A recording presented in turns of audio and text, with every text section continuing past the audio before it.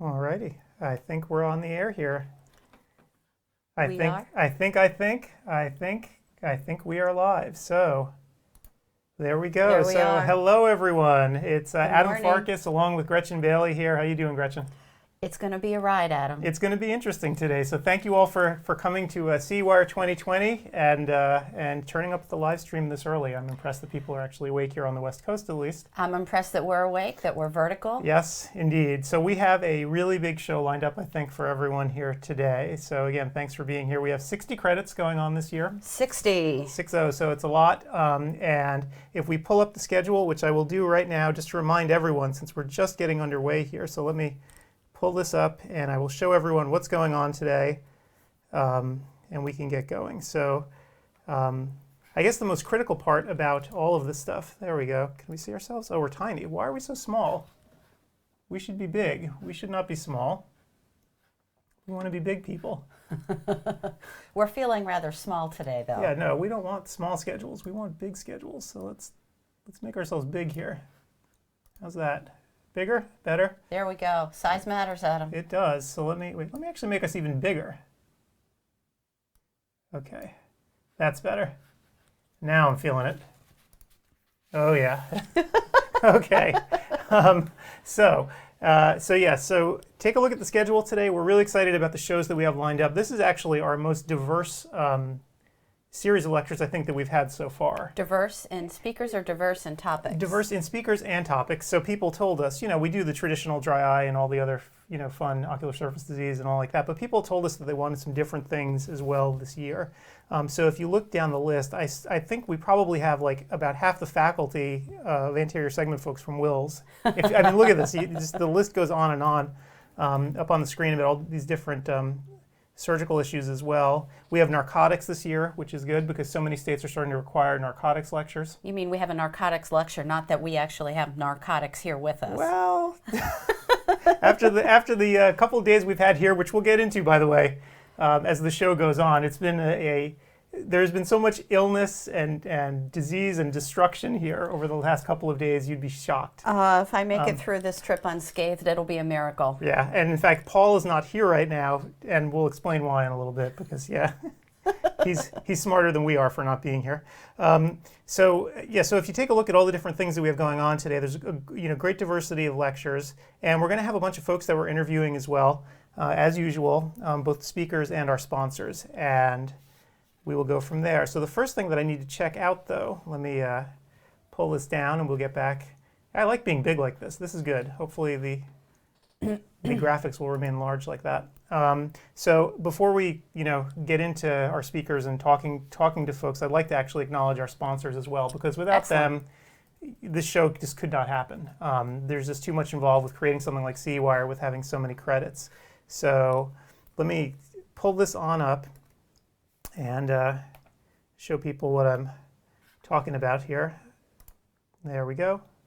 Oh, it's also nice and big. Wait, too big, in fact. See, sometimes it's possible to be too large. You don't want to cut any of those logos off. That's what I'm saying. We want this to be the right sized. So let's see. You think this is easy, huh? Let's take this down here. That's a little better, right? There we go. Nobody cut off. There we go. Nobody cut off. Yeah, I didn't want to cut your logo off too. That would be very embarrassing. So thank you so much to our sponsors for sponsoring us again this year and making the conference a success. Without them, there's no way we'd even be able to get the thing off the ground each year. Sponsors are important. Just because the overhead, the fixed cost of actually putting on this conference is gigantic. So thank you to all of our sponsors, and if I could just quickly run through and just let everyone know about what each one has going on. It's important for everyone who's listening to this, and hopefully some people are listening, and Gretchen, you have the chat window open, so people Hi, are there. Everybody out there they can hear us. Who's tuning in early, thank you. It's important that everyone check out the exhibit hall. There's a huge number of specials running there, but to qualify, you got to actually show up and get there. So let me just quickly run through our sponsors and let you know what each one is doing and what's going on with each of them. Oh, and before I do that, the one issue that we've had with CEwire over the years is people ask me, how do I get credit? And Do I have to watch the lectures? The answer is yes. So you have to watch the lectures. So as you know, you've been to CE conferences, you know some people like to just sit there and read the newspaper or whatever, or play on their phones, right? Sleep. It's your Sudoku, whatever. But here, the critical thing, if you want credit for the courses that you're taking here, you have to watch the entire lecture. Do not leave early. The software actually tracks to make sure that you're there. Well, I mean, it can't obviously watch you, but it knows that your browser's open and that you're participating. So it's a COPE requirement, right? So the software is engineered so that it knows, okay, you actually watched from such time to such time, and you have to watch the whole thing to get credit. What if you open another browser window? Is that allowed? That or should does it detect that? No, that should be okay. Another browser window can be open, but don't like watch for 5 minutes, close the window, walk away, come back later and take the quiz. Got it. That so is, leave the window open. It is against the rules. You must, leave it open because it's gonna monitor how many minutes your window is actually open and you were watching. So that's good to know. You don't want somebody to want to get credit for a certain class and then end up not getting the credit. Yep. So yeah, so definitely that's the way to do it, and then pass the quiz at the end. The other question that people had was, do I have to take the quiz immediately? And the answer is no.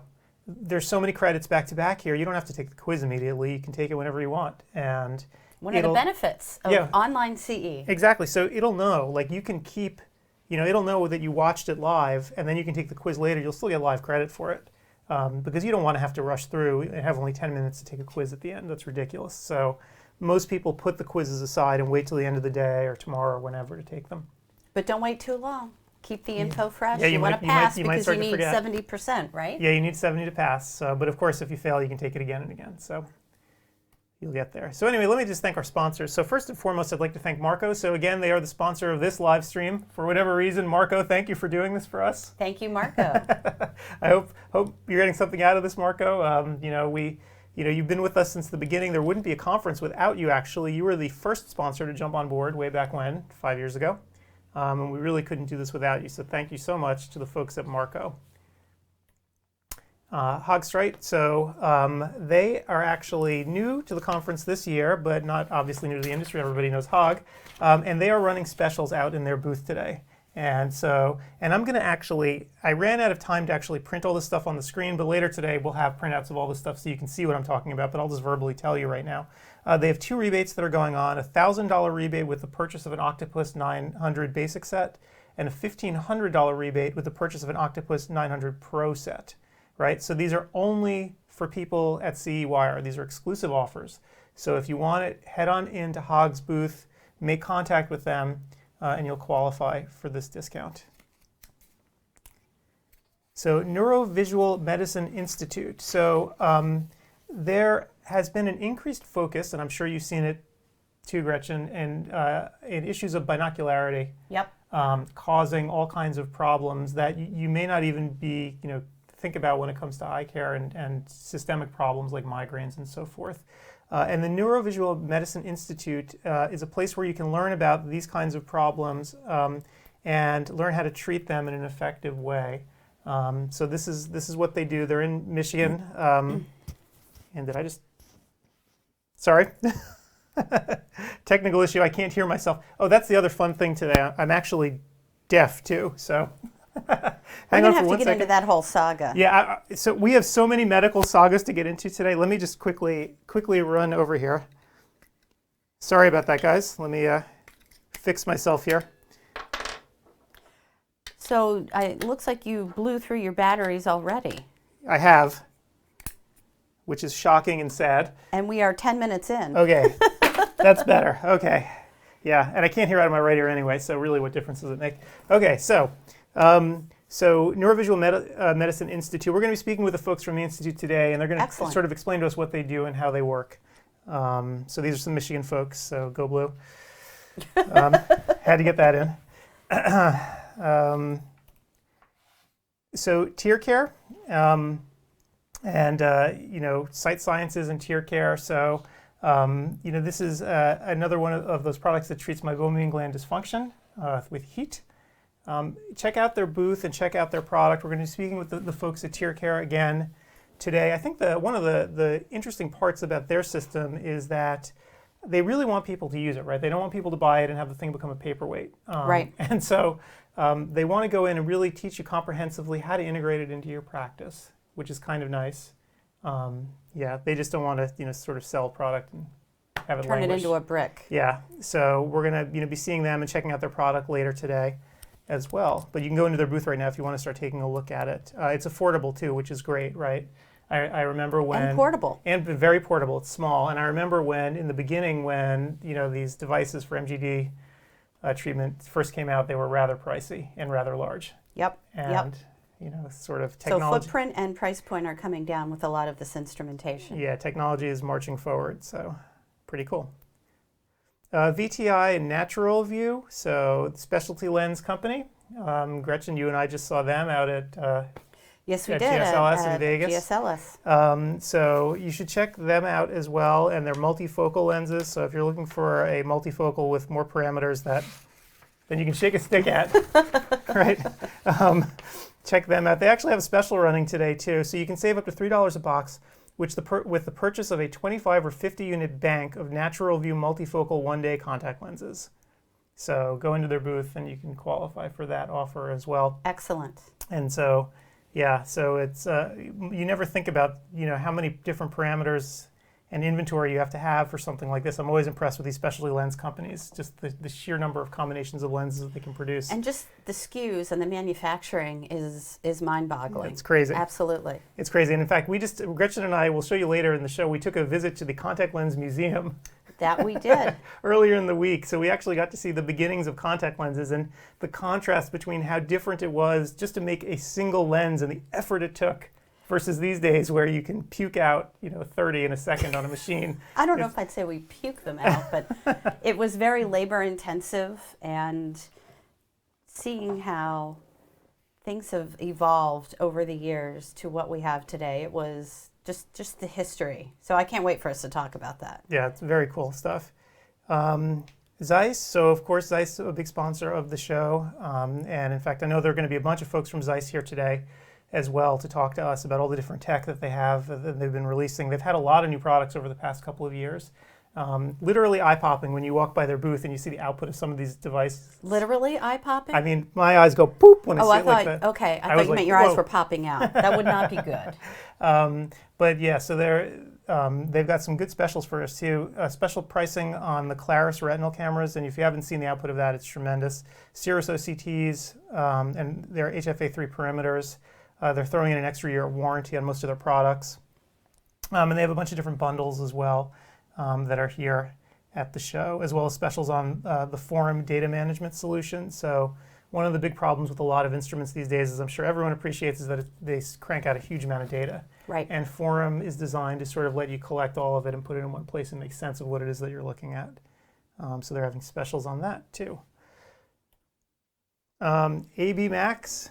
So for anterior blepharitis, and we did a little movie about AB Max, and I'll bring that up later in the show too, showing people how it works.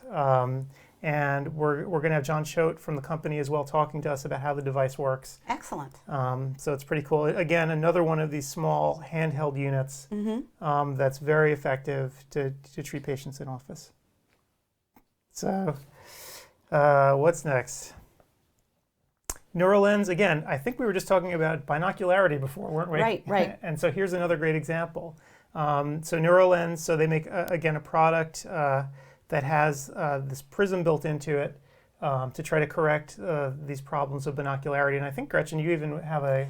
I do. I have a pair. Yeah, it's interesting that I wear them over my multifocal contact lenses because I am not much of a spectacle girl, and I do feel a difference with them. It is quite interesting, and it's a little bit different science that people are talking about, and I'm very interested to see how other people are doing with these lenses. I've heard some great success stories. Right. Now, so NeuroLens has both the lenses and then the device that helps you prescribe them. So they have an entire system in place. Exactly. For your office. So it's sort of a one-stop shop for getting involved. So Oculus, another longtime sponsor of the conference. So Absolutely. Thank you to Oculus. And again, we all know about their products. The important thing is they have a special at the show.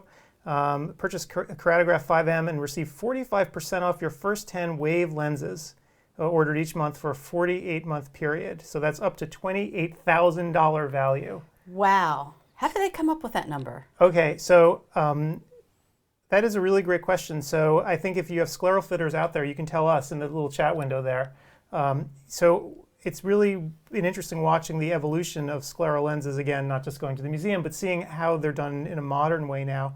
And Oculus's instruments are used a lot these days to drive the design of these lenses. And that's why they partnered up with Wave. And so Wave is a company that produces these scleral lenses and has software. And so the data from the Oculus devices gets spit out and then put into this Wave software to design the scleral lenses. And I was over at Charlie McBride's place, and he's got the whole system set up, and it was really fascinating to see how it all works. That does sound really cool. It's really modern. I mean, I when I watched Charlie do it, I sort of thought to myself, how the heck did people do this in the old days and get a proper fit without all the instrumentation? It must have just been trial and error endlessly. I think there was a lot of experience involved, and you got better over time, and fitting, I think, was a bit more difficult, and there were challenges with that, and some of those challenges have been alleviated with the modern technology that we have now for better fitting, better optics, better manufacturing. So, and it was a lot more time consuming back then too. Yep. So anyway, Charlie was experimenting with me, so I got to try on some of the Wave lenses. So it's pretty cool stuff. So definitely check it out in Oculus's booth. Science-based health. So we're going to have Zach Denning here. Talk to him. Not literally here. Not literally. That would be fun. No one literally wants to be here. Trust me. We'll talk about that later. So Zach's going to come and talk to us a little bit about nutrition and eye care and the evolution, over time and how that's changed and the different kinds of products that people are using now. Absolutely. That's become a much bigger part of the conversation, and I'm finding it interesting that how eye care and ancillary products and technology are coming to the forefront when some years ago these things were poo-pooed as not relevant. So nutrition in vision care is becoming a bigger and bigger piece, especially with ocular surface health. And Zach can talk to us a bit about that. Yep. I think sometimes it takes a while for the science to catch up. And that's, an interesting thing, right? Because in the beginning, a lot of times people do things empirically because you think they work, you're not really sure. Right. And then over time, science bears things out. And Zach's so it's only anecdotal evidence that you have. And Zach is going to talk to us, I'm sure, about that today, since this is his game. He knows more about this than 99.99% of people, so he'll be a fun person to talk to you about it. Covalent careers. So if you're an OD looking to make a change, or if you run your own office and you're looking for staff, this is the place to go. So Matt Geller, he runs an incredible company, and we're going to actually be talking to people from Covalent as well about what they do. But essentially, when you place an ad with them, they have a network of places where they will run your classified ad looking, for a doctor or an optician or whatever else. So they built this really great network out where these ads will run everywhere. So you pay sort of one price and there it goes. And so you want to definitely check them out. They have an offer of 10% off ads for folks who are here today if you want to place one. Excellent. So definitely check out their booth. And I'm sure we're going to learn a lot more about them when we speak with them. Eye Care Live. So Eye Care Live makes, and this is probably, and I have to say, I'm sure, for all of us here, we've heard of most companies who are participating. They've been around forever, but Eye Care Live is new-ish, right? We like new. And new is good. So this is a telehealth company. Now, I know that some people get scared, right, by this whole idea of telemedicine, but this is an interesting one because they want to work with ECPs to try to extend your reach. And we're going to talk to the folks at Eye Care Live. So this is not something that's sort of designed to displace, right, as so many people are worried about. Right. This is designed to accompany what you have in your office already. And we're going to talk to Dr. Paul Super, who knows an awful lot about this. And he's in private practice, so he's been doing it forever. I've known Paul since I was a teenager. You've known a lot of people. I've known a lot of people. I mean, so because he worked with my dad way back when, in the early '80s. So we go back a long way. And so Paul is still in practice out in Los Angeles, and so he understands what it's like to be in private practice. So he's going to talk to us about how systems like this can work in the context of optometric practice. So that'll be really fun. Excellent. I'm looking forward to hearing more about them. Eye Care Pro. So again, if you need marketing for your practice and you know that you're not good at it and you know that you do not have time, why would you try to do all of this stuff yourself? Like I see you here, Gretchen, right now, sitting there tweeting and whatever else. Imagine. Clinicians do not have time for all of this during the day, right? They do not. And even if you could make the time, a lot of times you're just not as good as people who do it constantly day in and day out. Exactly. And you need to, it's like back in the old days when you would set up a website. You can't just set up a website and then let it go. You can't set up a Facebook page for your practice and then not feed the beast. It's an ongoing process, and it's time consuming.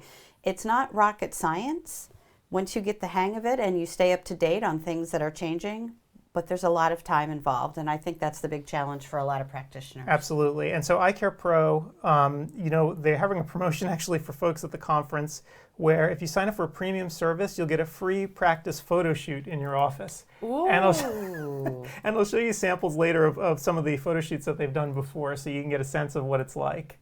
Because again, this is another thing, like if you're not good at taking photos, and I know I'm not, as you'll see at the Contact Lens Museum, if you know that you're not good at it, you know, having a pro come in and do it for you makes all the difference in the world, especially if people are searching for you on Google or Yelp or wherever else. You want to make sure that you're actually presenting something that looks good for people. Exactly. And especially like these days, I don't know if you go to Google Maps frequently, you'll see when you find a location, you just mouse right over it, all of a sudden, boom, there are pictures of what that location is. And you don't want your office to look like junk. Right. So having pro photos is probably a good thing. Lac Rivera, so maker of punctal plugs, and we're actually have, I think there's a lecture that we're going to have, I don't know if it's today or tomorrow, I'll have to look at the schedule, all about punctal plugs as well. So Lac Rivera is a new sponsor, so thank you very much for coming on and being with us. And they actually have a mega special here. I was looking at this thing. I looked at this thing. I'll have to bring up the page because it's like a list. It's like a menu of show specials. Wow. So go into their booth, and it just goes on and on and on. So they're having some really good deep show specials here today to get started with them if you've never fit their plugs before. Excellent. So go take a look at them. Yeah. But they got into this. I mean, they listed everything and They put did. pricing. It wasn't just take 10%. No, they made a very fancy PDF and everything. so Lac Rivera, good for you guys. Yeah, really going for the gusto here. I'd be curious actually, since I'm certainly no expert on this subject, I'd be curious if people had experience with their plugs too. You know, just to hear how they work and how it all goes. So Lac Rivera. Optometry Times, well, what do you want to say?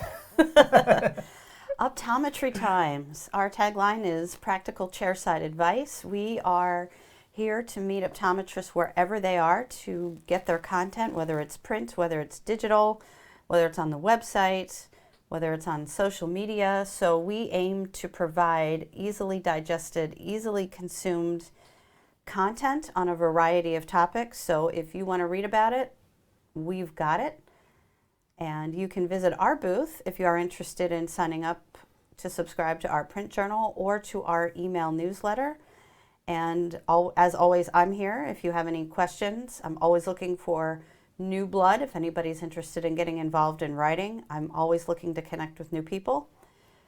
So that's Optometry Times. There you go. One thing I like about your publication is that everything really is bite-sized, and you know you're constantly posting little things on Twitter, and they're very easy to read. That's the goal. It's not long. So yeah, I mean, I think that you've adapted the publication for the era in which we live. That was my goal, and thank you for those kind words. Yeah, and there's sometimes you want to sit down and read with a capital R something, and those pieces are great, but not everybody has time for that. So my goal with Optometry Times is when you get it, you're going to read it, a piece here or there in between patients, and hopefully you'll apply that advice in whatever you read to the next patient in your chair. So yeah, you're not going to need to sit there with a glass of scotch and devote an hour to reading it. Hopefully you'll gain some nuggets out of just 10 or 15 minutes. Okay, and Vision Equipment Inc. So this is Leo Hadley's company. Leo has been with us, I want to say from the beginning. I agree. I think so, yeah. Yeah, so he's going to be running a bunch of specials too. Go to his booth. The thing about Leo is I can never tell you exactly what the specials are going to be because I don't even think he knows because he's constantly running through equipment. So Leo has been in this game for a very long time. And so Vision Equipment has a lot of, refurbished equipment. They service what they sell. And I think, at least from my experience on ODwire, people really like working with Leo because of his deep experience and the fact that when you buy something from him, you know that it's been really, gone over closely. This is not eBay. I'll put it to you that way, because he really does service everything that he sells and makes sure that everything works. A lot of the stuff, in fact, when you see Leo's equipment at trade shows, it's amazing because it's almost like a time capsule. Right? It's like seeing a classic car a lot of times because when you see the equipment that he has, even though it's used or refurbished, it looks new because he lovingly takes the things apart and then rebuilds them and remanufactures them. The edgers, I think, to me, are some of the coolest stuff that he sells because edgers obviously do a lot of real mechanical work to create things, and I'm always amazed when I see them back in one piece looking brand new, even though a unit is a few years old. So. And it also makes getting an additional piece of equipment more affordable for practitioners because sometimes you want to add something and you're just not able to deal with the price point of buying a new piece of equipment, so you can ease your way in with getting something that was, as my husband likes to say about things, previously enjoyed. Yes. By other people. It's not used, previously enjoyed. Yeah, and if you have a backing of a warranty and you know that the person who vetted the equipment is good, it usually makes sense. Right. I mean, I hate to say a lot of the tech that you see around us here today, not new, lovingly remanufactured, and it works just fine, right? Because the second you open it, it's used. So yes, absolutely. As long as you know where it's coming from. So Vision Equipment, and I think that's it. That is it for our sponsor list. Thank you to all of our sponsors for the support. Thank you very much. So yes, we couldn't do it without you. And so what time is it now? I was about to say that, Adam. It's a few minutes before 8, and we are about to kick off the first classes. We are. So let's see. What are we doing first? Who's coming up? Let me pull up the schedule here too on the screen so maybe people can see it. So first we've got Claims, Denials, and Rejections with Richard Hom. We also have The Impact of Landmark Clinical Trials on Glaucoma Patient Care with Rich Madonna. We have Targeted Nutritional Supplementation for 2020 and Beyond with John Nolan. And we also have Beauty Basics, an OD's Guide to Patients' Most Common Cosmetic Questions with Jennifer Lyerly. Nice. So this should be an interesting first hour. And everyone who's here, if you've hopefully ditched us and you're going to class because it starts in a minute. But if not, if you keep your chat window open, let us know how it's going. Because obviously Gretchen and I, we have no idea, right? We're trapped here, so we can't see anything. But we do have our own secret shopper who is checking out all of the classes, and that is Steve Silberberg, who is going to be taking a look to make sure everything is running smoothly on the class size. So Good morning, Steve, and thank you for all that you do in order to keep the classes running smoothly. It's always great to know how things are going. And we also welcome hearing not only from Steve, but everybody else who's in the classes. Let us know how things are going. Steve's function is critical at this because he handles a lot of the quality control as we're setting up all of the lectures. 60 hours is a lot. And when we get a lecture in, we actually have to look at it, make sure that it's appropriate. We submit everything to COPE not once but twice. And Steve actually goes in and also looks at all the exams as well to make sure that they're okay. Right. So, and that is a time-consuming job. Yeah, it absolutely is. So kudos to him, and hopefully he'll come back. Maybe we can give him a call later, and he'll let us know what's going on.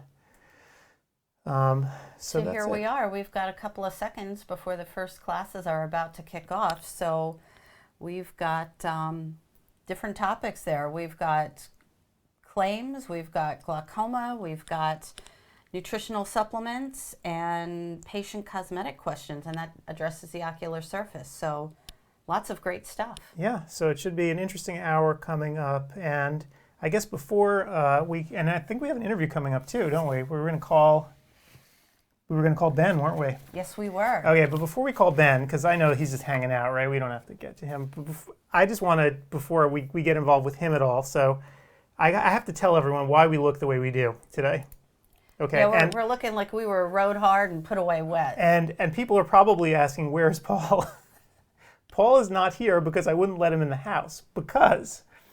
So, of course, with CEwire, we can never not have a malady. I think, of the 5 years we've been doing the show, like maybe 3, there's always been some sort of medical disaster around the show. Whether I had the flu one year or my family got sick. Right. This time around, it's this nasty stomach virus that my son got and then proceeded to give to my wife. And we're knocking wood that we are not going to be holding a bucket under the table here. I was just feeling a little bit dodgy yesterday, but I'm like, it'll be okay.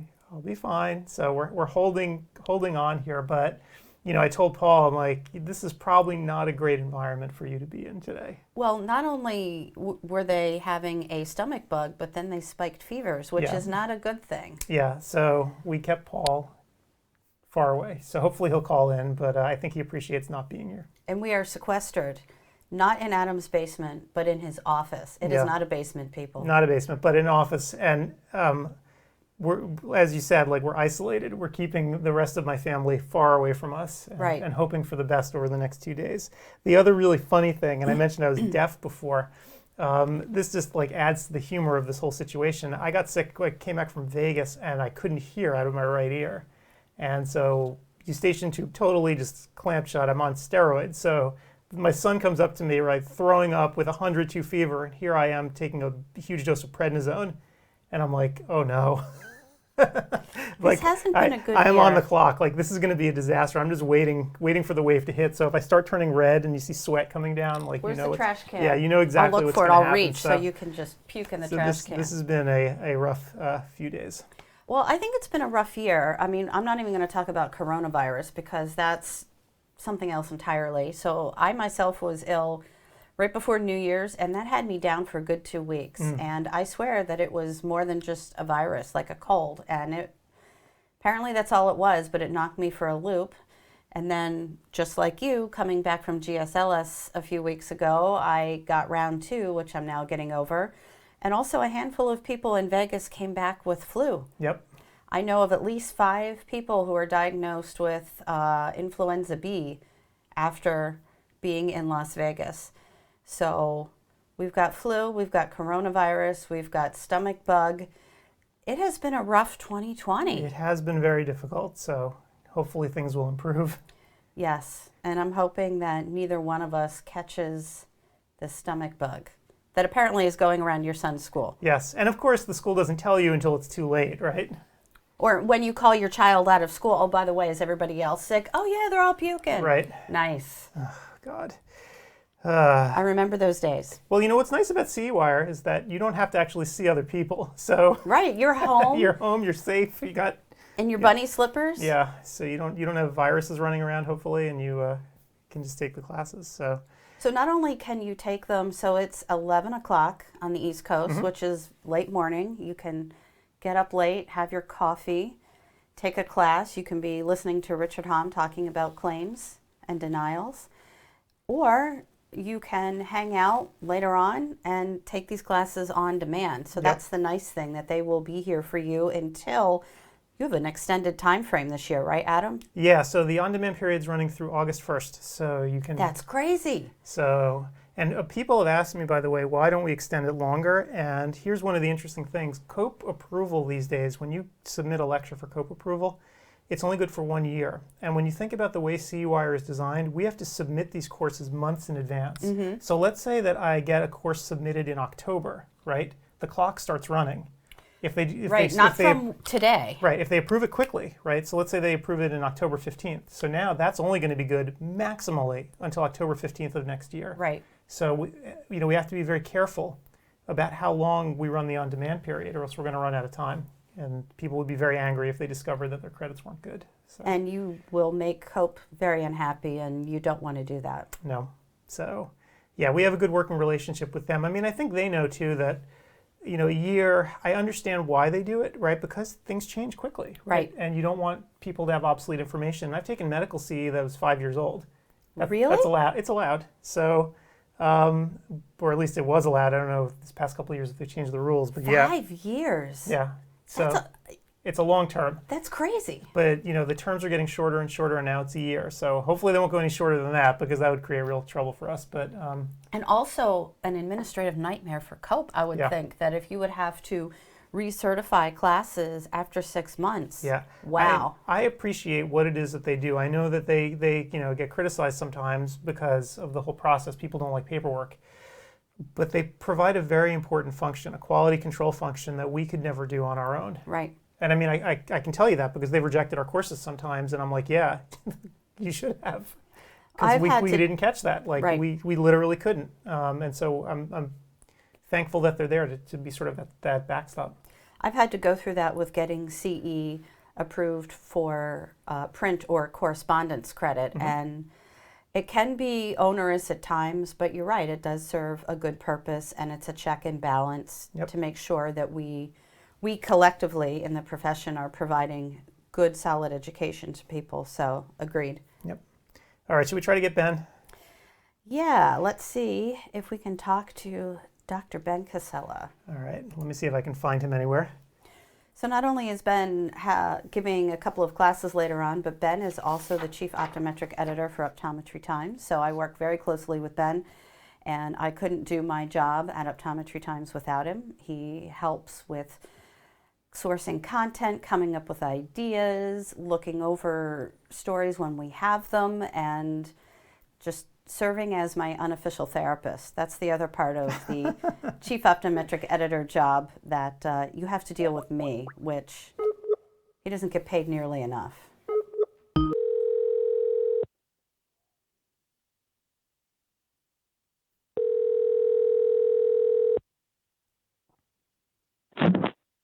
Hello. Ben. Good morning, Ben. Hey, Adam. Hey, Gretchen. How are Good you? morning. How doing? Well, hope you guys are. Have coffee. We'll conduct live stream. That's like two food groups right there. That's right. There you go. So how are you? When we talked the other day, you said that there was a tornado siren down your way in Augusta, Georgia. Did you have a tornado? We did have a tornado. Fortunately, it was an F1, which, for those not in the tornado side of things, that's a very mild tornado. But everybody's okay, and we're just hoping that winter comes back so that the peach trees don't all start blooming. So if the peach trees bloom now, that's bad? If the peach trees bloom now and it freezes again like it will, oh, if it then freezes again, the buds will get burned, and we'll have to go up to New Jersey to get peaches. Well, I'm glad that Jersey has good peaches. Yes, and Oregon has good Boy, peaches. you and I can get off. Yeah. Well, you and I can get off topic in a heartbeat. We sure can. Oh, our call. Ben and I have a standing call at 5 o'clock every Thursday, and that's when we're able to do the call. But yeah, we can derail very easily. So maybe I should be quiet because I'll take us off track. Ben and Gretchen talk about stuff. That's right. That's right. Nice plug. So I have a weekly standing call with Paul and Steve, and I swear to God, I feel like I'm on an episode of Seinfeld every week. I just sit here at the computer and I start doing other stuff, and these two guys are just blah, blah, blah, and I'm like, oh, man. I don't think Steve would do that. Oh, my gosh. So meanwhile, Ben, you are talking to us today about narcotics, right? Yes, sir. So I guess this has become a huge topic because people have been emailing me all week asking, can I get credit for this? Or does this fulfill my narcotics requirement? And I'm like, well, I sure hope it does. It says it right in the title. I can tell you that down in Georgia and South Carolina, I've given this course. I've given it at CECO, and it has satisfied many people's requirement for a drug diversion lecture. And it's an incredibly dry topic. I mean, it's not like I'm watching John Nolan right now talk about AMD, and he's got all these great retinal images and whatnot. And it's a dry topic, but it's a sobering topic. No pun intended, I suppose. But there are some incredible statistics that the CDC has put out, and it's the narcotic epidemic, and it is an epidemic. It's getting better, but we have such a long way to go. And I'm looking forward to sharing my thoughts and the thoughts of the CDC, and how we as optometrists have a seat at the table, and how we might not be prescribing narcotics all the time. And if we do, we're only prescribing them for a couple of days or so. But we certainly have a obligation to recognize addiction and recognize those who are seeking pills for ulterior purposes. And I'm looking forward to sharing it. Ben, have you ever had that happen with a patient that you suspected narcotics abuse and had to do something about it? How did you recognize it? What did you do? And that's if you had such a patient. Yeah, I did. I had a lady come in, I don't know, Gretchen, within the last year or two, maybe, wow. And she kept complaining about a foreign body in her eye, and she said it had happened before, and she said that Percocet always fixed it. And when somebody comes in and they know what drug they need and they know the dosage, that's a red flag right there. But we have obligations to intervene in such, and every state has a prescription drug monitoring program that actually tracks all the narcotics, all the controlled substances that are written. And if you have a DEA license, you are required to register for it. And so I fortunately I was able to just kind of read of the riot act, say if I see a foreign body, I'm going to take it out and I'm going to put a bandage contact on your lens, and that's going to do a lot more than what a prescription for Percocet would do. Yeah. But it happens. Percocet, wow. I get far more frequently, I get people with glaucoma wanting prescriptions for weed. Far more frequently. Right.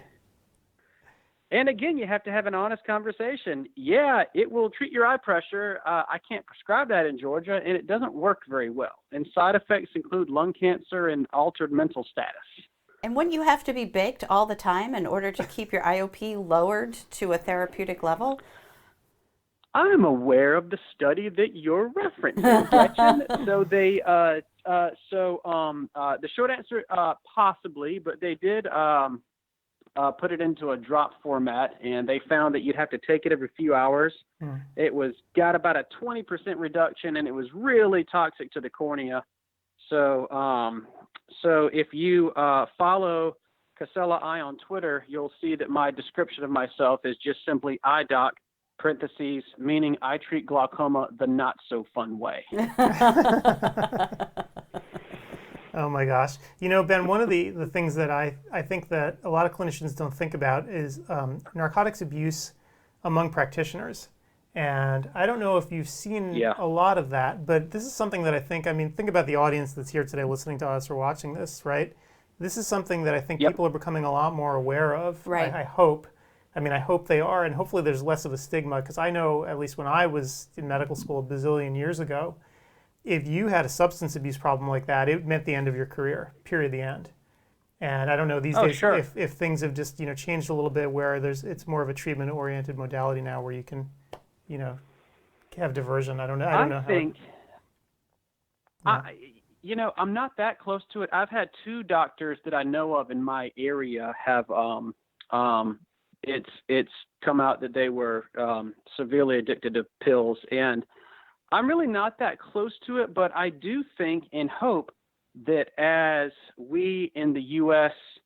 begin to understand addiction as an actual medical disease rather than soccer moms don't just get up one day and say, I want to start using heroin. It isn't a conscious choice. It comes from, okay, well, I had a back injury. I was prescribed a couple of Vicodin, and one thing leads to the other. And addiction is a journey, and it takes a while to get there. It takes a while to get back from there as well. Right. And I would hope that as we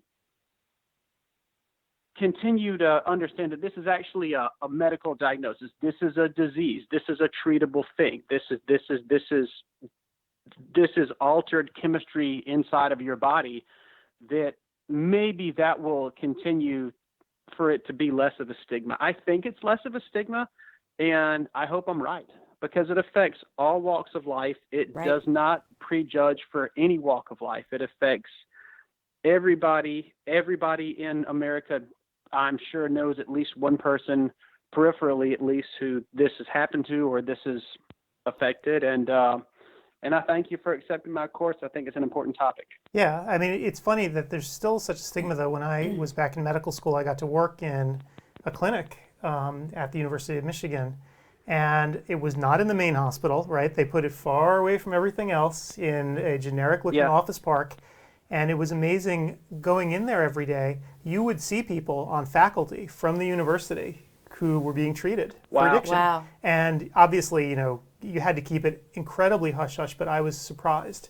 These are Right. fully functional people who you'd see in everyday life and you would never have suspected. And you'd be there watching them going through detox. And I hope as we go forward, people will open up a little bit more about this, because you do know people who are addicted, you just have no idea who they are. Right.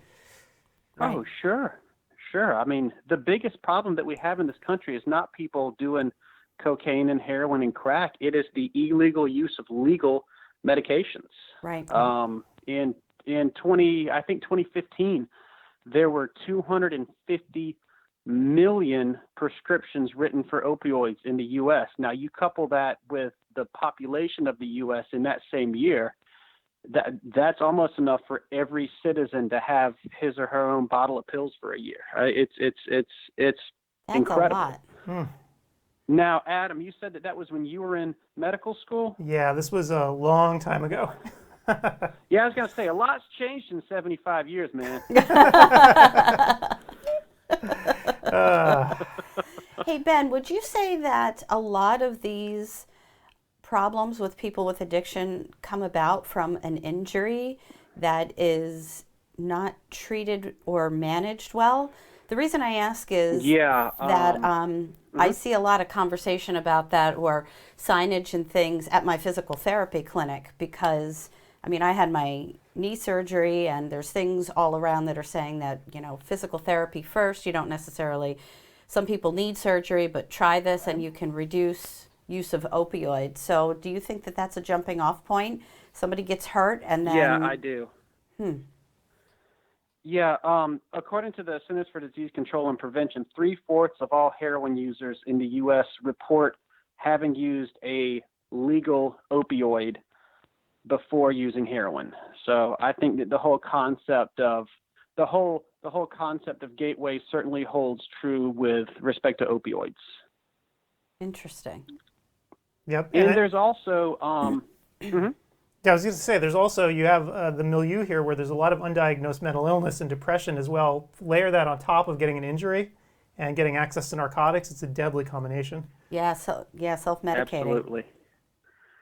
And there are, the CDC has come out with guidelines that we're going to touch on in the lecture, which are desperately needed. We need prescribing guidelines. Just in the last 15 years, the amount of narcotics that have been legally prescribed has gone up fivefold, but the reported incidences of pain in the U.S. have actually stayed completely flat. So we definitely need guidelines on this. And those guidelines include, of course, non-narcotics, but they also include things like behavioral therapy, things like yoga, things.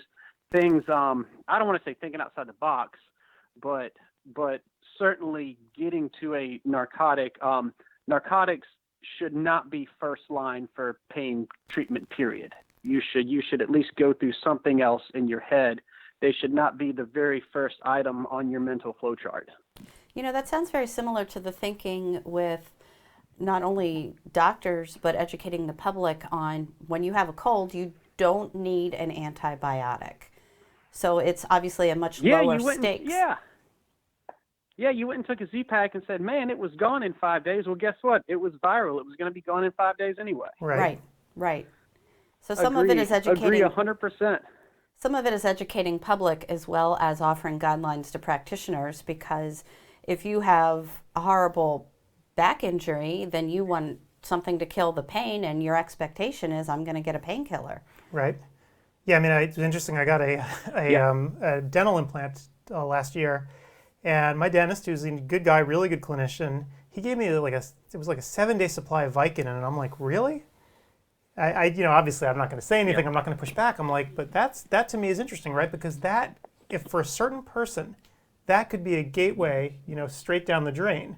Giving someone that much Vicodin, I mean, that could be a disaster. So I was very surprised when he did that. I don't know. I will say, I have though, a family member. Mm-hmm. Oh, I was going to say dental pain. If you ever need a narcotic, that's one of them, because dental pain is horrible, but maybe 2 days worth, not 7. Exactly. For acute pain, just getting you over the hump. But, I think when you start going that long, that's when the danger starts. Right. And I'm sorry, you were saying, Ben? I've got a family member that had surgery, and she was given like 90 Percocet, and 90? she never took one. She was given like 90 of them, and she never took one. And part of the CDC's guidelines that they're trying to get out are that if you're going to prescribe a narcotic, prescribe one in combination with a non-narcotic, something like Lortab or Vicodin that's also got some acetaminophen in it, so that you can titrate out the narcotic.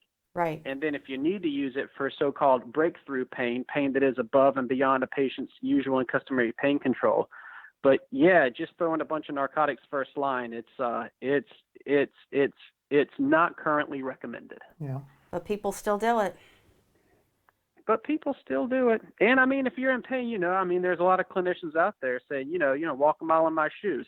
And narcotics certainly have their place, but the CDC does have updated guidelines, and I think it's important that people access these free and readily accessible guidelines.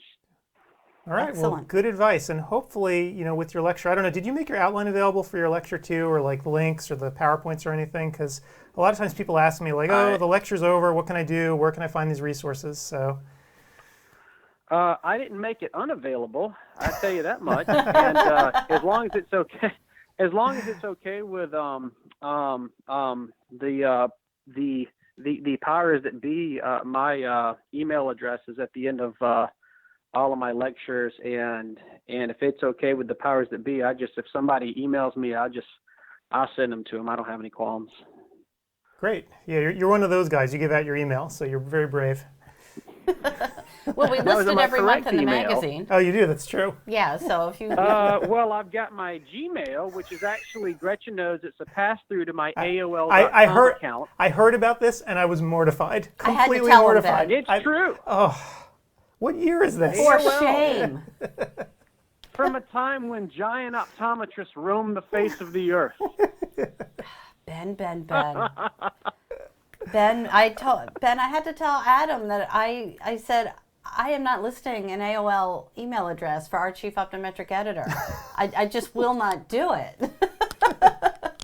Well, your chief optometric editor is from Augusta, Georgia. You should be lucky I'm not chiseling it on stone, Gretchen. That's true. I do have to keep that into perspective. All right. Well, let's switch gears here for a second. People think the South is just a Philistia. What's that? Just a what? What did you say? Philistia. People think the South is Philistia. We'll talk later. Way off topic. Okay. Me and Gretchen talk about stuff. Brought to you by CEwire. I don't want to get in trouble here. So, so the other question I had, you have another lecture about eyeing glaucoma in the 21st century. So, you're a modern guy, quite obviously. So, what's that all about? AOL address notwithstanding. Incredibly. That's right. Bringing glaucoma into the 1980s. There are, as we all know, there are several new FDA-approved glaucoma medications, such as different mechanisms of prostaglandin molecules and so-called Rho kinase inhibitors. Mm-hmm. And I'm going to go through some. I'm going to catch people up with a few landmark studies and see why we are where we are today. I'm going to go through some of the newer approved medications, but I'm also going to get a little conceptual towards the end and go through some things that are perhaps on the horizon. You know, where are we with gene therapy? Where are we with so-called intrinsic neuroprotection? Where are we at catching glaucoma earlier? Where are we with figuring out who's going to progress slowly or who's going to progress more rapidly or who's not going to progress at all, who may not need treatment?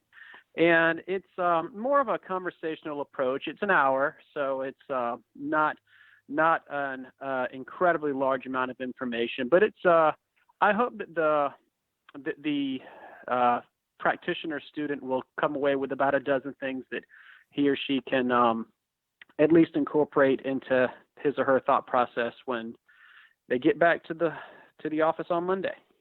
Ben, do you talk about any of the things that are about to come out? I mean, do you touch on MIGs? Do you touch on things that are coming down the pike? Yeah, there's a few things that are potentially on the horizon. Some things not so exciting, but some things kind of exciting. There is research being done trying to imprint, for instance, imprinting prostaglandins onto contact lenses. Mm. You know, people hear about, you know, steroid inserts and whatnot, but my gosh, a glaucoma medication on a contact lens, you know, that sounds like something that optometry should wholeheartedly embrace. Yeah, a couple of things. Don't want to give too much away. A couple of things coming down the pipeline though that hold considerable promise. Excellent. Cool. All right, Yeah. so that's at 3 p.m. Eastern today, right? Do I have that right? Yeah. Yes, you did. Glaucoma is at 3 p.m. Eastern time. Yeah, Okay, I'm looking cool. forward to it. And then narcotics is coming up in about 30 minutes. Yep. Narcotics is at noon Eastern time. You bet. All right, cool. All right, Ben. Well, thank you so much for taking some time with us today, and have fun in the classes. Thank you guys. It's always good talking with you. Yeah. Hey, Thanks, listen, Ben. y'all have a great day. You too. See you later, Ben. See ya. All right. Always fun talking to Ben. Yeah. So let's see, where are we? So Schedule-wise, so let's go back. So these are just an hour class, right? Yeah, so let's pull it on up here so everyone can see what we're talking about. So, So, yeah, so the first group were all hour-long classes. So those are underway. Claims, denials, and rejections with Richard Hom. The impact of landmark clinical trials on glaucoma patient care with Rich Madonna. Targeted nutritional supplementation for 2020 and beyond with John Nolan. And Beauty Basics, an OD's guide to patients' most common cosmetic questions with Jennifer Lyerly. That last one, actually, I think is going to be a really fun one. And, you know, hopefully we can speak to Dr. Lyerly. I know she's a little bit hard to get this weekend. But right. Because I know this is a very weak area for a lot of people. Mm-hmm. And these questions are coming up, and I know that it's become a more popular topic that patients have questions, or you're seeing some really crappy looking ocular surfaces, and it might be because of what the patient is wearing in terms of cosmetics or other facial products. It could be causing the problem. Yep, and certainly people of my gender have very little appreciation for a lot of this stuff, so it would be kind of useful to get a crash course in all the different stuff. Yeah, not that we want to go sexist here, but maybe... Oh, let's go there. Well, maybe male doctors should be paying closer attention because they aren't using the same types of products. They aren't using the moisturizers or the toners or any of the makeups or even any of the eye makeup removers, and you don't know what's out there. Right. So female doctors may have a slightly better idea of what's going on, but depending upon what you choose to use or not use, you may not know either. So it's always good to get a handle on what's out there. Yep, absolutely. Cool. All right, well, so that one is going on right now. And then, by the way, in the next hour, I don't know if you saw on the schedule, but there's a break. If you feel like taking a break, you know, we have these little breaks built into the schedule sometimes. If you wanted to take a break to head out over to the exhibit hall, So again, in the lobby, it's that first door. There's a door there that says Exhibit Hall. Go on in and check out our sponsors because we really do need you to, check them out. We are going to be actually sending out e-blasts as well about all the sponsors and what they're doing this weekend in terms of the deals, and you want to take advantage of them because they are exclusive. Sorry, I'm trying to cover my mic here when I cough.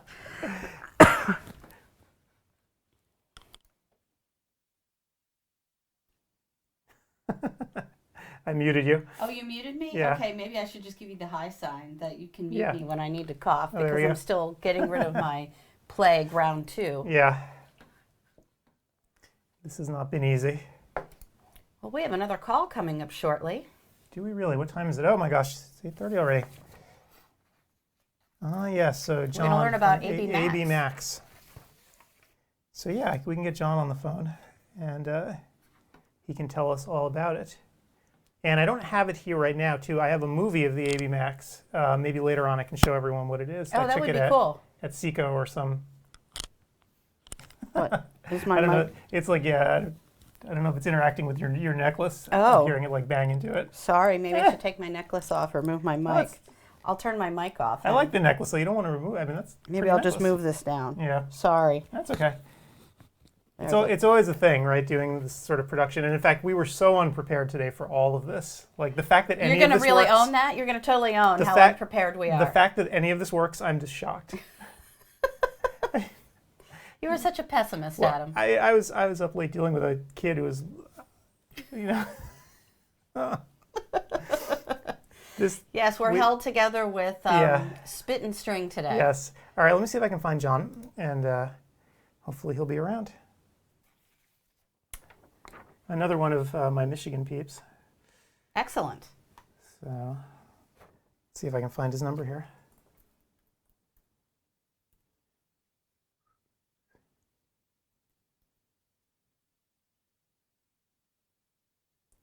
We were talking about opioids and narcotics with Ben, and Steve had commented that, because I said dental pain, I mean, my God. And he said dentists are shying away from them, and he said he had root canal and got only Tylenol. Ooh, Now, really? I don't know, was it Tylenol 3, Steve, or was it just straight old Tylenol?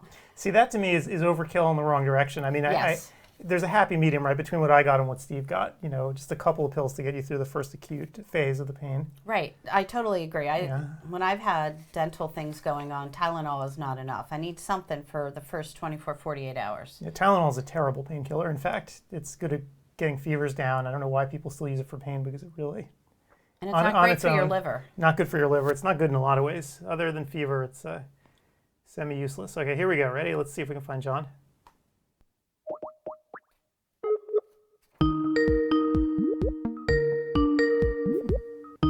This is new. This is John. Hey, John. It's Adam and Gretchen. How you doing? Good morning. Good, Adam. Hey, Gretchen. Good morning. How are you? We are hanging in there. We are actually, that sounds pretty lame. We're doing great. Yeah. How are you today?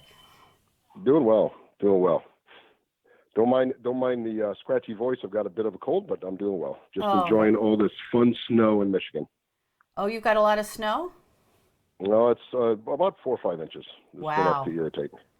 Well, you don't need to apologize for a scratchy voice because earlier Adam and I were outlining all of the plagues that have visited our houses over the last few weeks, and there's one living in his house right now. So you're in good company if you've got a scratchy voice. Yes, well, we've got a plague here. I was trying to minimize it. And you did not succeed, obviously, just like the rest of us. Right, exactly. Oh my gosh. So John, thanks for coming out despite your plague.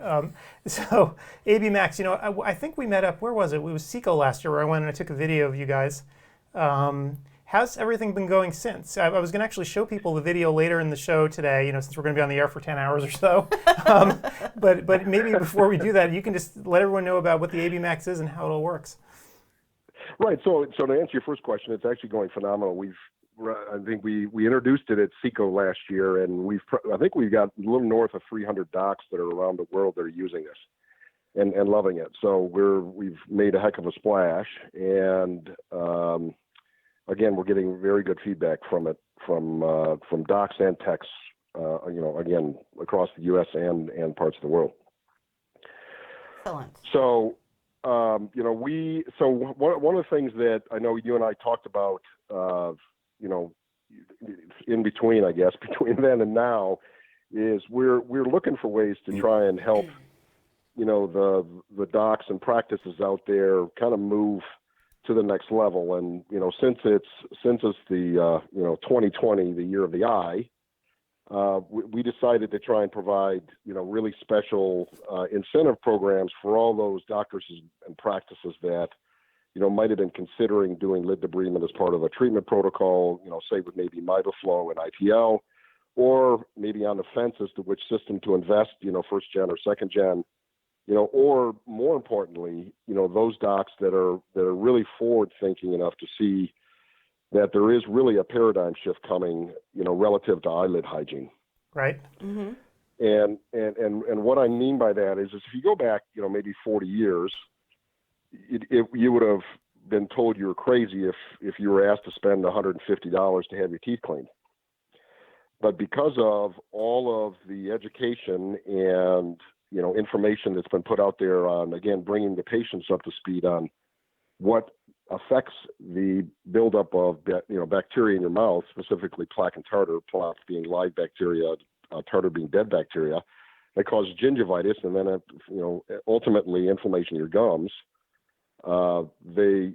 It's very common now for almost everybody to pay for dental hygienists to clean their teeth. So what we're seeing and what we're really trying to introduce here is a new program that would allow those docs that are again in any of those three, I guess, operational modes, specifically the forward-thinking ones that want to try and move this more to a preventative care model, so that they can start to have these discussions with their patients. Meaning, look, you brush your teeth, but you very rarely clean your eyes, and this is why you're in the state you're in. So if we can start to catch those patients that are early, more of a preventative phase, and then also have a supportive pricing model on the device and the disposables that's not prohibitive to allow docs to do that, then we're going to start treating many more patients, and many more patients are going to benefit. Right. So that's really interesting. So you think that people who have very early anterior blepharitis should actually take the treatment? Again, it's that. It's the same thing as the dental hygienist model, right? If you don't brush your teeth and you don't clean your teeth, you're going to end up with gingivitis. Yep. We all know that. It's kind of the same thing. If you let that bioburden and that biofilm and bacteria built up in your lids, you don't clean it, you never clean it. Again, it's going to get progressively worse. So that's our thought, and I see a trend. I guess I'd be interested in your perspectives. Obviously, I'd love to hear your perspectives on that potential trend. Sure. Yeah, no, and I think, the technology's finally gotten to a place where this is feasible for a lot of people. I have up on the screen right now the AB Max itself, so people can take a look at this, right? So this is not some gigantic thing, right, that's going to, overwhelm your office. It's very small, portable, handheld, easy to use. So I think perhaps, the time has come where people can really do this. Right, and this gets into, that's a heck of a segue. Thank you, Adam. So the heck of a lead into our new program, and we actually are kicking it off with. And I guess the easiest way to explain it is that if doctors commit to buying 6 boxes of tips, so essentially if they buy the disposables that they'd have to buy anyway to treat 120 patients at $14.95 per patient, which again is minuscule compared to other options out there, we're going to give them the device for free. So there is no capital investment on the equipment. There's no real ROI that they have to worry about in terms of a capital investment, because they're really only buying disposables that they would use anyway. Right. Which our hope is that they will then start to treat patients again that not only need it. Patients that come in that present with symptoms of anterior blepharitis, but potentially get get maybe a little ahead of the paradigm shift to help. Prevent these disease states as part of a regular lid hygiene routine. Right. And how frequently do you think people should come back in and get the treatment done? Well, from our experience, most of our practices are, and this is for first gen and second gen, are treating this treating the lids on, typically every 4 to 6 months. Hmm. So, with the AB Max, our practitioners are bringing them back in every 4 to 6 months, depending on the disease state.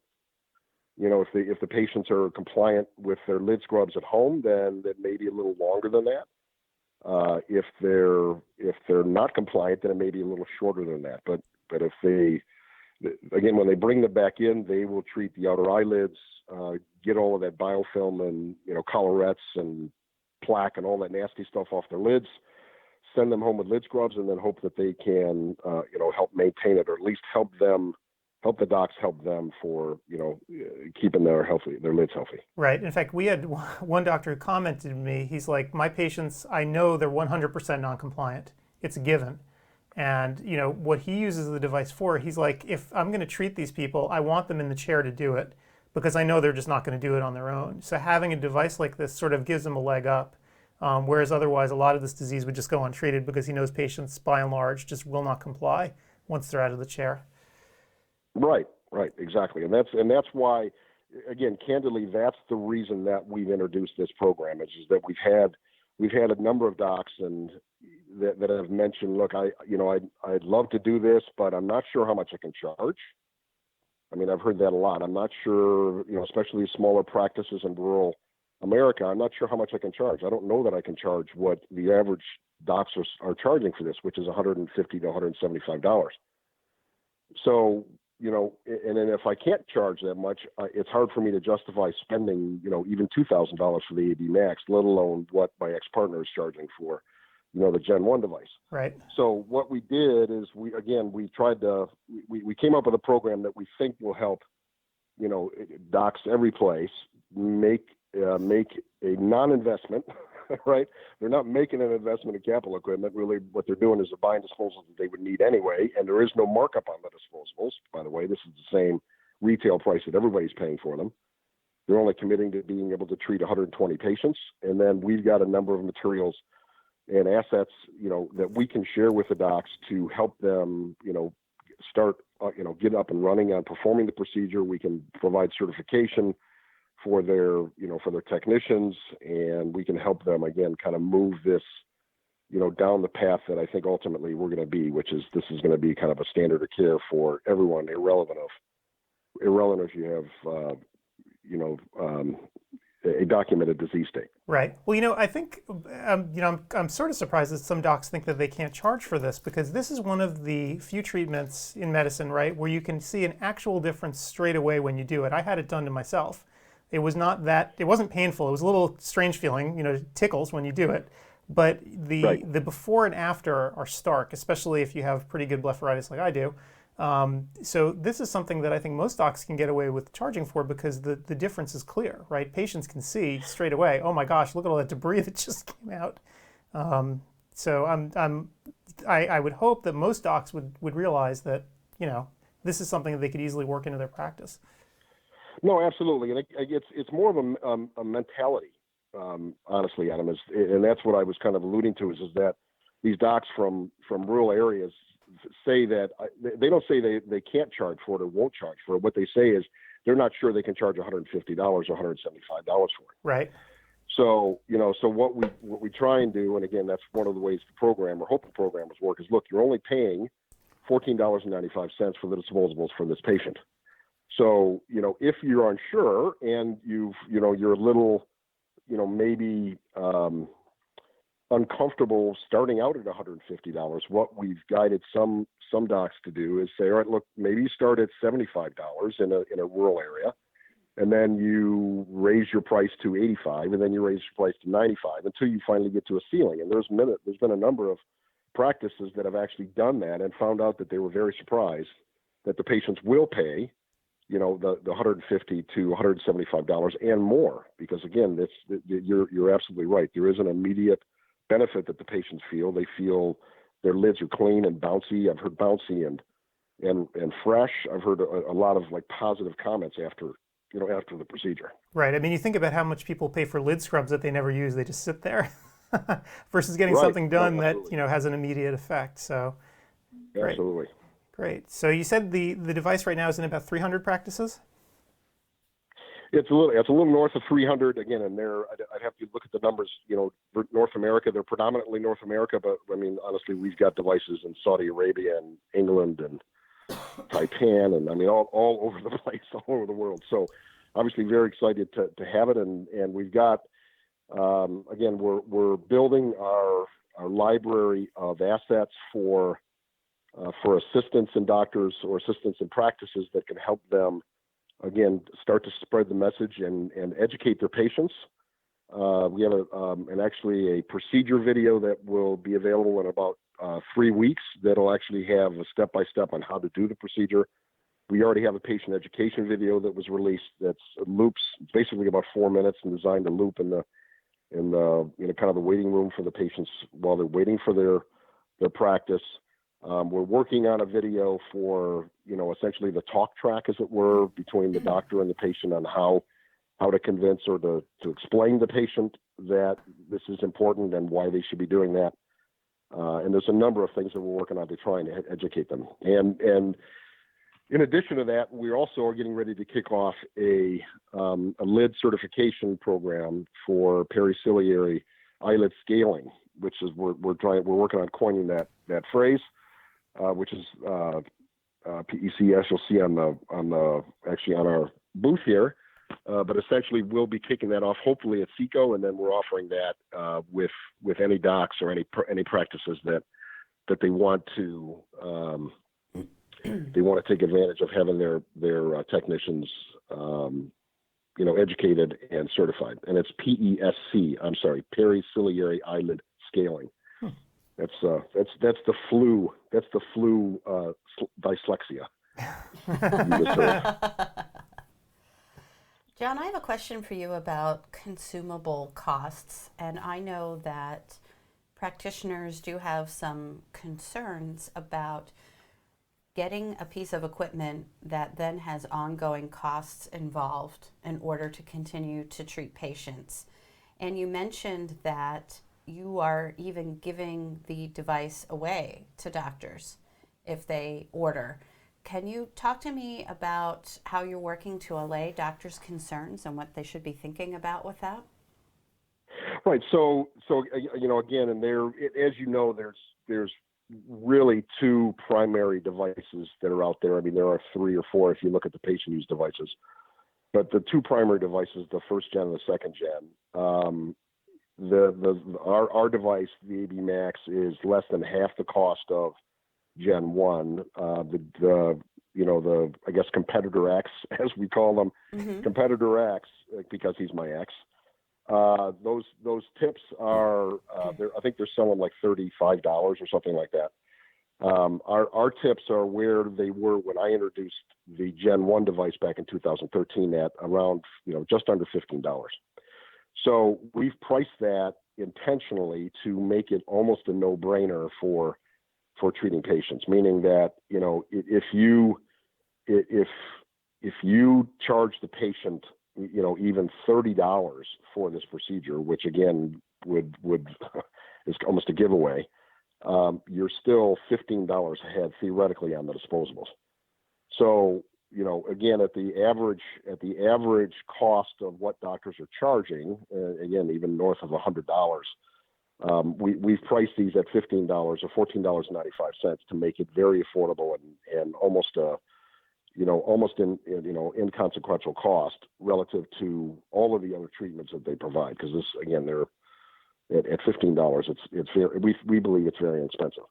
And then for the capital piece, that's why we decided to, this is almost the blade and handle model, right? The razor blade and handle model. And that is, look, if we provide the device for free, based on, a purchase of a number of tips, in other words, a doctor is going to commit to treating a small number of patients, 120 patients, which in a busy practice is a relatively small number of patients.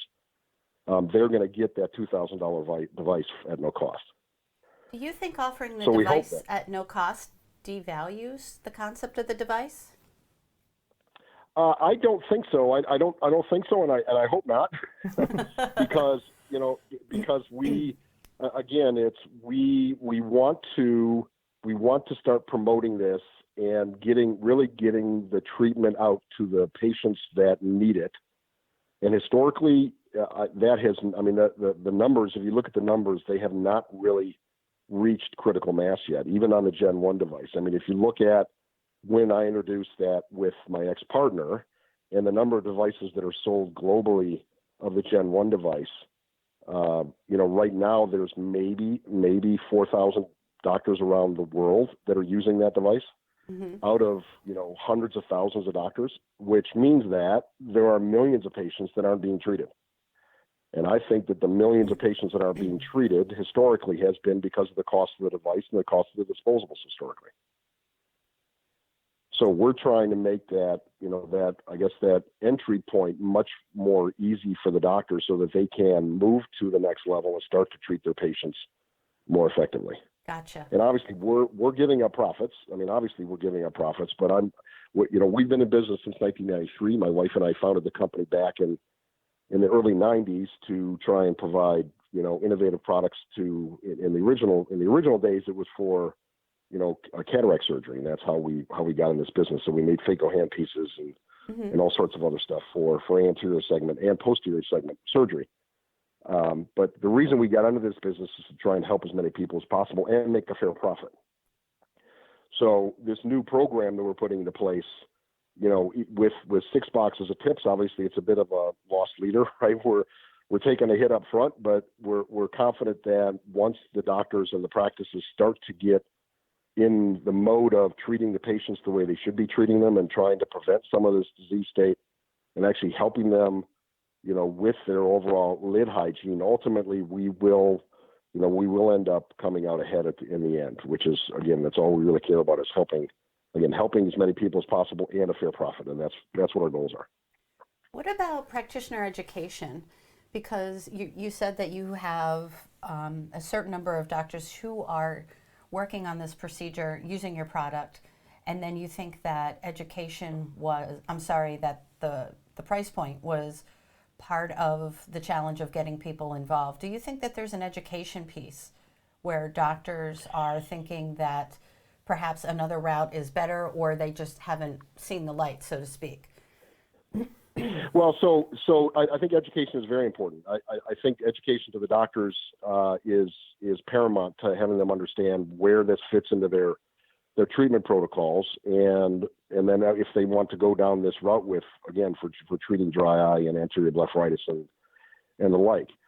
And that's where we're trying to gear up on our side from an educational standpoint to help, as many practices understand the importance of lid hygiene to get the patients in a better state, and then again allowed to provide that that care moving forward, so that again it ultimately the patient's going to end up doing better in the long run, as is the practice.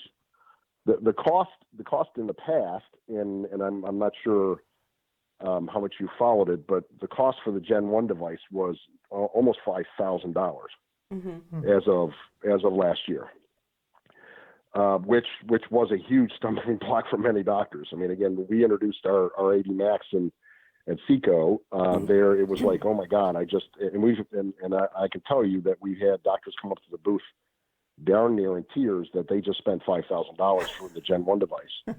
And at the same show that we're now trying to figure out, now what do I do? I just spent $5,000 on what is essentially an algae brush to treat this disease, when I could have bought your device at that trade show. We were $1,495.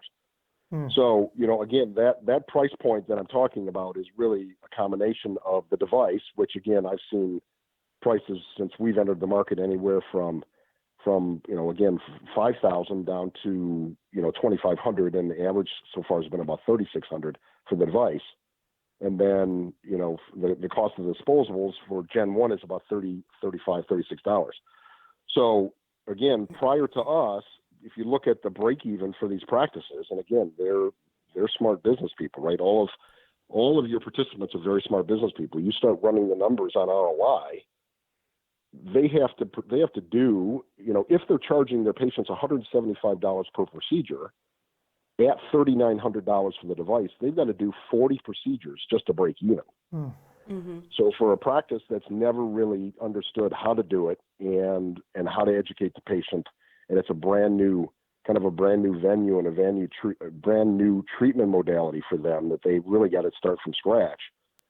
The thought of having to generate 40 or more patients at $175 just to break even is a bit scary, which is why there hasn't been the huge uptake that I think there would have been if the pricing was more in line with reality. Right. Which is why we are where we are. This is why we are where we entered last year, and that's where we are now. We're trying to help that the momentum into the what we think is the best way to treat their patients, and we're trying to make that point of entry, as any barriers to that point of entry, as minuscule as possible, so that we can get the right number of docs treating the most number of patients. Right. So, I mean, if your practice has any sort of volume at all, with this deal, the risk is incredibly low, right? Zero. You can just run the numbers. I mean, if you have any sort of volume, you make any commitment to doing this, you could easily, there's very little investment to give, who wouldn't give it a shot? Right. Correct. And honestly, to your earlier question, this is brand new, and this isn't going to be. I mean, this is not our model moving forward. I mean, this is again, it's the year of the eye. It's 2020.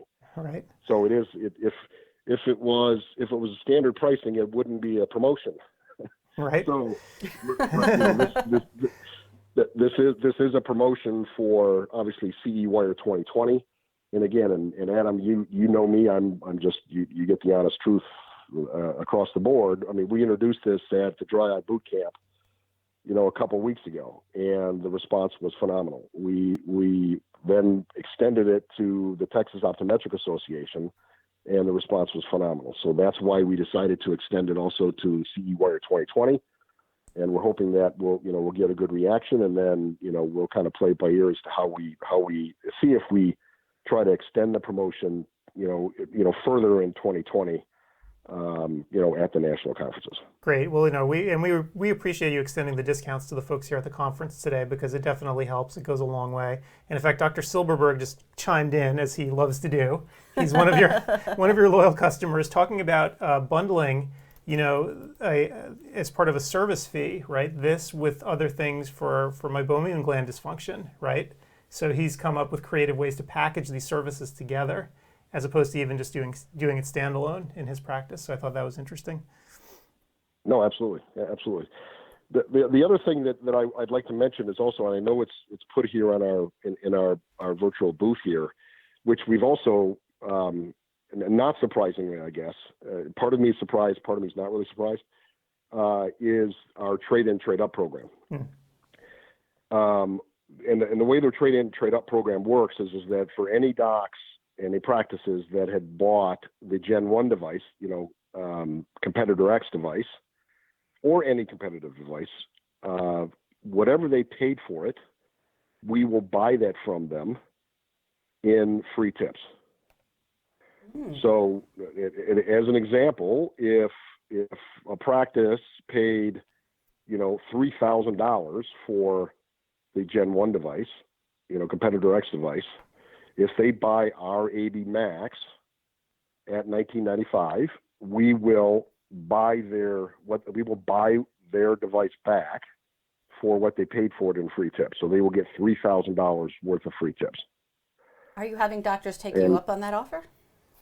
We have a huge pile of my Gen 1 devices in our warehouse.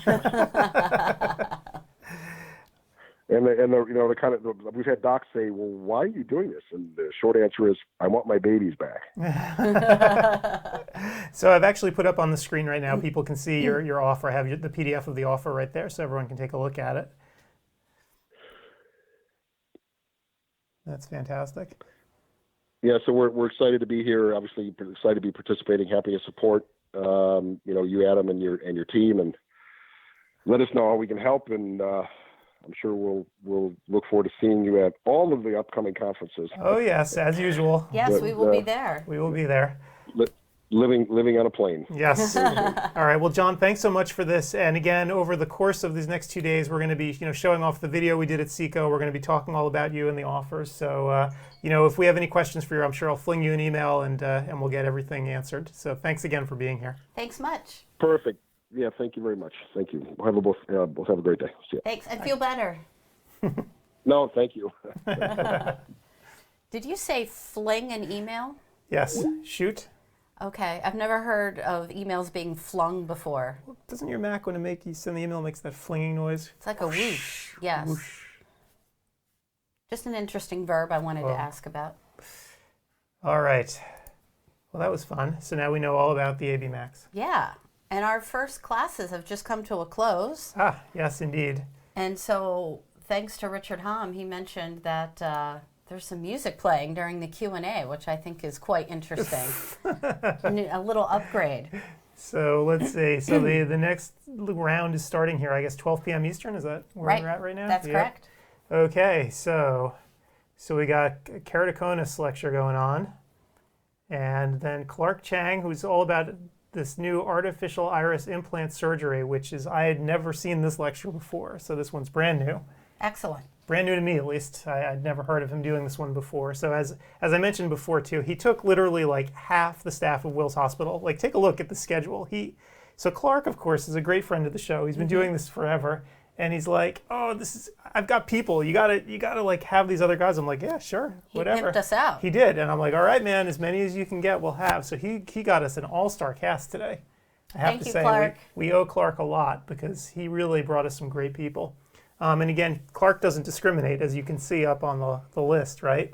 This isn't just an OD thing. This is an OD-MD thing. Well, he works at Will's, and he also, with all of his work that he's done, he's very into collaborating and working closely with ophthalmologists as well, which is great. Yep. And that's one of the points of the conference, too. We don't like, exclusionary practices. I remember, in fact, I went to the American Academy of Ophthalmology meeting a couple of years ago. Well, you're allowed in because you're an MD. Right, so I'm allowed in. And of course, that makes zero sense, right? Because I couldn't care less about what these people do on a daily basis. But I walked in anyway just because the MD allowed me in.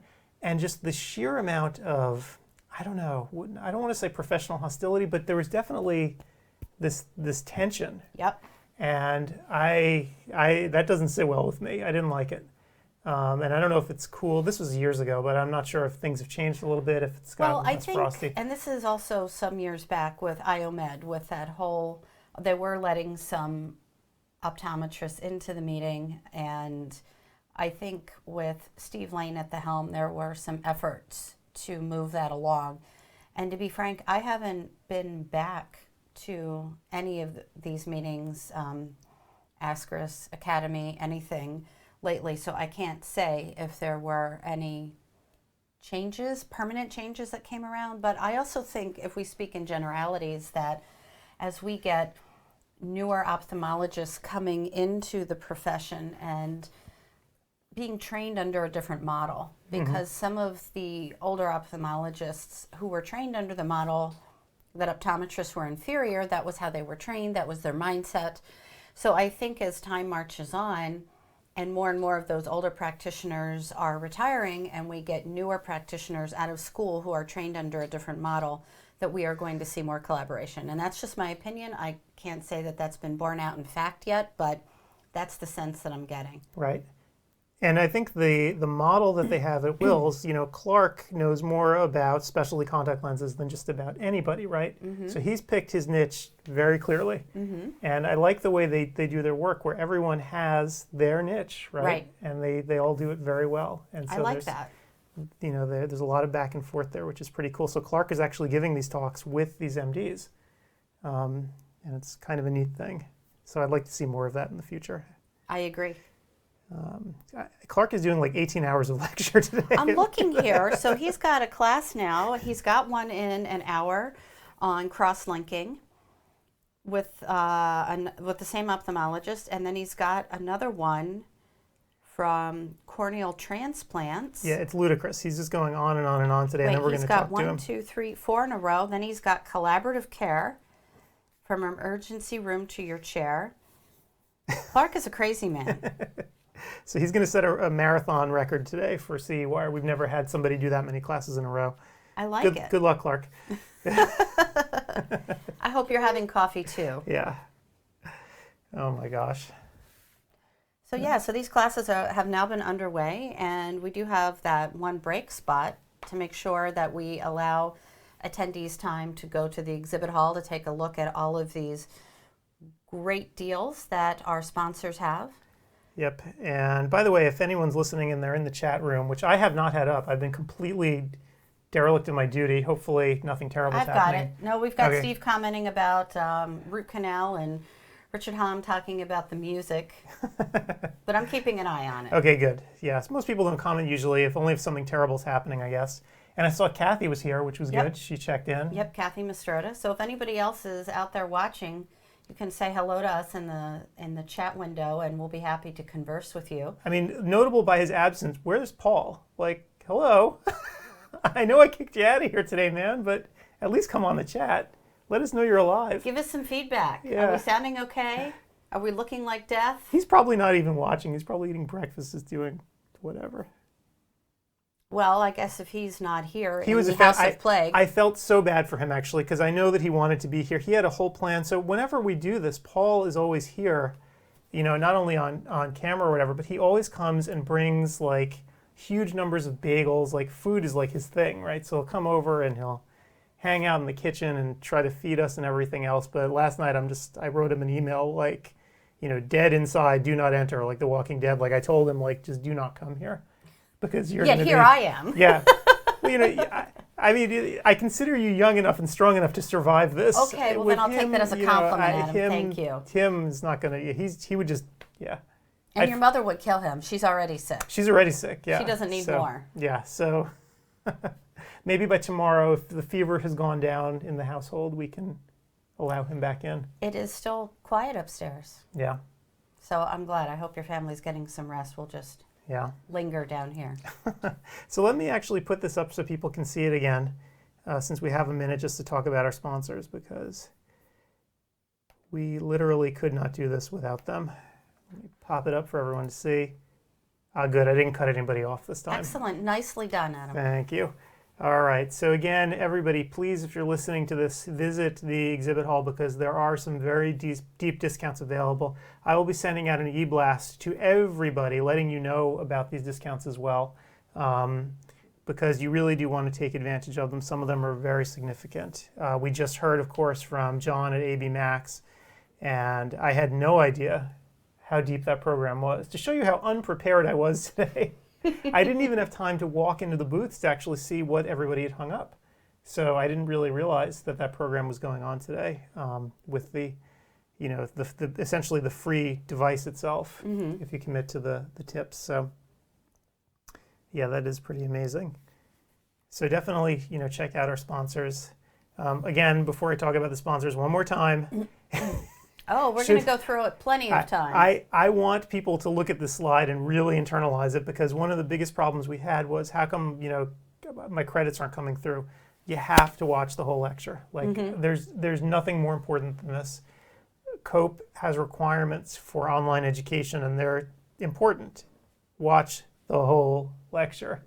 Stay on the page. Don't close the browser window. Yep. Even if you feel like you know exactly what the speaker is going to say, don't just try to run and take the quiz before the class is over. You have to sit through the whole thing. The computer's watching, and it'll know how much time you spent in the lecture. You got to spend the whole hour. Big brother. So yes, Big Brother is watching. And this is not something, by the way, that I wanted to do. This was a COPE requirement that you need to actually sit in there. Sorry, I'm laughing. Paul just texted. I ended up with mom's cold, so he's sick too. So good. We didn't want you here anyway. Great. Oh my God. If we survive this weekend, it's going to be a shocker. It is. Paul, you're going to need to dip yourself in bleach before you come over tomorrow. Yeah. So again, thank you to our sponsor, Marco, for sponsoring the live stream today. Marco was there from the beginning when CEwire was nothing but an actual thought before we even put the conference together. I was in Jacksonville, and I was talking to the folks at Marco, and I'm like, hey, we're sort of thinking of doing this thing. What do you think we should do?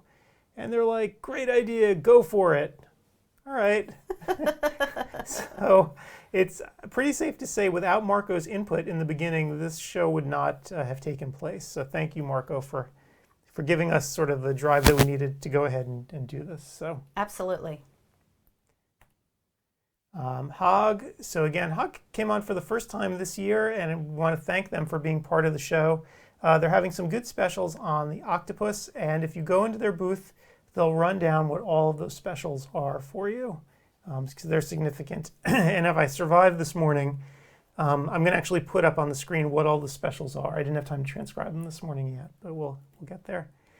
Neurovisual Medicine Institute, we're going to be speaking to them later, all about binocularity and how it can cause problems with other kinds of conditions like migraine and so forth. So we're going to speak to them. Tear care for my meibomian gland dysfunction, a little gadget and gizmo. And Gretchen, I think you and I played with I remember once, did we stop by their booth? I don't even remember. At CECO, yes. Did we stopped by their booth, and so they again have one of these handheld devices for my bone gland dysfunction, and we'll look at them later. So we'll take a look at how that works.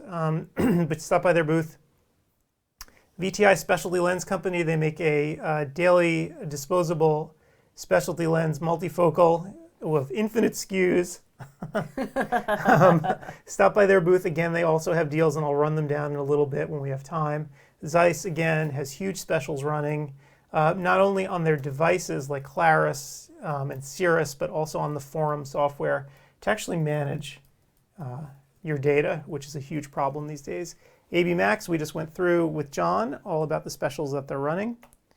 Neurolens, again, more binocularity stuff. So they have a system, an actual system that can help you prescribe these special lenses to help you with binocular issues. And you actually have a pair of these glasses. Did you bring them with you or no? I didn't. I thought about it, especially because I'll be sitting here in front of my laptop for most of the day. But when I am working from home in my home office, I have them on in order to, alleviate some of the eye strain that I feel from looking at a monitor all day long in order to edit content and get the magazine out the door. So yeah, I do notice when I wear them versus when I don't wear them.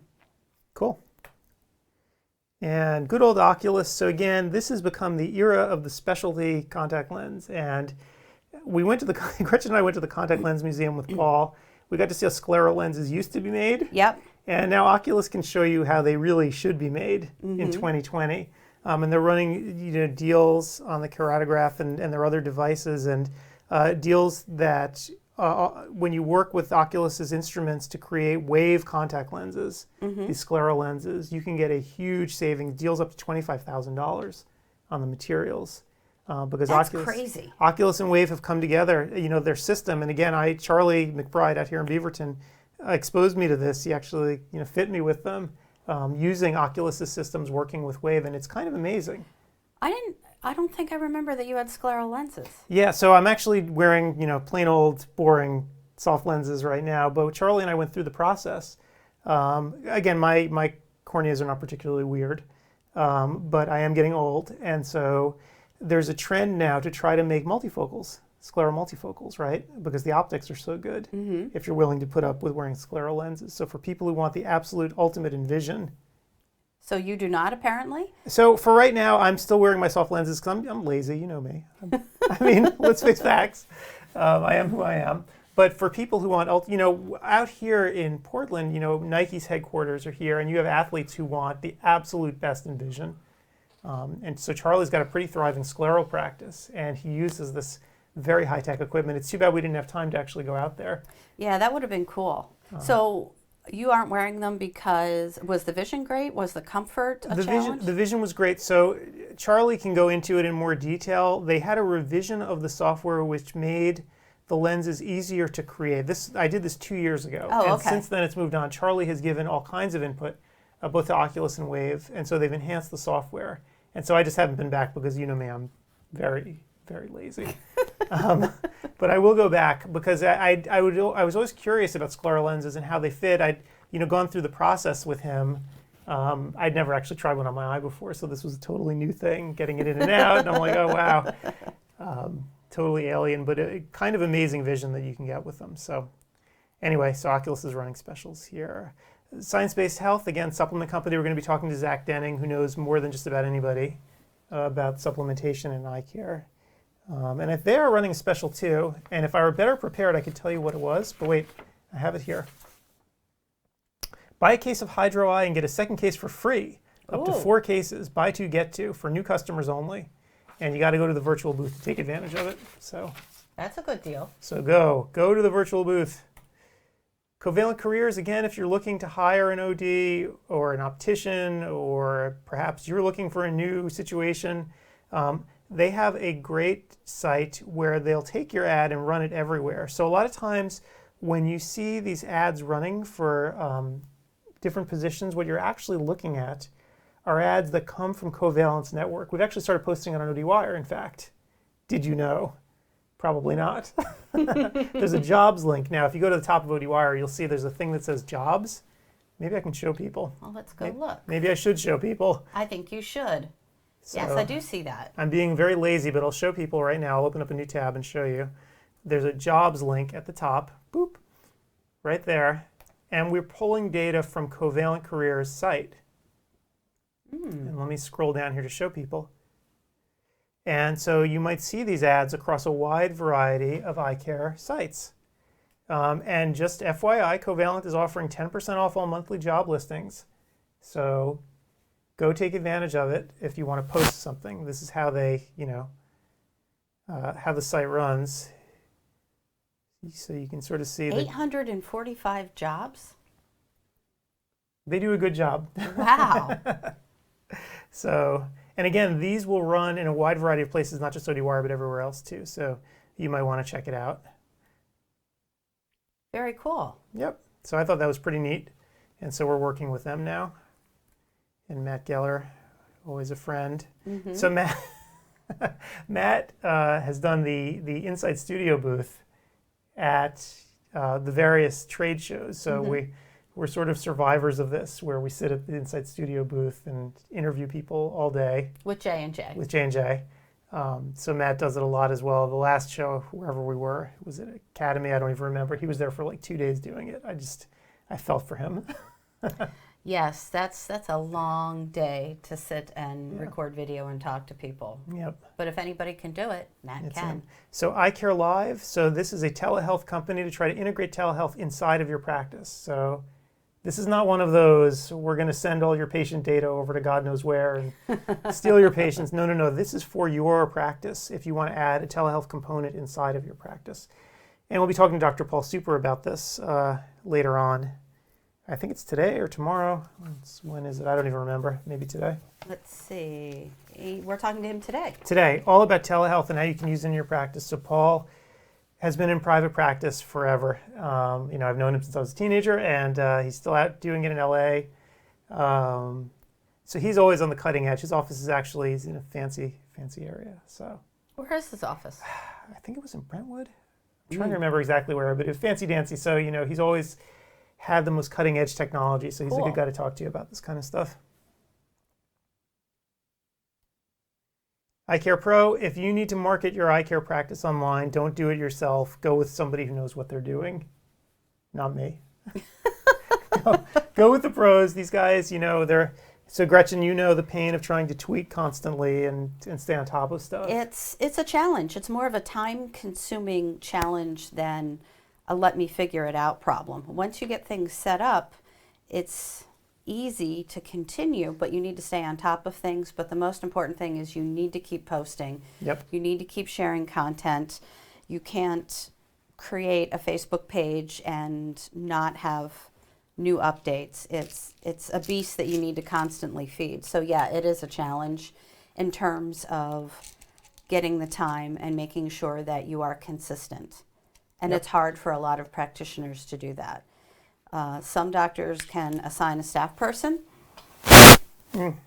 and some would prefer to outsource it and make the choice that's right for your practice, but know that once you start, it is an ongoing thing that you need to do. I mean, I do call it feeding the beast because that's what you have to do. So if you don't think that you have the time to do it, absolutely get some help. Right. Yep, and so iCare Pro is really good at what they do, and the special that they're running, if you actually engage with them for one of their pro packages here, they're going to come to your office and film you. So like when people go to Google on Google Maps and they see your office, you'll actually have professional shots. That's And a really, really cool idea. it's an important idea too, right? Because more and more, how are people actually finding you, right? They're going to Google or going to Yelp, right? They're going to look you up, and so that's the first impression that people will get. Especially if you market your practice as cutting edge. Yep. If you've got the word technology at all in your mission statement, because you do have a mission statement, right? Then you need to make sure that your digital presence is up to date and cutting edge as well. And having great photography, great video is part of that. You can't say that you have a practice that's focused on new technology if you don't have a great digital presence. Yep. And Lac Rivera, so those of you who do punctal plugs, you're probably familiar with this company. So they are offering some huge specials and this gigantic list, more than I can show you. It is a giant list. It is a giant, do I have it here? Let's see. You did have it. There we go. So they have a giant list of show specials. Check that out. Just for CEwire folks. So go on and check them out today. And we do have a lecture on punctal plugs. I don't even remember when it was, or is. Let me look. Let me pull it on up here. I don't know if it's today or tomorrow. Let me see. I'm not finding it. Well, we've got Crystal Breimer talking about dry eye in the real world, but I don't know if that's what you're talking about. Subclinical eye disease. It is here, but I don't think it's today. I think it's tomorrow. Here we go. Yes, it is tomorrow, bringing back the tears, ins and outs of punctal occlusion. There you go. Oh, I see what he did there. Ins and outs. Well played. Eric There Booker. it is. Yeah, so it's one of the last classes tomorrow. So there it is, 6 p.m. Eastern tomorrow. That's funny. So yeah, so if you haven't gotten started with plugs yet, you know, that lecture will probably be a good one to get you updated on what's happening in 2020. So check it out. Optometry look. Times. Optometry Times. We have nothing to say about this publication. Absolutely nothing. So at Optometry Times, we aim to bring practical chairside advice to our readers. We like our content to be easily consumed and easily digested. So the goal is that you take a look at a piece of our content and you can read it between patients, and we hope that you'll immediately apply that information to the next patient in your chair. We like to target a variety of topics, and we're hoping that everything, at least one piece of content in every issue, is something that will appeal to you. So we've got glaucoma, we've got retina, we've got contact lenses, we've got dry eye. So we are always looking to communicate with our readers. I'd love to hear from you. If you're interested in writing, I'm always looking for new blood. And if you're interested in subscribing to our print journal or to our email newsletter, you can visit the booth and sign up there as well. Cool. And Vision Equipment Inc. So this is Leo Hadley's company. Again, sells refurbished equipment. I don't even know what his specials are today. Go into his booth because Leo always has something different, which is what I really appreciate about him. His inventory is constantly turning over. And that's good if you're looking for something. If you don't see it today, it might be there tomorrow. Yep, absolutely. And Leo has been doing this for a very, very long time. And one of the cool parts about working with him, you know, in life, you run into people, they come and go. Leo has been constant in this industry for decades. I mean, and it's very rare that, and I can't even remember anybody ever complaining about the service that they get from him, because he takes what he sells very seriously. He doesn't just allow any piece of junk to come into his shop, you know, and just turn it around. This isn't eBay. He takes equipment, he refurbishes it to a new standard, and then sends it on out again. So if you've ever seen his stuff at trade shows, you'll know it's like, it looks, the devices you'll know intellectually are older, but they look brand new. So you can save a huge amount of money working with him, you know, using refurbished equipment versus new. And that's a great service to offer to practitioners, especially those who are interested in adding something new to their practices, but the price point of a new piece of equipment just isn't something they can manage right now. So you can get started with something that was previously enjoyed. Yep. That was one piece of advice I heard from a consultant, or actually, what did Leo say? Was it Leo? Somebody who said it is, I'm like, Leo, where do you get all this equipment from? He's like, from people who loaded up their brand new practices with brand new equipment and couldn't make it. Yeah. Right? I mean, that is what happens. People will take on huge amounts of debt in the beginning to get the state-of-the-art equipment, but they just can't swing the note on it. Right. So, cautionary tale perhaps from some folks. Absolutely. Absolutely. So if you want to add something new to your practice, this would be a great way to go do that at a steeper discount. Yep. And that's it for our sponsors. So thank you so much, sponsors, for coming on out and participating today. And we have an interview coming up very soon, I believe, with William Burnham from Oculus. And I wonder if I can harass him right now and get him a little bit early. This is 5 minutes ahead of time, actually. It's not that early.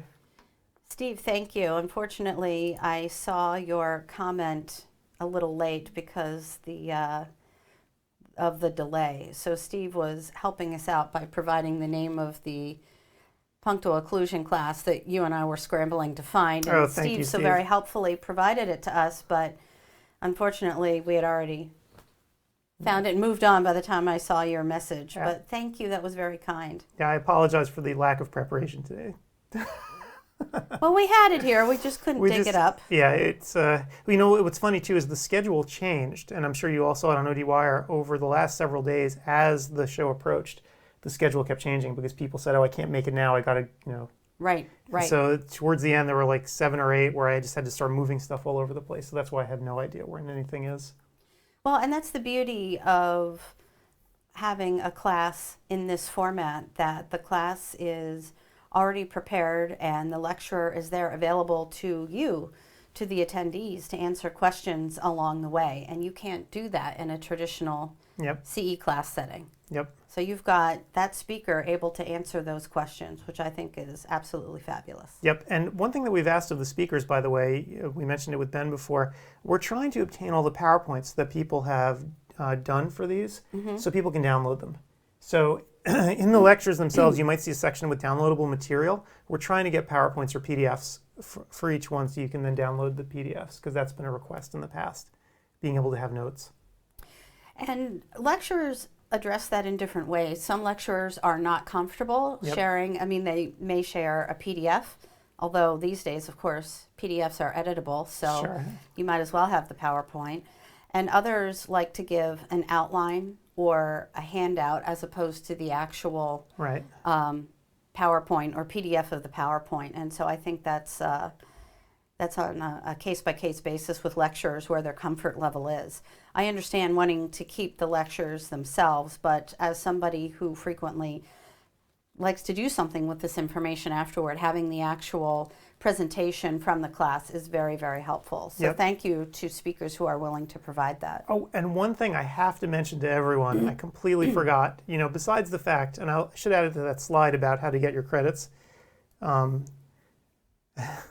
should have put a third thing in there. I was remiss. Maybe I will do that next time. Are you talking about evaluations? Yes. Bingo. See, you're thinking like I am. Let me show people. Let me bring it up here. You can edit on the fly, Adam. I actually could, couldn't I? The critical thing, step 3, if you could for me, when you're done with the quiz, every single lecture has a very short survey at the end of it. Like literally it takes 2 minutes. I am begging of all of you, please fill it out. It's just a couple of multiple choice questions, about what you thought about the speaker and the topic. Did it suck? Yes, no. Yeah, like that. And then there are a couple of spots where you can just freeform tell me what you really thought, just a line or two. It's so important that you do that because not only is it a COPE requirement, but it also helps us know for the future conferences, what you want to see and what you don't want to see. Adam, I give you a lot of credit because you and Paul and Steve take a lot of input from, I don't want to say random folks, but ODwire members, people who have attended the conference. You want to know what people want to hear because it doesn't make any sense to put classes out there that people aren't interested in taking. And you are very, very open to hearing what people have to say. And you say, what topics do you want? What speakers do you want? We will go get that for you. And I applaud you and Paul and Steve for doing that, because that means that you're delivering quality content that people are interested in, as opposed to let's just get the usual roster of speakers. Right. Well, to be honest with you, it makes our life easy too, right? I mean, it makes my life so much easier to know, okay, they want to see this, they don't want to see that. Right. This is what we're doing. Right. Otherwise, I'm just guessing. I have no idea. Please fill out the evaluations. It makes Adam's life a lot easier. Yeah, it definitely would be helpful. So I'm going to add that to this slide. But first, we have to talk to William. I guess we're right on time. So let me go pull him up. Yeah, how could I forget the evaluations? It only took like how many hours to actually put each one together. So COPE's requirement actually is that you need one for each lecture hour. So what that means practically in an online setting like this is that you're creating 60 surveys or whatever it is. So That's a lot of surveys. it was a lot of surveys. So if you think filling them out's a hassle, creating them was a lot of fun. Don't complain about Yeah. filling out the short survey. Okay, so let me find William. Hopefully he's around.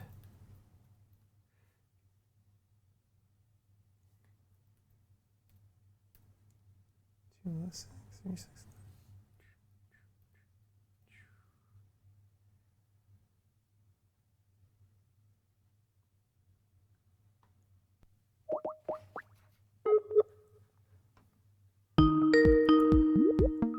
is a jazzy tune.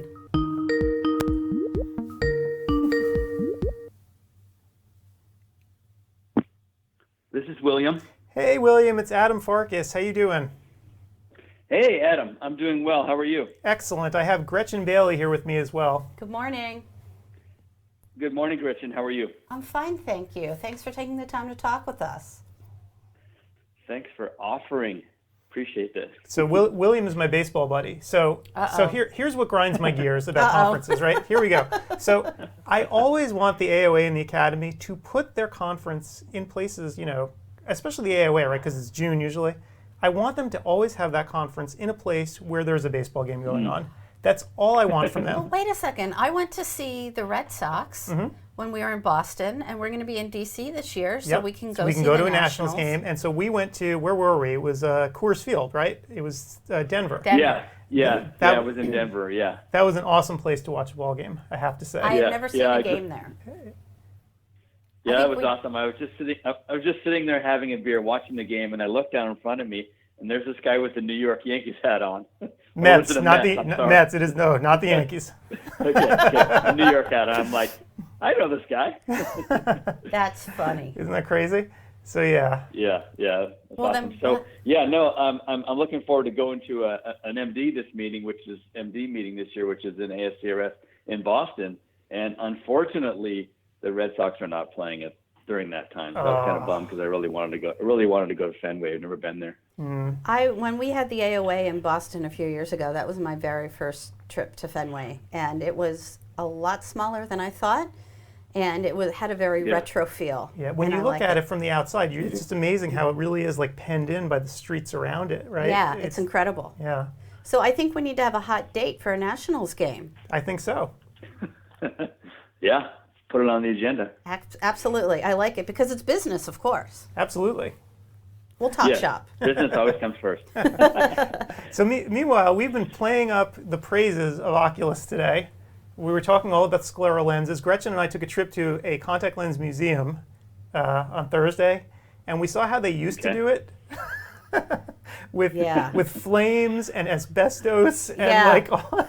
It was quite the process. Yeah, it was a very labor-intensive manual process to make a scleral lens, and God only knows what kind of instrumentation they had, which was basically none. A lot of guesswork and a lot of using your own experience as a guide. Yep. Yeah, no fitting guides way back then. Right. Needless to say, it's been definitely improved and more streamlined over the years. And you want me to mention what Oculus is doing specifically in that regard? Absolutely. Yeah. Yeah. Okay. Before I get started on that, let me just mention, because not all of the doctors and participants know about Oculus. Some of them do, but Oculus has a rich heritage. It's a family-owned business since 1895. So this year is our 125th anniversary. Happy anniversary. Yeah. And most importantly, as a small family-owned business, we are very customer-centric, and that's across both both ophthalmic spaces, the optometry and ophthalmology. And what that customer-centric nature means is that we provide 100% lifetime telephone support for our devices and our customers, and also in terms of when we innovate, which we'll talk about some of our upcoming innovations and some of our current innovations, we always make sure that we understand the customer needs, and we always make sure that that we have that dialogue with the customers. We don't create or innovate products in a vacuum, so to speak. And Adam, I'm sure you know Michael Wolber, our CEO, yep. And you've probably also met Christian Kierkegaard, our CEO from Germany. I don't think so. Have you ever met Christian? No, never. Okay. Well, at one of the next big optometric conferences like Vision Expo West, you should definitely stop by. And the reason I bring it up is because I've worked for many companies over my not so illustrious 20-year career in in eye care. But the thing that sets Oculus apart, and the thing that really amazes me, and it's clear that it's a family-run business, is that you can go to a optometric conference like Vision Expo East or Vision Expo West, or even the ophthalmology conferences, and you will meet the CEO from Germany, Christian Kierkegaard. And not only will you meet him, he will do a product demonstration, and if it's a right fit and your needs and what we offer is a good fit for the company, he will actually sell you the device as well. And I cannot think of any other company in this space, a mid-size or a large-size company, where you may actually even see the CEO on the show floor. And so that goes a long way to the heritage and the family values of the company. And it's great to have that at the helm of the company too, because when you're discussing strategies and tactics, they get it. The management gets it. They understand, because they've been there with the customer. They've talked to the customers. They understand, what the customer needs are, and developing a solution from Oculus really always has the customer needs at the forefront. Right, and so, I just want to say, to that point, I have to say this, because Michael Wolber, the U.S. CEO, right? I was at a trade show. I forget where the heck maybe Academy. He was. I got there early, and I saw him there like in jeans and a t-shirt, and I'm like, what the? He's like, oh yeah, I'm setting up the booth. I'm like, wait a minute, hold on a second. Exactly. I'm like, seriously? I'm like, wow, that's exactly the point, and that's always the case, that management and upper management is doing everything just like all the employees of the organization. Yep. So it's talk the talk and walk the walk. So it's a great company, and hopefully our customers feel the same. So So in terms of innovation, if we want to talk about that with respect to the Pentacam and fitting contact lenses, so we've the Pentacam is not a new product. It's been a product that's been really kind of the leader in anterior segment analysis for over 15 years. I think it was brought to the U.S. in about 2003. But as Oculus always does with its technologies, it brings out the technology, and then it adds relative and specific functionality to that technology that's useful to its customers. And the days of having, of course, the days of having a product come out upon release and have all the functionality and features available, those days are gone, because you need to develop a platform, and you need to constantly add on to the platform. And Oculus has done that extremely well over the years, and the Pentacam is no exception. And so we've developed the corneal scleral profile software, the CSP software, which measures the complete cornea and sclera out to 17 millimeters in a single gaze. And the reason why this is so important is it's, we used to say, what's the old adage, measure twice, cut once, right? Right.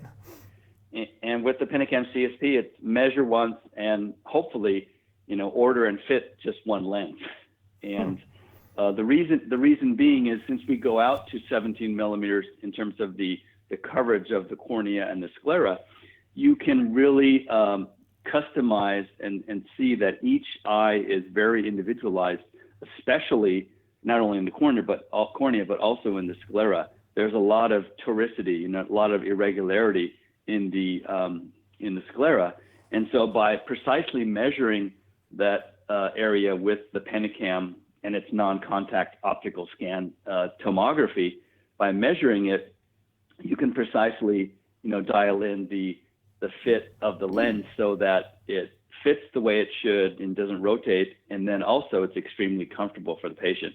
So yeah, I mean, when you look at the before, with fitting lenses in the 30s and the 40s, right, to the year 2020, huge difference, right? And as I mentioned before, Oculus being very customer centric, we knew that if we got it right for the measurement, that would translate into obviously much less chair time in the fitting. And we make the doctor the rock star because he or she can really fit that lens precisely, and the customers and the patients are blown away because they leave the practice and they feel like, wow, is there actually something in my eye? This feels amazing, and oh my God, I see wonderfully as well. Right. And I have up on the screen right now the Pentacam line. Can you just speak to a little bit about the difference between each device? Yes. So as I mentioned, as we have developed over the years the different functionality and features, right now we have three models. The Pentacam AXL model, which is the top of the line model, and that has all of the anterior segment tomography you need, plus the various features and software modules. So it has all the cataract modules software, as well as the refractive software. And AXL stands for axial length. So this is really geared toward the large MD practices or the group MD/OD practices that are doing cataract surgery and or perhaps with refractive surgery as well. And again, getting these acquisitions 2 seconds per eye, and you have all the data available through the software is an amazing tool. So that's the top of the line. The middle of the line is the Pentacam HR, which stands for high resolution, which also does the complete anterior segment analysis. And it does not, however, have the axial length measuring component for which was also really developed for cataract surgery, but we're soon obviously going to be revising that and also coming out with another model specifically towards optometry, which also has the axial length component, because we have been well aware that myopia management is an up and coming field in optometry and perhaps ophthalmology. And so optometry needs an axial length measurement device as well to diagnose and monitor myopia management.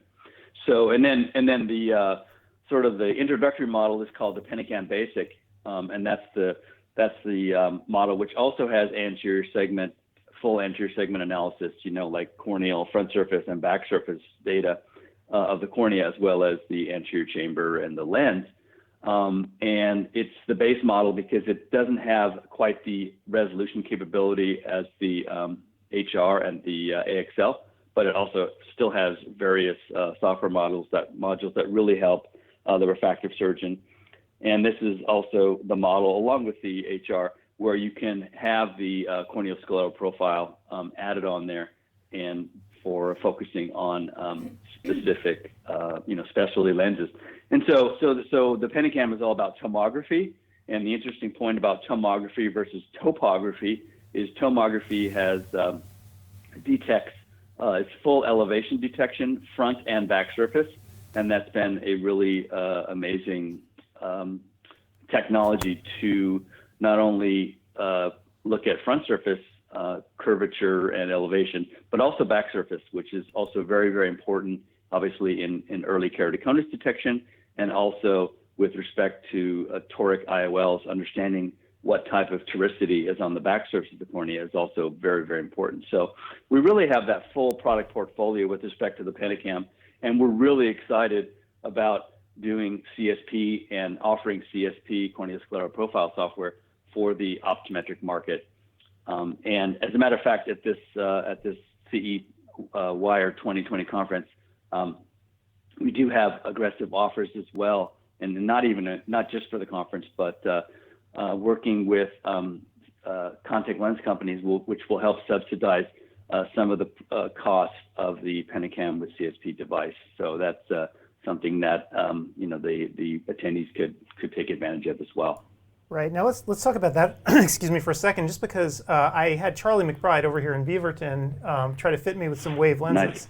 And so I got the full-on experience, and it was sort of amazing how the data gets right from the Penacam and then over to make these wave contact lenses. So for someone who's never seen this process before, do you just want to explain a little bit about how it works? It's kind of magical. Oh yeah, no, definitely.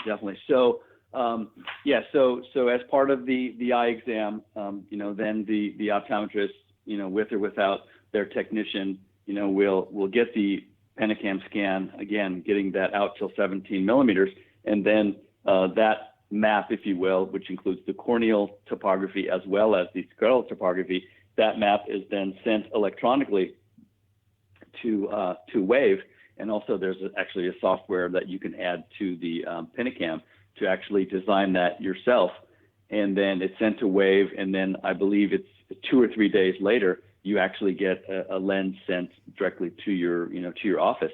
And I'm sure Charlie probably spoke about a little bit more detail about this, but he's very impressed with like the artisan nature, the ability to change minute details in the lens through the program and utilizing the Penacam precision data to order lenses that he's learned as the professional, as really the specialist, if you will. He's learned to really maximize and make so that almost like the patient feels like they're almost wearing nothing. So it's a seamless process using Penacam data and, for example, the Wave software. And there's also other companies, contact lens companies, that will use the data as well to customize and design a scleral lens or even just a ortho-K lens as well. Very cool. Yeah, I mean, I was impressed by how quick the turnaround time was. I mean, forget about how quick the exam was. It was, once the data came over, Charlie, of course, likes to futz with the on-screen display with the 3D stuff, and I can change this and the clearance here and all like that stuff. But really, it was fast, and then you just hit a button and then it just gets transmitted, and then a couple of days later, pow, here's your lens. So kind of amazing. And that's what you really hope for. And so Oculus is really excited about the Penacam and the CSP, especially with respect to specialty lenses, because we can help the optometrists differentiate themselves, from the chains and from the mom and pop optometrist who's just focusing, let's say, on spectacles, because there is a need out there for patients with keratoconus, for dry eye and other corneal problems where they can't wear glasses, they can't wear regular contact lenses, and a scleral lens is honestly gets them back to normalcy, if you will, and enables them to lead a normal life and not have to always worry about the vision and not have to worry about do I see well? What am I seeing? And we all take that for granted. Those of us with perfect vision, we all take that for granted. But those patients that are suffering and don't have good vision, I mean, they really, really benefit. And so the doctor really, if they offer this, really becomes the rock star and really becomes, enabled to provide that extra level of care to his or her patient profile practice. And then, of course, in my case, my corneas are normal, but I'm old, right? So I was curious. I'm like, Charlie, so what about multifocal with this? He's like, well, yeah, obviously, right? Because you can customize every minute detail of this lens. You can create the ultimate optics. So for people who are really finicky and picky, right, this is kind of a cool thing. Right. Yeah, no, without question. And Oculus has really differentiated, its product offering to enable, it sounds kind of odd, but to enable its optometrists to differentiate themselves and make sure that they can take care of those patients. Another that perhaps are not in the normal scope of patient care, but certainly out there. And one of the other products where we've really focused on helping optometrists and ophthalmologists is in the whole dry eye space with the Keratograph 5M. Right. And that product is like, if you look back also, it's probably similar to what you said earlier about, the evolution of contact lens. I mean, the evolution of dry eye has been, an amazing evolution as well, because, 20, 30 years ago, it was all about just the drops. This is all you need. You got dry eye, here's some drops, right? Well, obviously, the science has come a long way, and it's not just about drops anymore.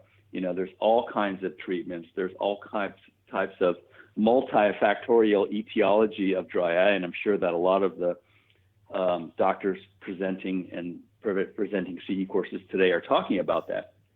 And the Keratograph 5M from Oculus has really been a game changer for dry eye practices and for those doctors that want to treat dry eye. And the amazing part to me as an optometrist is that you don't even have to market for dry eye. Those patients are walking into your door. I mean, 30-50% of your patients, I don't know the exact number, are walking through your door and they have dry eye. But you have to look and you have to ask.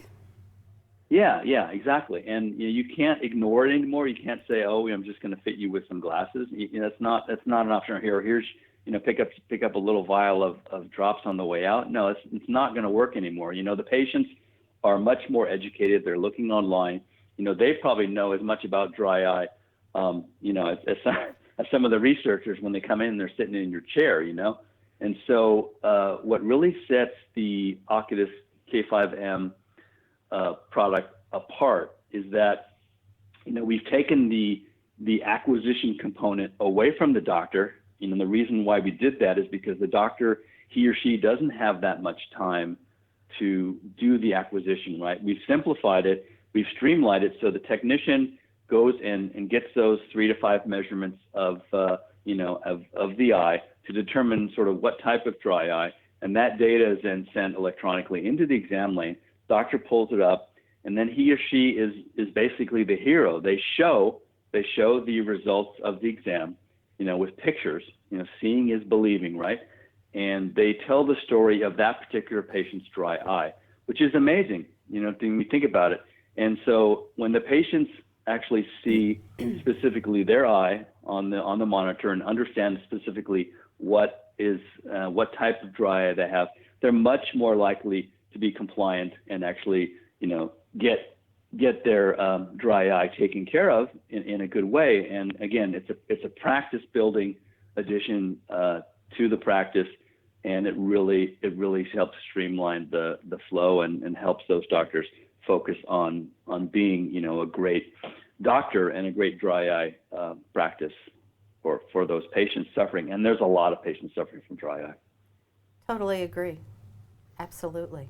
Cool. All right. Well, anything else you want to share with us today? Yeah. I just got a couple more things. So sure. The first thing is so we're, as I said, we're coming up. This is 125 years. So woohoo, and it's been 20 years now that we've been in the U.S. Last year was our 20th year in the U.S. Obviously we're headquartered in Germany, but for the U.S. market, we're headquartered in Washington State. And so this year will be 20 years that we brought the Easy Field, which is a really affordable, fully fledged perimeter that has a very, very small footprint. And so a lot of the optometrists have had the Easy Field, and it's really an amazing visual field device that does a really excellent job screening for glaucoma, and then also has an amazing spark threshold algorithm, which enables full threshold glaucoma testing in 3 minutes per eye. So that's really amazing. So it has all the bells and whistles of a full-fledged perimeter, but it's very affordable, and of course it takes up almost no space, being very small footprint. So that's number one. And then we have another model that we launched last year, which is called the Smart Field, another visual field device. And that device is really amazing because the target is set for distance in that device instead of near. And we did a test, and we're going to be coming out with a paper very shortly that shows with the smart field, on average, 1/3 fewer patients require a trial lens when doing that test. So, in terms of streamlining it, what you really don't want is your tech to always have to put a trial lens in front of the visual field test. And so we're able, with just by having the target inside there set at infinity or distance, we're able to cut down the number of patients that need a trial lens. So that's really going to help on the workflow. Finally, Gretchen and Adam, Oculus is really committed towards myopia management. I mentioned it briefly earlier. Sure. And because it is a novel new application, if you will, or novel new way to focus. And also, again, it's going to be another way that the optometrist can differentiate him or herself by taking care of patients. And the myopia, as you both are probably very well aware of, is really an epidemic. There's more than 50% of the people are becoming myopic. And when I went to optometry school, I was educated on the research of myopia and what had happened early on in Europe and all this stuff.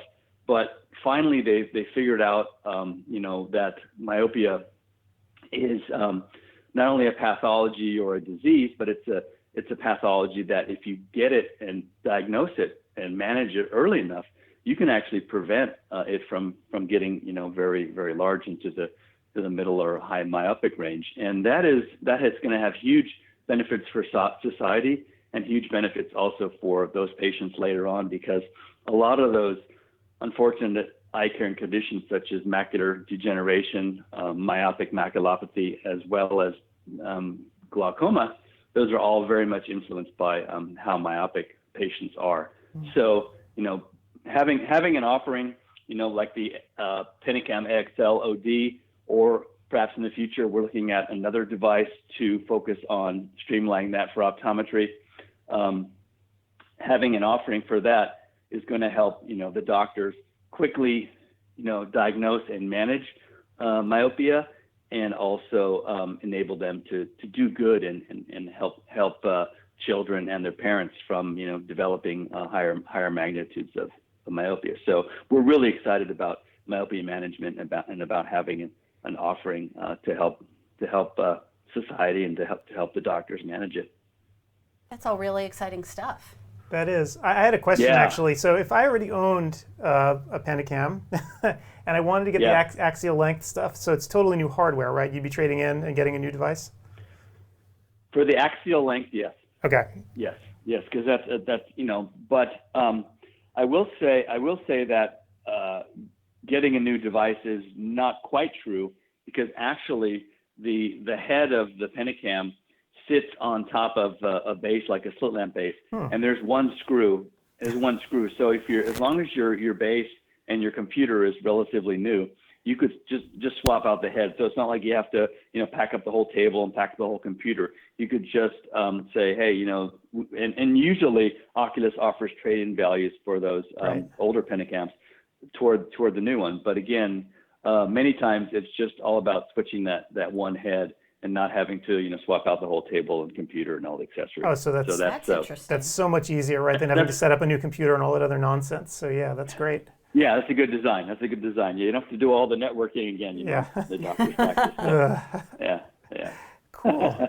Any other questions you guys have? No, I think you pretty much covered it. This has been great. Yeah, absolutely. All right. Well, thanks so much for being here. I mean, this has been very helpful. And I also just want to remind everybody, get to the booth, right? Because these specials are huge. I mean, what was it, $25,000 or something in value for the wave lenses? That's crazy. Right. We have the Keratograph 5M, which again works obviously as a topographer, but also in the dry eye assessment. And with the strategic partnership with Wave contact lenses, you get, I believe it's 10 lenses at a 45% discount every month over a period of 48 months. And when you add that up, that's up to, I believe, $28,000 savings. So in essence, if you get the topographer, the K5M, and fit those lenses, then this will subsidize your topographer over the lifetime of the product, or over 4 years of the product. So it's a good way to get precision technology, fit precision technology like specialty contact lenses, and pay for the device. So Absolutely. and be much more efficient and save chair time at the same time. Absolutely. All right. So, Well, William. So Yeah, I mean, I'm blown away by all of this. And in fact, what I'm going to try to also do is get Charlie McBride in to give a little testimonial, just based on my own experience, working with it and getting the sclerals fit. So hopefully we can do that later in the show. Fantastic. Well, again, thank you so much. Oculus really appreciates the offer to be a sponsor, and thank you so much for the interview. And I wish you a great conference. All right. And we also have to get together at some point and get some baseball tickets for AOA. Oh, we're definitely going to the Nationals game. Yeah, no question. Let's do it. Okay. All right. Sign me up. Thanks so much, Thank William. You. Okay. Bye-bye. Have a good day, you guys. Okay. Bye-bye. All right. That was really interesting. I didn't realize that they had all of that different type of technology available. So their devices, honestly, they're like Swiss Army knives in terms of what they can do. And I think a lot of ODs don't appreciate it because a lot of MDs have their devices because they do so much. But I think Charlie will attest to it. The Pentacam just does so many things. Right. And it's such a great device. So. Very cool. So hopefully we can shed a little more light on it over these next couple of days too. So we've got some new classes starting. We do. Let's see. So we are still continuing hour 2 with Ben Casella on narcotics. What's the buzz? We also have Laser Vision Correction Update 2020 with Richard Whitland, and Clark is going into his second class on the cross-linking revolution, redefining keratoconus care. And then we have ocular and orbit trauma with Michael Trattini. Yes, so this is, horror stories from the ER. And some of them are really horror stories. Yeah, but very important stuff to know. So definitely check it out. So anything going on in the chat room while we're... It's been pretty dead. That's a good thing. That is a good thing because... Well, if you guys are out there, come say hello. So, in the conference itself, you can't see it here. There is in the lobby, there's a chat room, and that's where most people hang out in between classes. So I always view this chat box that we have here on the live stream as like the chat box of last resort. Like, oh my God, I can't log in, or what's going on, or... Maybe I need to go look at that other... Don't do it because we don't have the bandwidth for it. No, I wasn't going to know at the chat. Oh. No? I would stay where you are. Okay. So this is the other hilarious part about being where we are here today, right? So we are using like every bit of bandwidth available to push the stuff out to you. So we can't monitor a lot of what we're doing because actually sucking the stuff back down will also use up a little bit of our upstream bandwidth. So we're trying to be super careful. And I'm keep just waiting for somebody else to start streaming Hulu or something in the next room. Yes, you have forbidden your son to stream. I'm just like, God, no, don't do it. I told him, yeah, you can play Fortnite. That's probably not pushing too much data back and forth, I have a feeling. But please don't start watching like YouTube or something. Well, I went up a little while ago to get a drink, and it's still all quiet. Really? Yeah. So apparently the infirm upstairs still need their rest, which is a wonderful thing. Wow. That's crazy. Yeah, they need to get that rest. I hope they're feeling better. So I think we have a call coming up with Craig Steinberg right now, right? We do. So Craig, I apologize. We're running a little bit late here. Let me get you together here. So let me see if I can find him. It's always the challenge. Craig, where are you?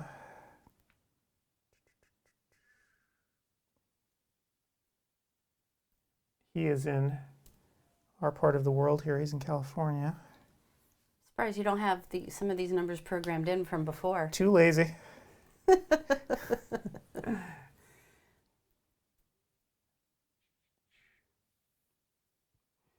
Well, because it has been quiet, that's a good thing. That means everything is working. Oh, Steve and Paul have commented. All is working, so we like that. Hallelujah. Hello. Craig, how's it going? Good. Hey, Craig. How you doing, Adam? Oh, Hey, Gretchen. How are you? We're doing great. Oh my gosh. So, how has your morning been? simple. I normally play golf on Saturday mornings, so this morning I didn't have to get up early and get dressed and go out and play golf. Is that a good thing or a bad thing? It depends. I don't know how the outcome would have been. Oh my gosh. Well, we're here. We're the walking wounded, but we're surviving. So, yeah, everyone here is sick. But well, Paul says that we look healthy apparently. So whatever Vaseline you smeared on this camera lens is doing the job. We'll take it. oh my gosh. So Craig, you got to talk for us here today about scary things, legal stuff that everyone should know about. Well, yeah, that's the the talk, the video talk. So I'm kind of curious, what are these things that everyone should know that I'm sure most of us don't? Oh, I mean, there's so many things. Like if you fire someone, you may get sued. You know, if you piss off a patient, you may get sued. You know, it's the usual stuff. Really, there's a lot about record keeping.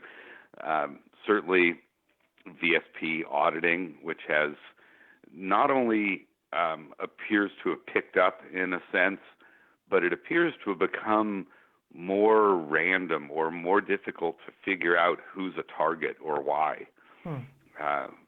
It's almost at times seems like it's being driven by marketing or politics or something. What do you mean by that, marketing or politics? Well, like they're maybe targeting practices in areas where they're planning on moving in or have moved businesses in, or that are competing with VSP businesses, things of that sort. It's hard to say. That's speculative. But you know, I'm seeing audits not only of offices that don't seem like they would be targets, but I've even seen for the first time an audit that was passed completely. They found no problems. Oh, And I didn't think that was very common. It's not. and so it makes you wonder why they targeted that office for an audit in the first place. Now, does VSP normally conduct random audits? I mean, is it like the IRS that your number might come up? Well, they haven't in the past. Not in terms, I mean, they do it of their quality control audits, which are fairly routine. Those are the mail-in 10 records done by their quality control people. But the more intense audits that are done by their special investigations unit, where they come in unannounced and take 40 records, those have always been targeted to people that they've already done some homework on, and reached the conclusion that it's likely there's some kind of billing problem or other problem going on here. You know, maybe it's something as simple as there's way too many exams being billed from this office for one doctor, so maybe they have a non-credentialed doctor or two working there, or their contact lens dispense rate is unusually high, so maybe they're billing for contacts for some people that aren't actually getting contacts. You know, those kinds of things. They have a lot of statistics. They have a lot of data, and so they can compare us to every other office in our immediate community and, you know, in our state and things like that. And so those have always been the kinds of things that triggered audits. But now it seems like I've got one right now where the primary issue found during the audit was exams that weren't signed. Oh boy. Well, that's not that, and this is, you know, they weren't using electronic records. These were paper records. That's not the kind of thing that shows up in any statistics or data. And you know, so you know, of 40 records audited, they found one where a patient never picked up their contact lenses, and they got sent back for credit, and the doctor didn't notify VSP, and so they claim, you know, it was improperly billed. But you know, so that happened 1 in 40. That's not moving the statistical needle. Right. That's not the kind of thing that triggers anything. So they found a couple cases, I think, in those 40, like 2 cases where they got billed for poly, but the patient got CR39 ultimately. But those are just little errors. Those aren't so far afield in terms of the amount of it happening that it would change their statistics. So you wonder, why? Now, it happens that practice also is part of a commercial chain that's operating under a special program with VSP that directly competes with VisionWorks. Right. Don't know. Is there a connection there? So I guess my question would be too, in this age of private equity buying things up, right? Have any of those groups seen any unusual activity, audit activity, in areas perhaps where VSP Ventures might want to, come into that area geographically? I've not seen that. However, because VSP Ventures is so generally incompetent, that your words, not mine. Them. What's that? Your words, not mine. That was Craig talking. Well, I'm not that worried about it. They refuse to do a transaction that I'm involved in. VSP Ventures has stated unequivocally that if a doctor is using me to represent them in the transaction, they won't do the transaction. I find that fascinating. So apparently it's important to them that the doctor be represented by an attorney that's not familiar with VSP, and hopefully they can take advantage of that. Wow. But that aside, I consider that the highest compliment I've received in a while, by the way. So VSP Ventures is not really it's not much of a competitor. I mean, they're just totally different. They are an option for practices that aren't candidates for real PE transactions because they're not big enough or their EBITDA is not high enough. So if you've got a $500,000 grossing practice, you're not really a candidate for private equity. But VSP will buy you because they have a whole different reason. They're not looking to flip. They don't really care about how much money you're making. They're just looking for locations that they can turn into VSP practices. Right. To drive their frame and lens business and lab business. So a whole different thing. But I haven't, maybe they're getting a little better. I don't know. But in my dealings with them last year, they were truly not competent. That could be different now. I don't know. Right. Craig, Paul had a question for you about your retainer program for ODs. He wanted to know more about that. Yeah, so it's called My Optometry Lawyer. The website is myoptometrylawyer.com, and it is kind of a mixture of an HMO and a concierge medical practice, but applied to law. What I'm looking to do is build a clientele of a few hundred optometrists that I am their on-call attorney, that depending on which of the two plans they choose, they can have a variety of services that are prepaid for a low monthly amount, and that's that. And it's really, for me, I'm looking at it as sort of an exit strategy from the rigors of litigation and those kinds of things, where I can really focus my attention on just servicing a couple hundred clients at a high level. They can reach me. They've got my phone number. They've got my email address. If they need a lease reviewed, if they need a contract reviewed, if they need to ask about an employee situation that's come up, that's been one of the most common I've encountered so far. If they're bringing in a partner, if they're splitting up a partnership, it doesn't include litigation because it's really to get out of that. The Platinum Plan does include defending a VSP audit and also helping prevent VSP audits by reviewing records for them to identify any risk factors.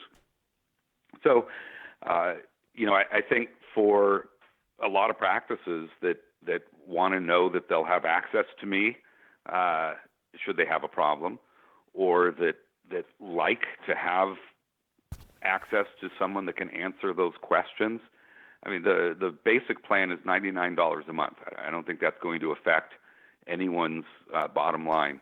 So you're basically looking at about $1,000 a year for having access to a resource that can answer a lot of tricky questions, any one of which, if it goes the wrong way, you made the wrong decision, could cost you 10 times or 100 times that amount. One improper firing and having to defend a lawsuit is costly, far more costly than being able to call and ask someone what to do. Mm-hmm. And in the same vein, there's something people don't realize, but very often advice of counsel is a defense to a lot of claims. You can't really get a punitive damages claim against someone if they relied upon a lawyer's advice. Well, what if that lawyer was a shyster and it was bad advice? And I can say I got advice from my lawyer and it was crappy advice. Does that still count as a defense? It still does, because that means you weren't doing it with malice. Now, if you went out and pursued, and they could prove, which probably could never do, but they could prove that you pursued a lawyer who would give you that advice just for that purpose, that would be different. Got it. But that's not usually going to be the case. And in order to get punitive damages, you've got to show that you intentionally acted with malice or fraudulent intent. And if you were following advice of competent counsel, that negates the ability to prove that. It doesn't mean the person may not be responsible for damages, but punitive damages are not something any of us want. So a doctor, simply by virtue of retaining your services, could, even if that person isn't doing anything egregious, but just by having you on board, so to speak, could act as a deterrent. Yes. You have to utilize the services. Well, of course. I can't just write you a check and then not do anything. Right. But, if you're about to address, let's say, I've got someone right now that consulted me, one of my clients, one of my optometry lawyer clients, said, I've got this person, they were in a car accident, they're disabled as a result for a period of time, or they're on disability for a period of time, and they're not going to be able to work. What do I do? Can I fire them? Do I have to hold their job position for them? What are my responsibilities here? And so it wasn't a work-related injury. It happened on a Saturday or whatever, and the person's going to be out for a couple of months. And so that's a situation where the fact that she contacted a lawyer, the lawyer told her what her requirements are, what she can and can't do, and gave some advice on how to address it, protects her if she makes the decision that she wants to let that person go because she can't manage the office without that employee. Even if they were to bring a claim for wrongful termination, she has a defense of, look, I relied on counsel. I didn't do this arbitrarily. If it was wrong, then fine. She can go after the lawyer that gave her.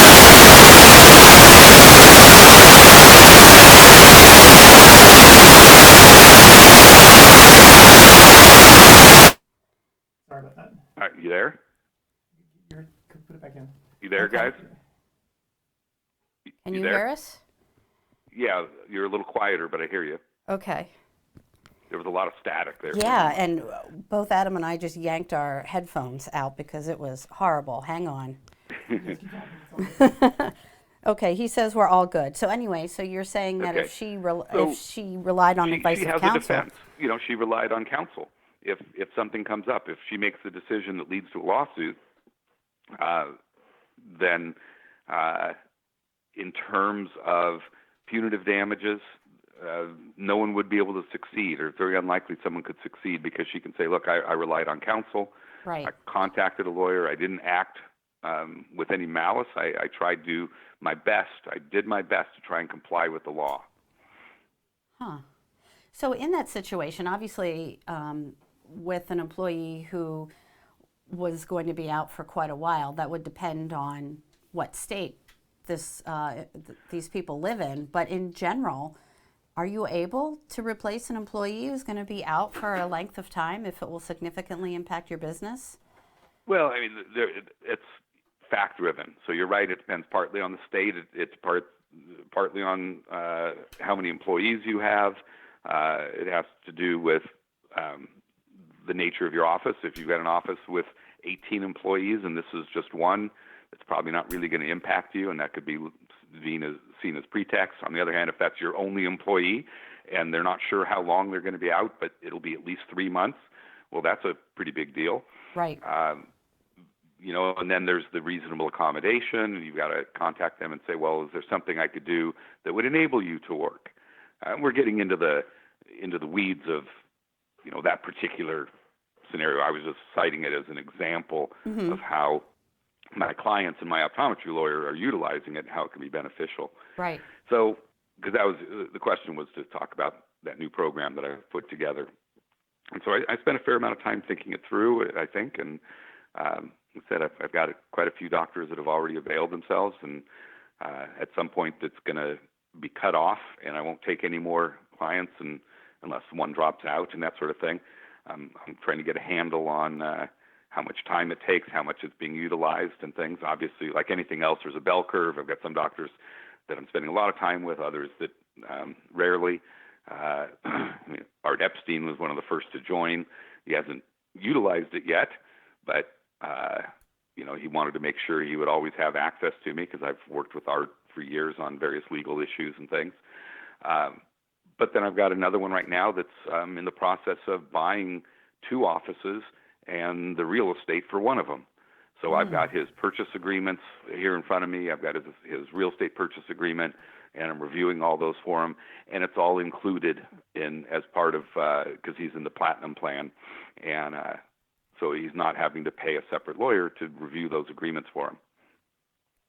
That sounds really, really helpful. It can be. I think it can be, but we'll see. Doctors aren't that optometrists anyway. Well, doctors generally aren't that quick to spend money, as we know. Oh, but I think this is like cheaper than cable, right? It's cheaper than like a cell phone. It's what's your peace of mind worth?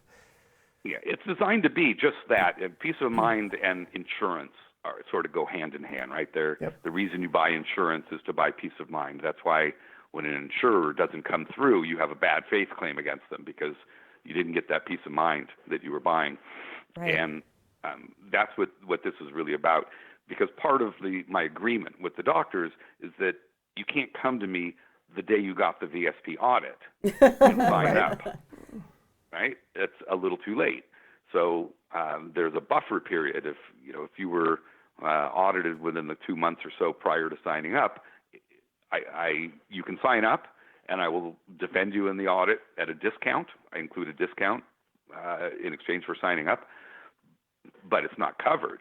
So the whole point is the doctors that look out in front of them and plan. This is a good program for those. The ones that want to wait until something bad happens, well, it's like trying to get car insurance as you're sitting there with the smoke coming out of the engine because you just rear-ended someone. Right. Good luck. Right. And so if people want to contact you, I have your website actually up on the screen right now, so they can just reach you right through the website? Yeah, that's the best way because the website explains it all. It's the program, the 2 plans, what's covered, that sort of thing. If they have questions, they can certainly sign up through the website. But if they have questions, they can email me through the website and get those questions answered because that's common. I get a lot of people that will email me with a hypothetical. Would this be covered, or which plan do you think would be best for me?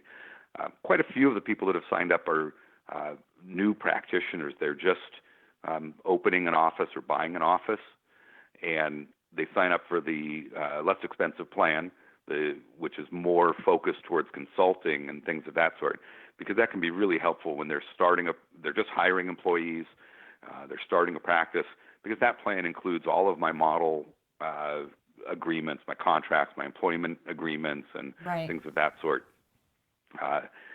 And so it's definitely helpful. That's the $99 a month plan. The more expensive, the $199 a month plan, is really more focused on the established practice that's fairly busy and has a lot going on and they have a concern about being audited by VSP, or they have a lot of custom legal contracts and agreements that they need prepared, or they're expanding and they're buying other offices, things of that sort. Right. All right. Well, cool. Thank you for this, Craig. And I guess your class is coming up in a half hour, it looks like, something like that. Yep. So. Is that okay? Yeah. So good luck with that. And hopefully, if there are any more questions about your services, this little talk that we just did, I'm going to put it on ODwire next week after I recover from all of this. It'll be up there, so maybe we can keep the conversation going about it. Yeah. The other area that I'll mention very briefly, I've become fairly involved in private equity sales, representing doctors that are selling to private equity. And that's an interesting thing because it's so dramatically different than a typical OD to OD sale. And one of the things I do, I'm one of the speakers for Al Kleinman in his business series, where he's got a series of courses on selling or buying practices, and I speak about some of the legal issues that you have to consider in those. And I've actually revamped my lecture for this year to specifically address private equity because it's so different. And I'm finding that my clients come to me, they want me to represent them in the private equity sale, which is great. That's fine. I do that. But I have to spend a fair amount of time really teaching them, educating them about how this is not going to be like everything you've learned about for the last 30 years in the selling of a business. It's a different process. It's technically and structurally different because private equity can't own an optometry office. Right. That's the simple answer. They can't own an optometry office. And so it begs the question, then how do they buy you? Right. And there's structural differences in how the business is purchased and will operate in the future. And there's several different forms of that. So I put that out there because that's another area that I wish I had planned ahead of time. I would have done a whole lecture on this year's ODwire educational thing, and maybe next year I will do one, just about understanding how your private equity sale will work.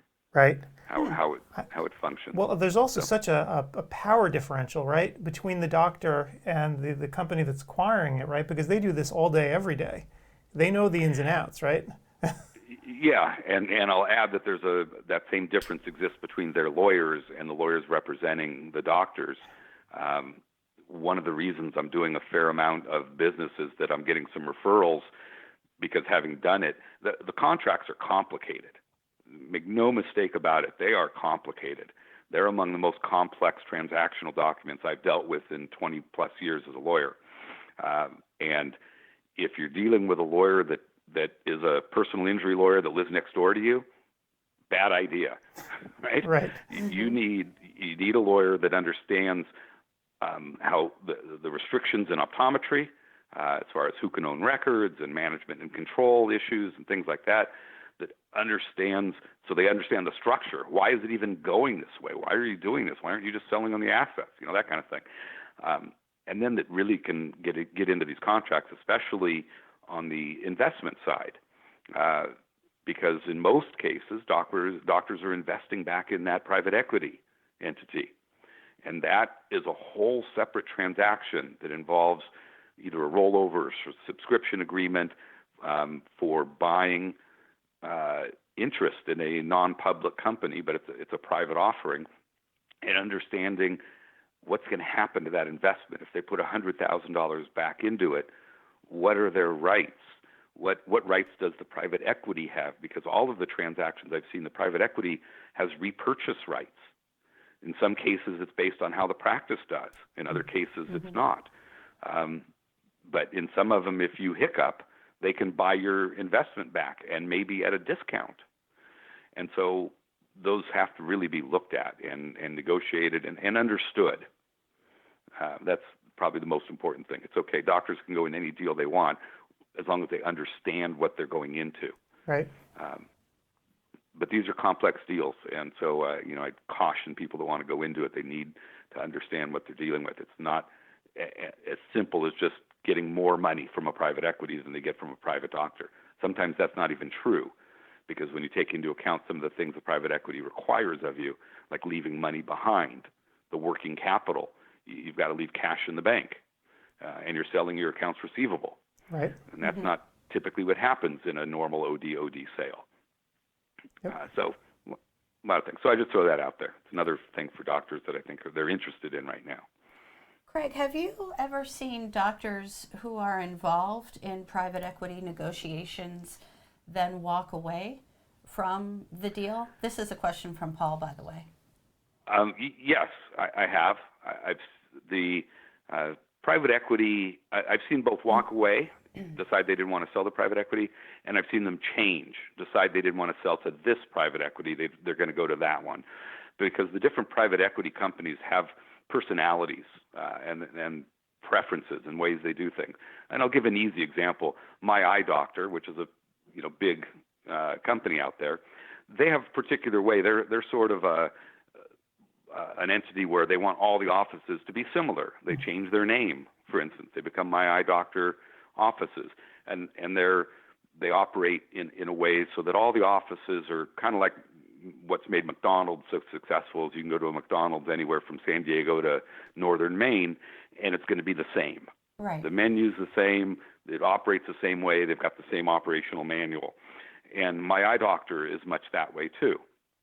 And then on the other side, there's some that are very hands-off. They want to come in, buy your business, and let you continue to run it the way you've been running it.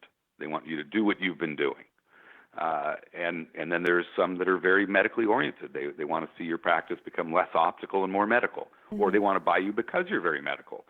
And so the point is there's personalities.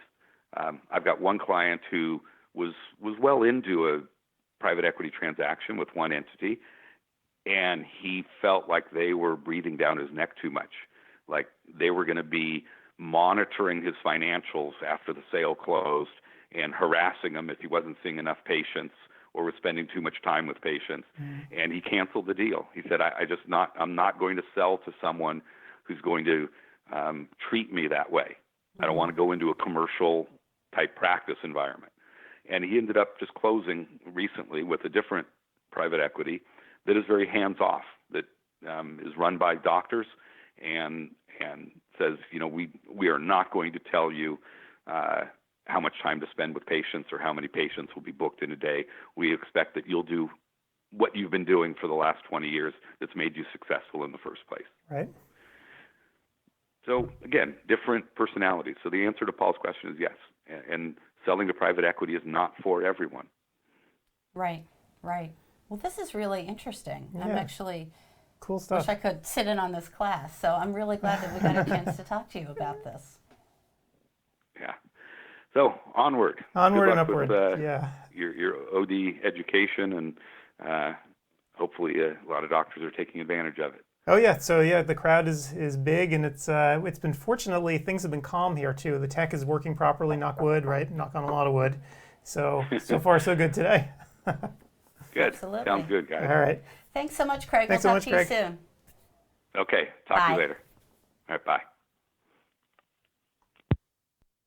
Always fun talking to him. Yeah, I always enjoy talking with Craig because I learn something Yep. every time. Always a lesson. So we have a break now. Excellent. And so we have something very special to show everyone, right? Our trip.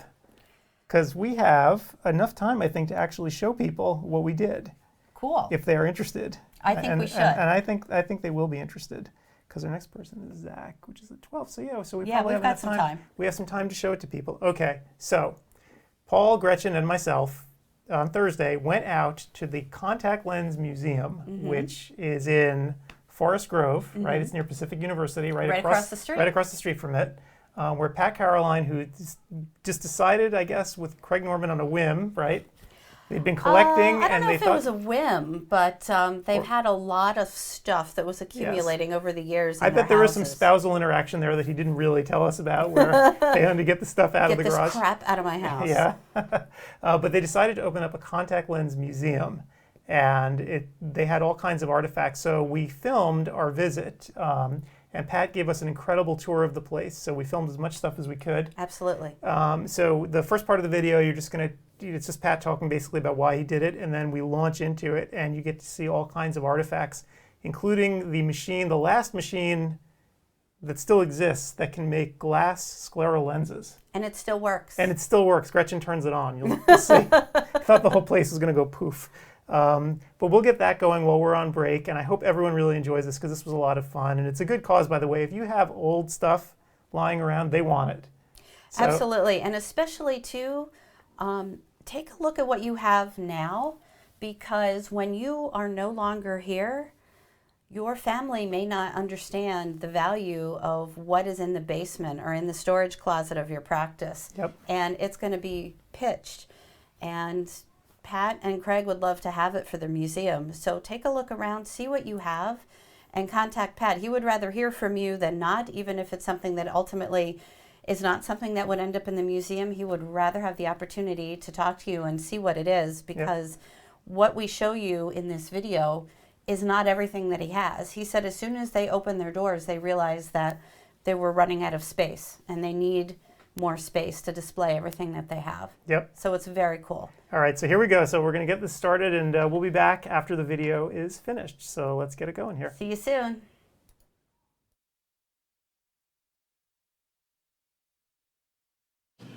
Pat, would you tell us how you came about this idea? What prompted you and Craig to start a collection? Well, like most collections, you start collecting things one at a time, and then one day you wake up and you find you've got a museum sitting in your home, in closets, garages, and we found ourselves in that situation, and then decided that we were just going to open up a contact lens museum. How long did it take you to curate the collection in here? A long time, and that's an ongoing endeavor. Trying to do something of this magnitude while you're working full time and everything else, got full curriculum, and back there it's been very busy, but as you can see, it's just such a joy. It just brings so many smiles to so many faces when you bring older practitioners through here, because another relic in. It's so true. Why don't you embalm me? I have to get a few more years. Yeah, that's right. We'll put you in the chair. There you go. That won't be creepy at all. No, it won't be creepy at all. But no, you're so right. It's just so many memories then come back to all of us that were touched by contact lenses. It's when you think about how contact lenses have changed so many people's lives and changed their lives. All those keratoconus patients, irregular cornea patients. It's humbling, to be a part of having this history. So we felt that, One of the younger patients, where do you get your lenses? You're 9 years old? 9 years old, yeah. So Yeah. you're probably one of the younger contact lens wearers. Yeah, they're in so many millions of people's lives have been changed so much with these. Now, if practitioners have anything lying around their basements or garages or the back room of their practices, would you be interested in hearing from them? Yes, we'd be very interested. That's where we pick up a lot of these relics. Every practitioner, literally everyone out there, has one or two items that have been given to them by an elderly patient, or they took over a practice that had been established back in the 30s or 40s. And somewhere in their archives are these treasures, that they've not known what to do with them. They hold on to them because they don't take up a lot of space, but they don't know they know they can't throw it out. Right, of course not. But they're looking for a place to send it. This is the place. This is the place to send it. So there, it can be archived, taken care of properly. Craig and I have spent, hours and hours learning about curating an optical museum like this. It's there's a lot that goes into it. We had to then apply for a nonprofit organization, a 501c3 with the government. We got that, so we're official.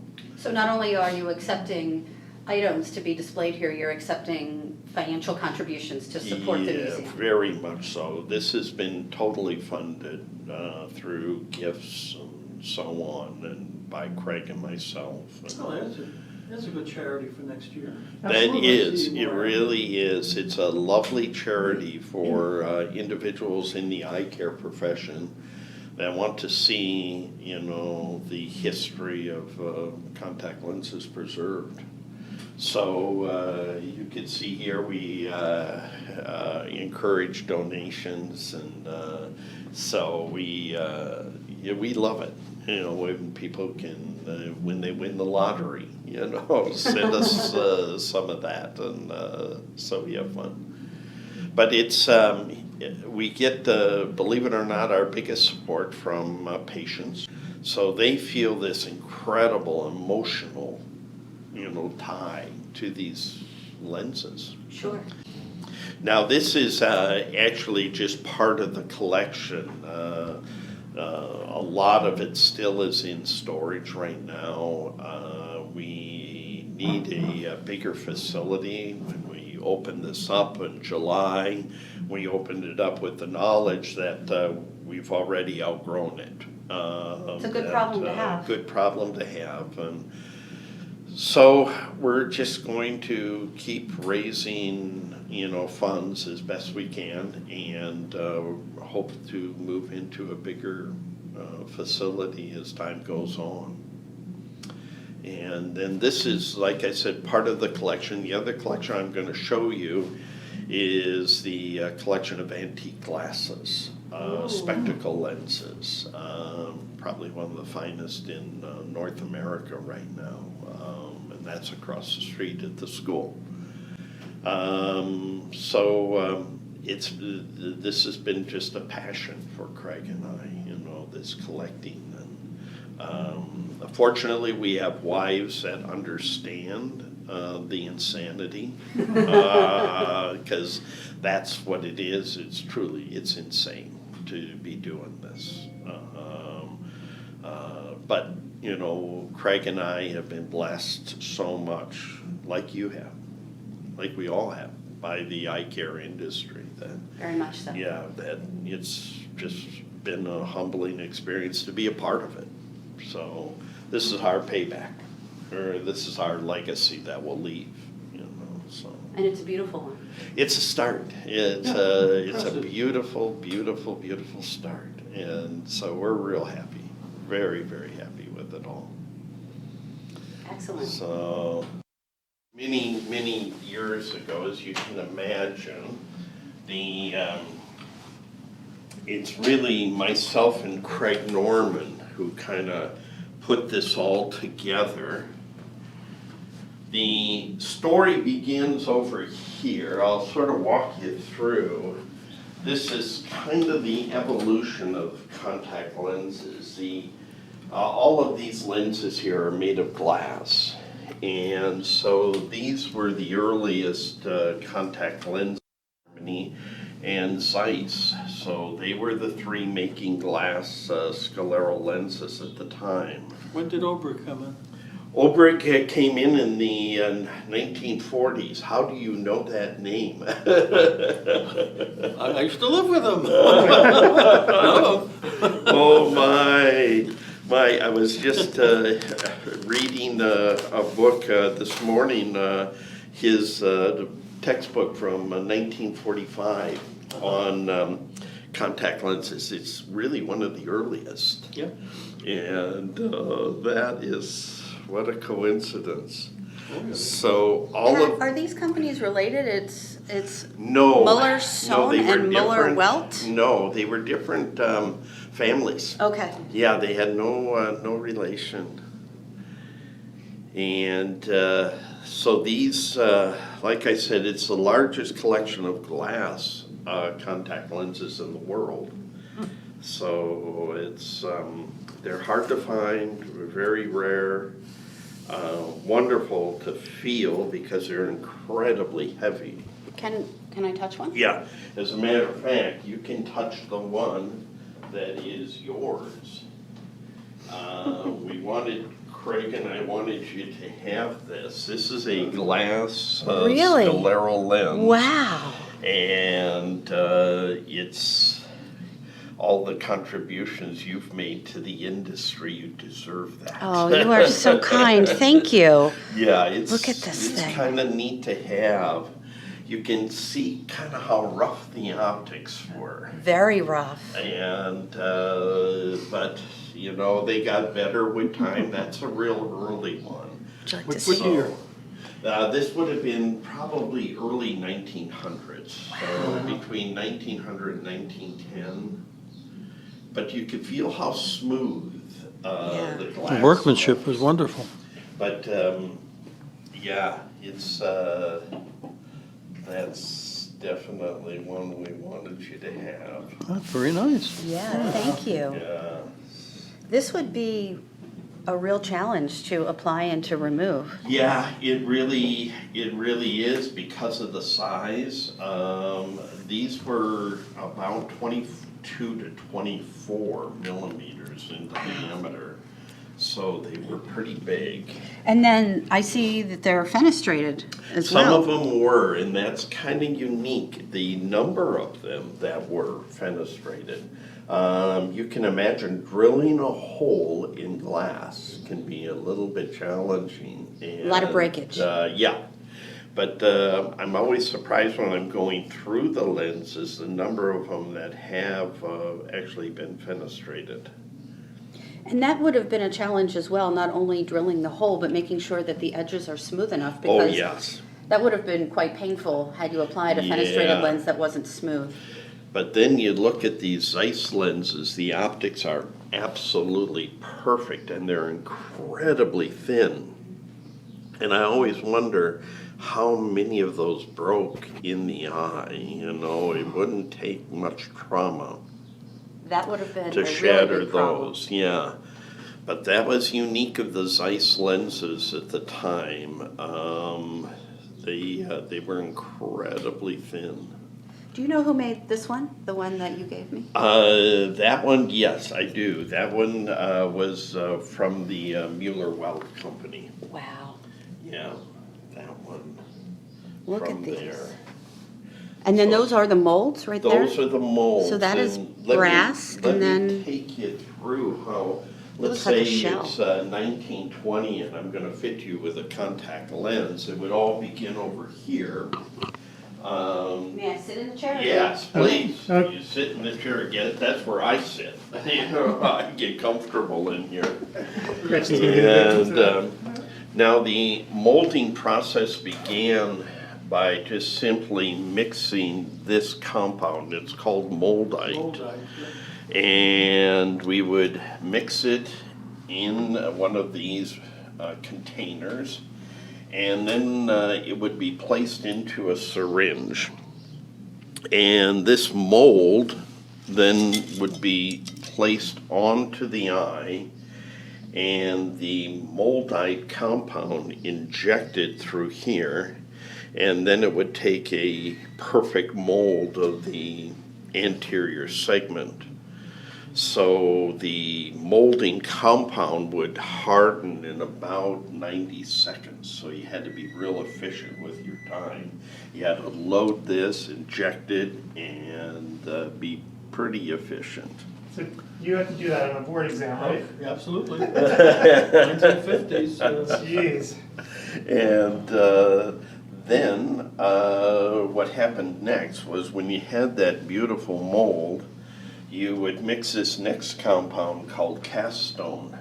And that cast stone then was just like a concrete, but incredibly fine, powdery concrete. And then you would let it harden, and then you would have this beautiful impression of the eye. Now, back in the day, before World War II, a second mold would have to be made of brass. And the reason for that is that when the lens was actually turned into a contact lens, it was made of glass, and the glass would just simply, the heat of the glass would destroy the moldite, so it had to be turned into a brass mold.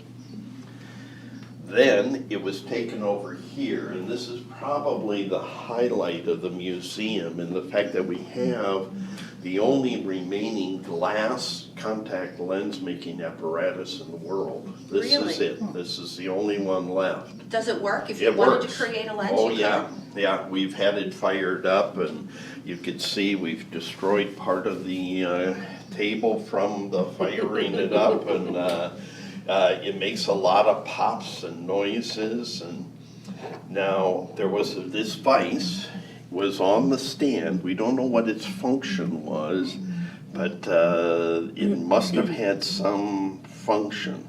The problem with this instrument is that nowhere can we find anything written on how to manufacture the contact lens or how they were manufactured. So we're having to piece it together little by little. Now, the If I push this, is something going to happen? yeah, Oh, push it. Push it? Yeah, push both of them. This one. Oh my And God. it still works. That's the amazing thing. We fired up these motors, and they were still working. This is incredible. So, now, the way it worked was you attach the mold, the brass mold of the shape of the eye here. Top two, I think. Perfect. Now, that bottom, yeah, no, you got it. You got them both. Good. And what would happen is you had natural gas and oxygen that were mixed together. Those were, it wasn't propane. Propane hadn't been invented yet, so they actually used natural gas back in that day. And so the gases were then mixed up here to the appropriate concentration, and these valves controlled the amount of oxygen versus the amount of natural gas. It looks like it's a very non-precise process. Exactly, very non-precise. Then they had these 2x2 wafers of glass that were set right here. And then this was just simply brought around once the glass had been molten, and this just brought down and an impression made of the contact lens. And that's the mold right there. That's the mold So you would of the swap eye. that out depending upon the Yeah. patient you're creating this for. And then in this little container, when I got the instrument, it was just filled up to about here with asbestos. Oh, excellent. So that made it all complete. So then you would bring it back here, drop this mold, and because it was flaming hot from being in contact with the glass, and it would fall into the asbestos where it would be cooled. And now with these little tools here, the residual glass would be broken away. And then you saw over here how the edges were rounded, and then the power placed on the front of the lens with this. Now, the only thing we can think of here is that this was actually operated by hand to oscillate the application of the power on the front side of the lens. That's all we can actually kind of surmise. We don't know how else it was driven. And but everything came with the unit. It was intact, and it's actually from, of all places, Perth, Australia. Don Ezekiel. Yeah, Don Ezekiel. And if anybody would have something like this, it would be It'd him. be him. And you'll see as you go through the museum, many of the pieces are from Don's collection, and it was probably the largest in the world. And he gave it all to us, so we're really super fortunate to have that. And he got his basement back. I'm sorry? He got his basement back. Yes, he had his garage. He had it in his laboratory, but when he sold the laboratory, it moved into his garage. So he was kind of grateful, but again, sad to see it all go away. And but to have the only one remaining, now this is for this. A mechanical tool then, nothing to do with creating the contact lens. No, just strictly for changing out the gas. If you wanted to, is there gas in there? Could No. you make one? No, we keep the live ones in my garage at home, but these are actually empty. And So you have filled ones if you wanted to? yes. I mean, I don't know that I'd put Oh, asbestos there, but you sure. could create yeah, a glass yeah. lens? We're the only ones in the world that can make glass contact lenses if you need one. Have you tried it? Oh, yeah, we've tried it, and it's incredible. Just, there's a lot of experimentation, getting the temperature right, getting just the exact amount of natural gas and the exact amount of oxygen. But you could see that it would be very easy to accomplish.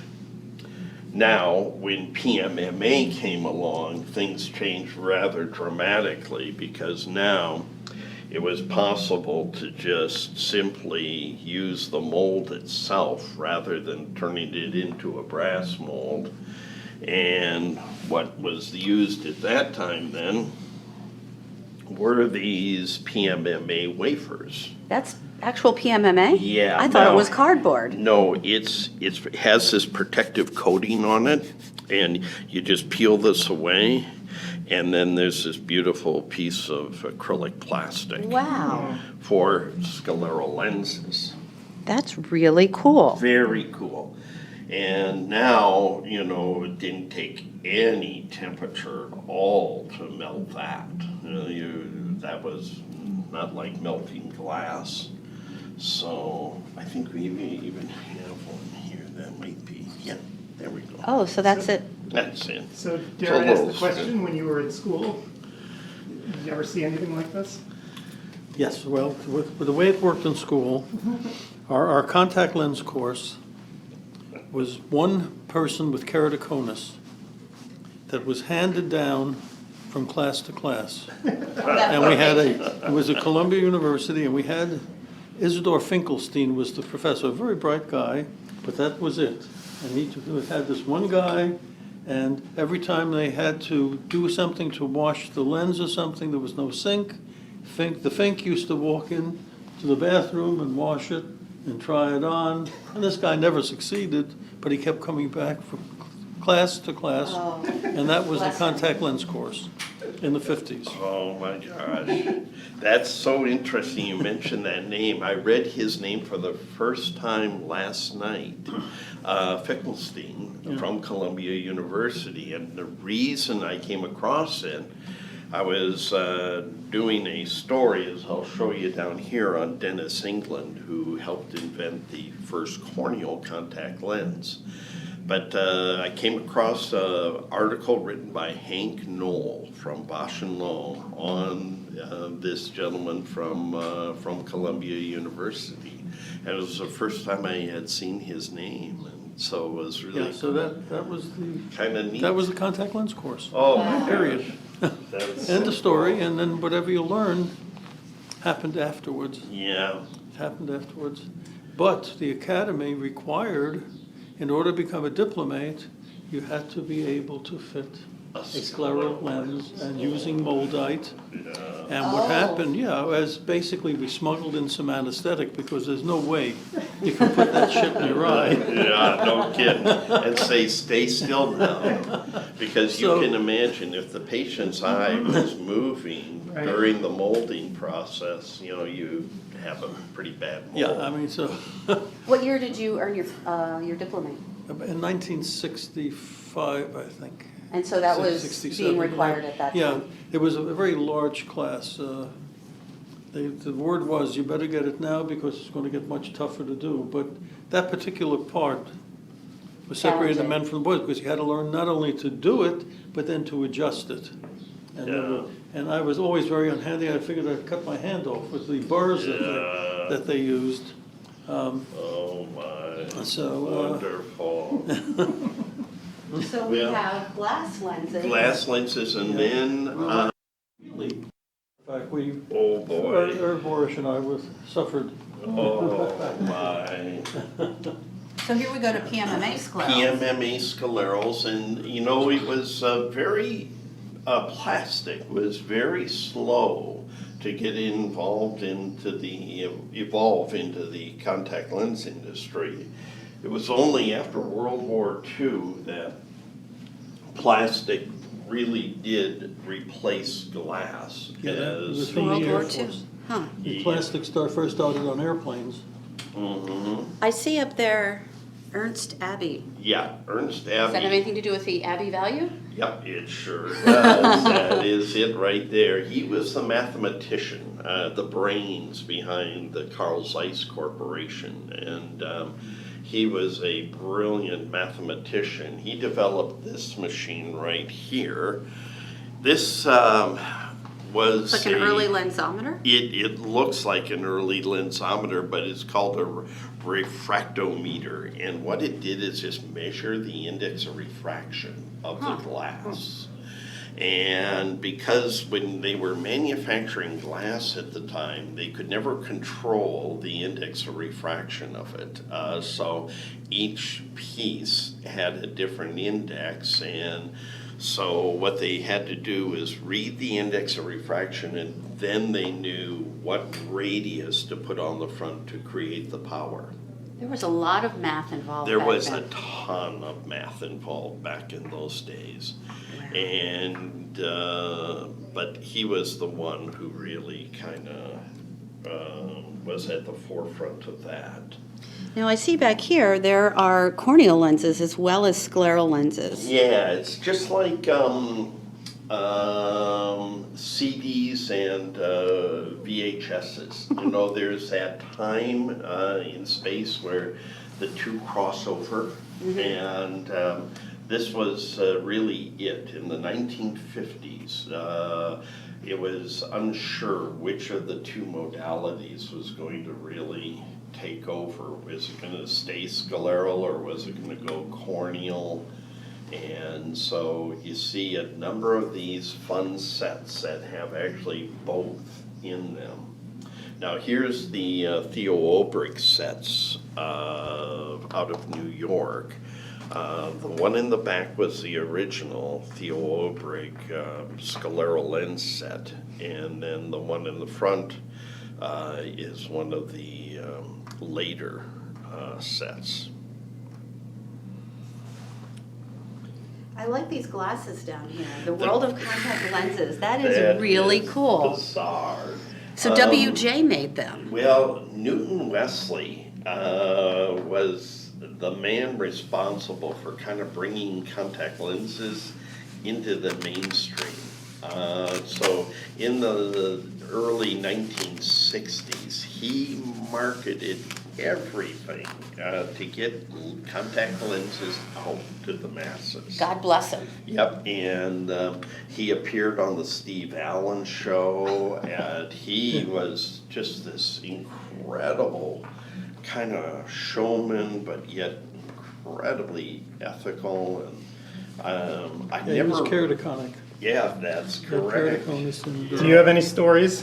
well, yeah, he had a partner, George Jessen, Yeah. and George was a glad-hander type of salesperson, and Newton was the front guy with the research type of thing. Right. And They did everything, and they not only market glasses, but I remember they used to hand out ties. Oh, I've got Christmas, one. it says contact lenses on it. Yes, it's so funny you should mention that. You're the only one I've ever known right there from the Newton there it Wesley is, yeah. company, and but he was just this incredible marketer. Yes. And it was just so cool what he was able to do. That's good. Somebody needs to get the word out. Well, and little known fact, it was Newton Wesley who founded Pacific University College of Optometry. Is that right? I didn't know that. Yes, it's a rather kind of long and sometimes sad story because he founded it, but then had to give it up and sell it because of World War II and the internment camp.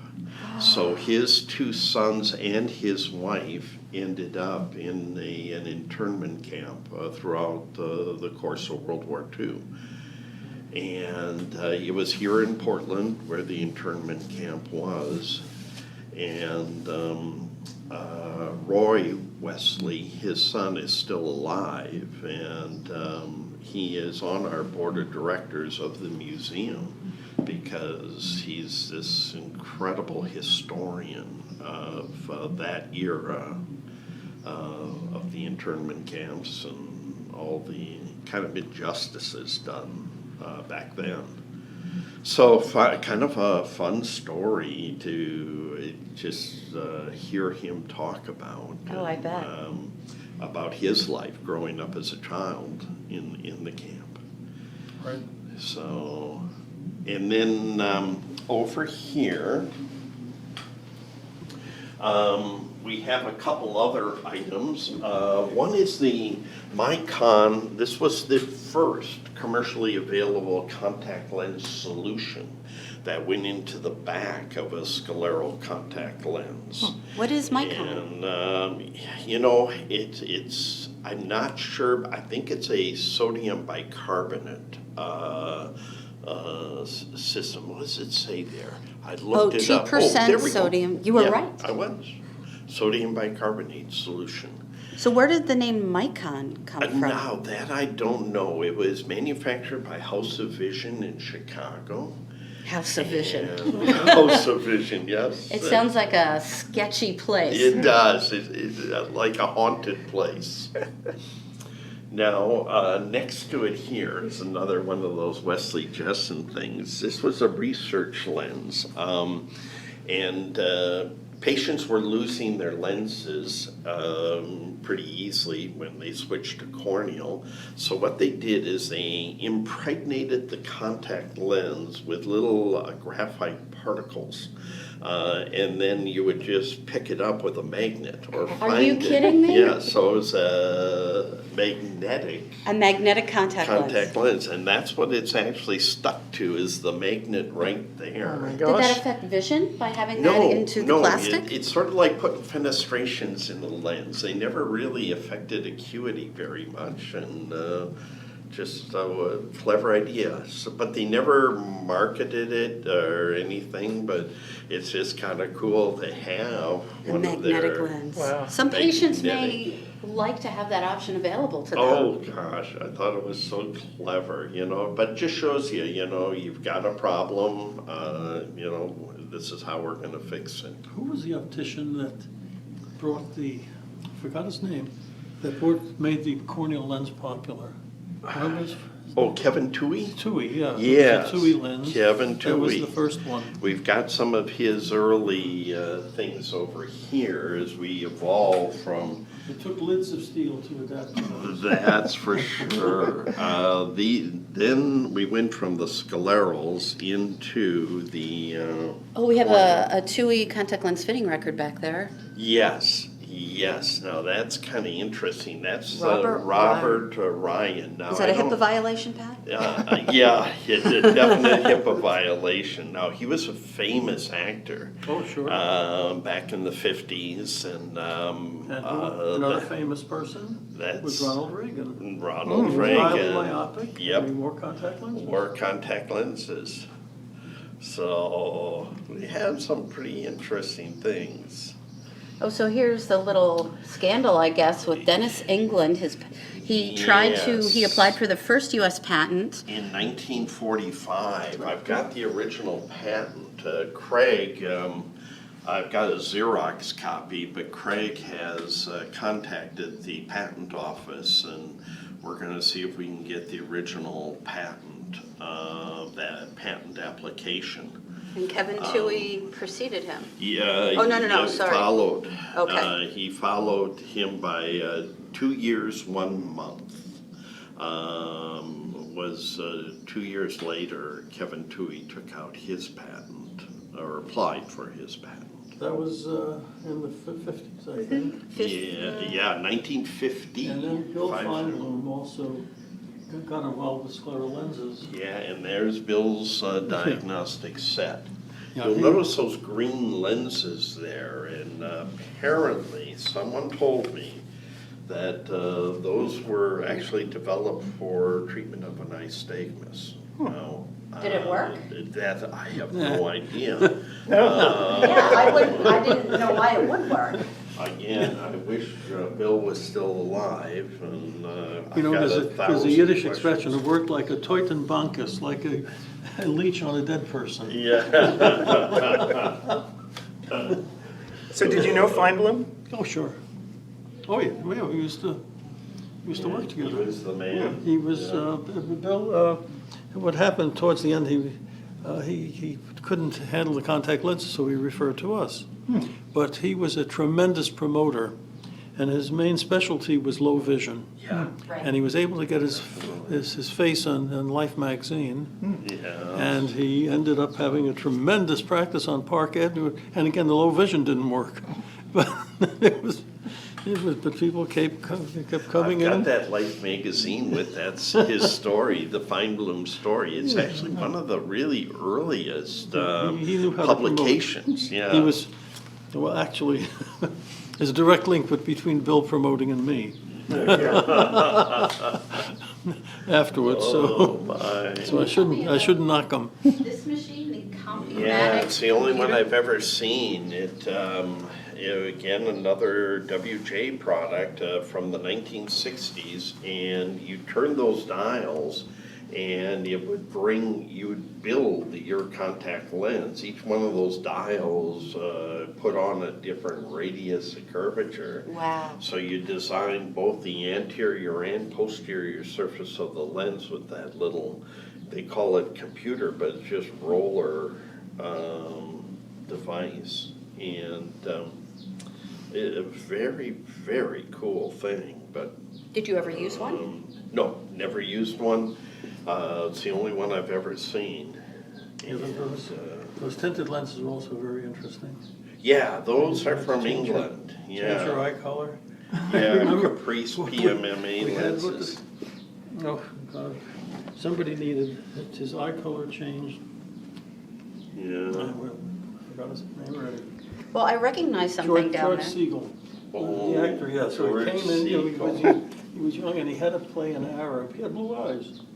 So he had to play an Arab in some sort of film he was in, so Columbia Pictures sent him in, he was in New York in those days, so we had to give him one of those lenses. So I gave him the lenses and I gave him a bottle of anesthetic. When he was shooting, because he suffered with those, they were thick and they were terrible, Oh, so he had to have dark eyes for the shoot. Did you see the movie afterward? No. No. Maybe it didn't even come out, I don't know. Yeah, it could Who knows, be. many of Maybe them don't didn't. make it. I see a bottle of Pliagel down there. I haven't Yeah. heard Oh my gosh. that name in a long time. Yes, Plygel, and the ones behind it, the yellow ones are called LC65. They were big items back in the 60s for PMMA. And what happened in the 50s and early 60s, these lenses were very thick. And somebody came up with the idea of what if we fenestrate them? And they put 4 little holes in, and they called it the vent-air contact lens. Yeah. So vent-air, and then became a marketer for the thing. They did a tremendous amount of advertising, and they ended up with offices all over the country. Wow. Vent-Air was one of them. There was one other company from Chicago that also. Yeah, stores. there was a Spirovent, Spirovent had one. and Just happen to have some of it right here. yes, yes. Here's an original TUI brochure, and let's see. I don't know if I have my Ventair out there. See, No, and I then guess I After don't. that, the lenses were so thick that the people were terribly uncomfortable, and that's when I went into practice. And Ted, my partner, worked for Ventair down the street, Oh boy. and he sent people over to Yeah. me. And then we came up with the bright idea, says, hey, if they're so uncomfortable with thick, why don't we make a thinner lens? Oh boy. So we formed a company called Micro Thin Contact Lenses, and we got one Orthodox Jew to work in Brooklyn in a lab, Uh-huh. and he was the micro thin maven. He was the one that did it, and we had a thinner lens, and because we had a thinner lens, we were able to succeed where Ventair failed. So we built up a very large PMMA practice in those years. How did Ventair feel about Ted? They didn't know he worked for us, and then after that, he left there because the practice got big enough that we were able to. Now, over in this cabinet is the early evolution of soft lenses. Soft lenses were developed by that gentleman there, Otto Wichterle, in Prague, Czechoslovakia. He started working on the material in the early 1960s.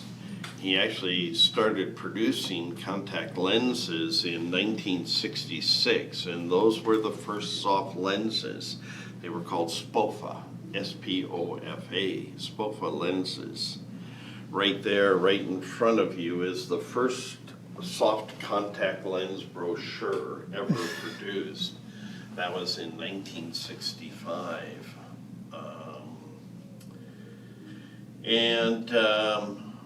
These lenses here really do represent the first key mount or first soft contact lenses. I've got one hydrated there. The rest are stored dry. Wow. Very kind of neat to have those as part of the collection. These were the original SPOFA cases from 1966. And about the same time, a company in upstate New York and Toronto started this Bionite company, which was a Griffin lens. Well, I've never heard of that. Yeah, that was the high water content lens. It had about a 55% water, but you see it goes back to that same time frame as the Otto Wichterle lenses.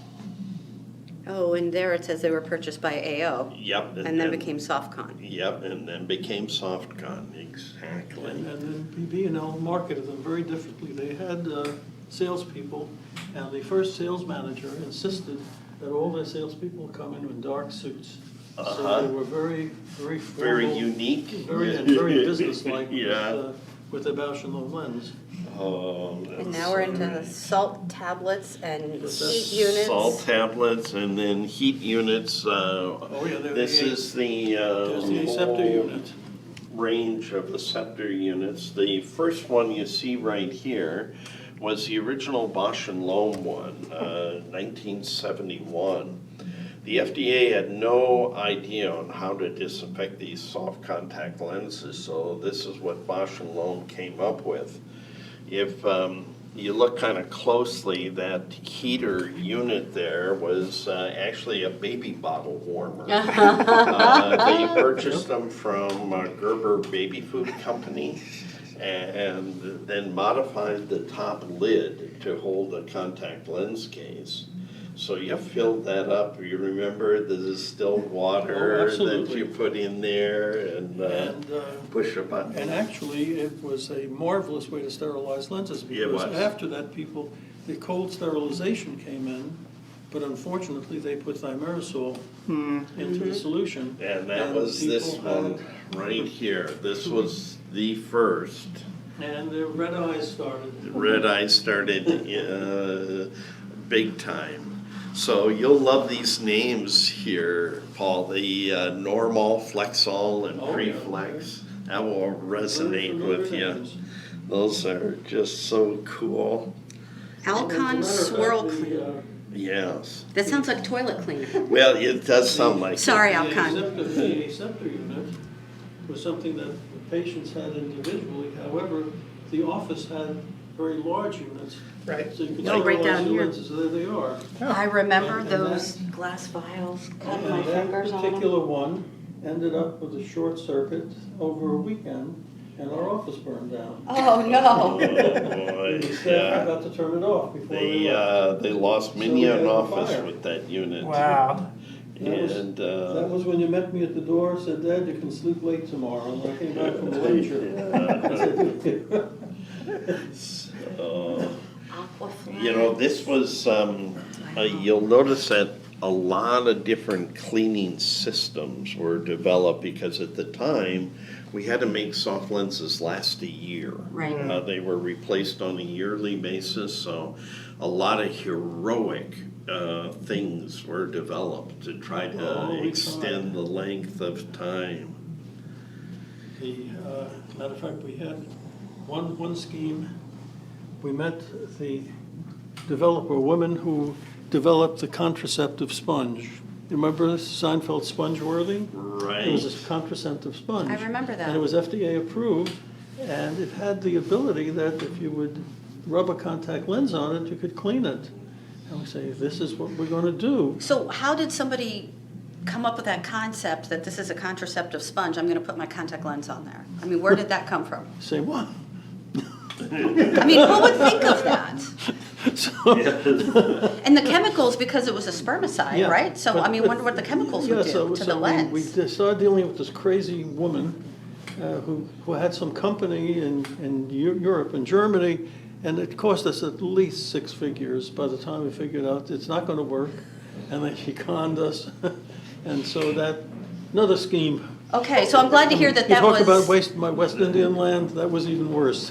but, so that actually, nobody ever really did that, so she No, took we- you we for a just- ride, okay, I'm Yeah, glad to hear that. absolutely, I mean, not that you were taken for a No, ride, no, I'm not I- glad, I but that haven't- nobody I was haven't cleaning their taken for many lenses on a rides. contraceptive That was sponge. only, weren't that was only, Yeah. that was only one of the many rides.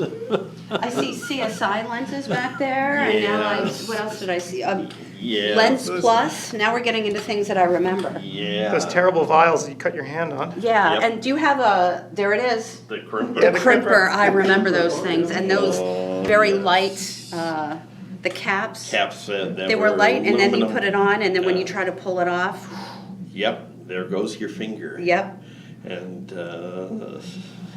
so it's just so much fun. Then lenses, I never made it. The 3M lens, called the Advent lens, lasted in the marketplace just a few months, and it was a pure fluorocarbon contact lens.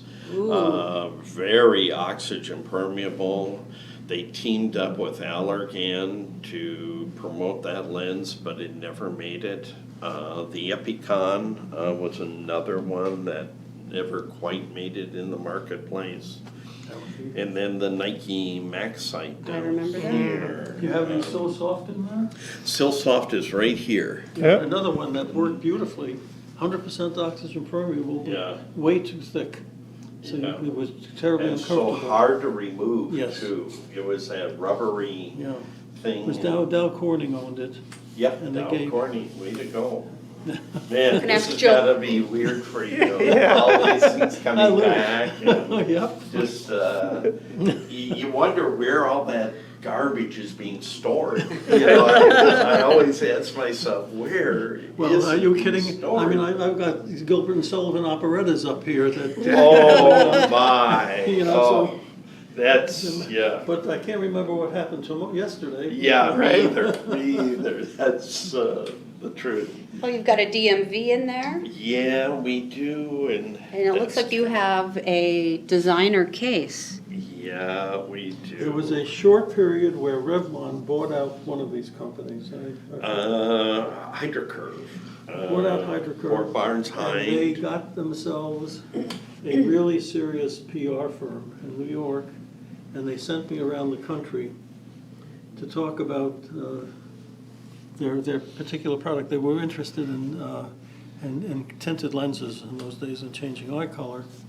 And but they got me on morning shows all over the place by using a great PR firm. And that's when you did Phil Donahue. You know, Phil Donahue came through that as well. These you'll remember. Now these were I wear called contact lenses. medical alert bracelets, and they were developed for PMMA lens wearers who had been involved in auto accidents and maybe in a coma, because what was happening is people were wearing PMMA contact lenses. They'd be in a 2-week coma. They'd finally look at their eyes and find a huge ulcer sitting there. So these medical alert bracelets made everyone aware of the fact that they were wearing contact lenses. And then these old Shiatz tonometers, you'll remember those. Yes. Both you and I were trained on those back in the day. And, Wow. really beautiful instruments, and obviously replaced by applanation tonometry. And so... You know what you need? Oh, you do have it over there. I see, you need I was looking at this trial lens set. You need Oh, a yeah. lens cabinet. Oh, yes. I have a friend at one of the practices where I worked, and she had one of those old, it was a big piece of furniture with the lens. It was beautiful. I wanted it. Oh, no, I wanted those are, they sell for a lot of money now, Yeah. as you can imagine, because they are just beautiful. And read this Barbie doll I thing. saw that. Ooh. Why does it say looking for Ken? Yeah, I just put that in there. It's a little sexist, yeah, Patrick. a little bit, but. Oh wait, on loan from the Craig Norman Barbie doll collection? That's totally awesome. Yeah. We need to find out what other Barbie dolls Craig has in his collection. Yeah, we really don't know. And you've got eclipse glasses in Yeah, there. it's part of our history. 2017. That was really interesting, that we had done a story about how to protect your eyes during an eclipse. And there were there was so much interest drawn during that very short window of time of people talking about that and vision and blindness and looking at the sun. So it was a great news hook and great PR for all of eye care. It was a wonderful opportunity for eye care to tell the story. And then we have a collection of eye cups there, and this was kind of the original treatment for blepharitis. And I don't know why it went out of vogue, because it's still perhaps one of the better treatments for cleaning the lids and lashes, and very popular in the 30s and 40s. As you can see, a lot of different styles came out. And Well, maybe it will come back into vogue, because neti pots are coming back into vogue. yeah, Similar concept. Yep, exactly. I mean, that looks like patent medicine, though. What is that, McElroy's lotion? What is that? Some of these were mixtures that you would put into the eye cup, and not sure what some of these actually had within them, but you'll see in the forefront the bicarbonate of soda tablets. That's what was usually used. Baking soda? Yeah. And This is really cool. And I see some instrumentation up here now, too. it starts over Placido here. discs. These are all from the early 1900s. These are all keratometers, ophthalmometers.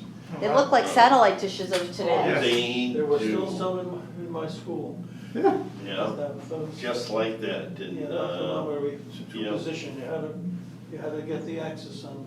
Yep, and they rotate, and I swear that they could still be used today. They're the electronics would just have to be redone, but other than that, they're fully functional. Yeah, there's the old slit lamps too. Yeah, the old slit lamps, and you know, you really realize that very little has changed in the optics of eye care. Optics are just such a fundamental thing. So this says circa unknown for this clock, and I'm guessing 60s. Yeah, you know, some of this stuff I'm still trying to track down, you know. I need to get out to Bosch and Lohm. So much of the history of optics in this country originated there, and I've been in contact with their curator there, and a lovely person, lovely woman. American Optical still do. You know, that's the other one. American Optical in Massachusetts, are they still around? That I am not sure of. And if they're still around, AO was a big, big company. And then back here, we have some interesting things. One, this is our little humble library. What we're trying to do is also get all of the books ever written on contact lenses, and any articles, brochures, anything related to contact lenses, we're trying to archive and save as well. Does the AOA library have? You know, I'm surprised the AOA does not have a very complete collection. I've always been kind of a little taken back by the fact that they haven't taken their kind of the history of optometry a bit more serious. And in Indiana, also, they have the Historical Society. Oh, yeah. They should have. Yes, and so we need to get involved with all of those folks. Now this, here's a company you'll remember, Milton Roy company. It's American Optical, and this was the original inventory system for fitting contact lenses. And they came in two diameters, 8.2 and 8.7 diameter lenses, all PMMA. And then, but still a fairly complete set. So not many of those. Your mother wore them. Really? She wore PMA for a lot of years. And then, of course, this is a bathroom, but of course we had to deck it out with all of this antique stuff. And so this is really quite fun. And so really anything historical related to eye care, we jump on, Craig and I. This is something you might remember too, the old Leslie Jessen photo keratoscope. PEK is what it was called. And again, that was another WJ product. And these are the projectors I used for many, many years. I know, I know. Sure. See, the thing is that back in those days, that equipment never wore out. No, It's like these Those old, chairs? all these old Greens refractors. You know, they still are 100% functional today. The workmanship that went into all of these instruments was just unbelievable. And then the other thing that was always amazing to me is how heavy all of this stuff, because it was all made with cast iron, especially this chair. This is pure cast iron, and from the 1950s. And an old B&L keratometer. What do you think, Dad? Do you think you could still work it? What's that? I bet you he Well, could. no, It would this- come this- back to you. This is a slit lamp, it's not. Yeah, It's it's not a just keratometer. the, And there's the Burton lamp. yeah, Used the to Burton put lamp. black light. Yep. People used to use. This one I fluorescent. thought was very unique. It was on a mobile stand, and you would Oh, patients wheel it love that. around They and put fluorescent in and it lit up the a lens. whole lot. So this is the phoropter? Look at how tiny it is. Yeah, that was one of the real early That's an early one. phoropters. Now here's one of the original phoropters, these Zhang phoropters, and what you did here is you use your loose lenses and you would put them in here, and then your auxiliary lenses, the prism, would move into position, Maddox rods, all of these things. So this was the earliest of them. And then they evolved into that one there. Wow. This So, is 21, this had a joystick already. yeah, So this is a Yeah. newer model. that's a newer 1950 Zeiss. Newer. So yeah, Newer, yeah. That's what I had. 1950. As a matter of fact, most optometrists didn't use one. I remember Yes. when I was in the 60s, I joined the, they put me on the committee, the contact lens committee. There were very few people that limited their practice, so even though I was very young, they put me on there. And basically there was a problem because opticians in those days were the leaders in contact lens Delivery. fitting, you know, and delivery. But the optometrist said, no, they didn't like that idea. I said, well, you know, one thing you could do is make it the state of the art that everyone has to have a slit lamp examination when they wear contact lenses. And then the AOA in their wisdom says, we can't do that because many of our members don't have a slit lamp and you'll estrange them. So not only didn't they have sinks in their exam rooms to wash their hands, they didn't have a slit lamp to examine eyes. But people survived. Yeah, they need it somehow. Goes back. Hey, Hi, hi. how are you? Hi. See you tomorrow. You betcha. Sounds good. I love it. So is These- this yours or is this the school's? No, this is mine. Mine and Craig's. Completely. And now the story here begins actually in all places, China. China was the first country to produce spectacle lenses. And these are some of those early spectacles. Many of them are made of tortoiseshell, and some made of brass.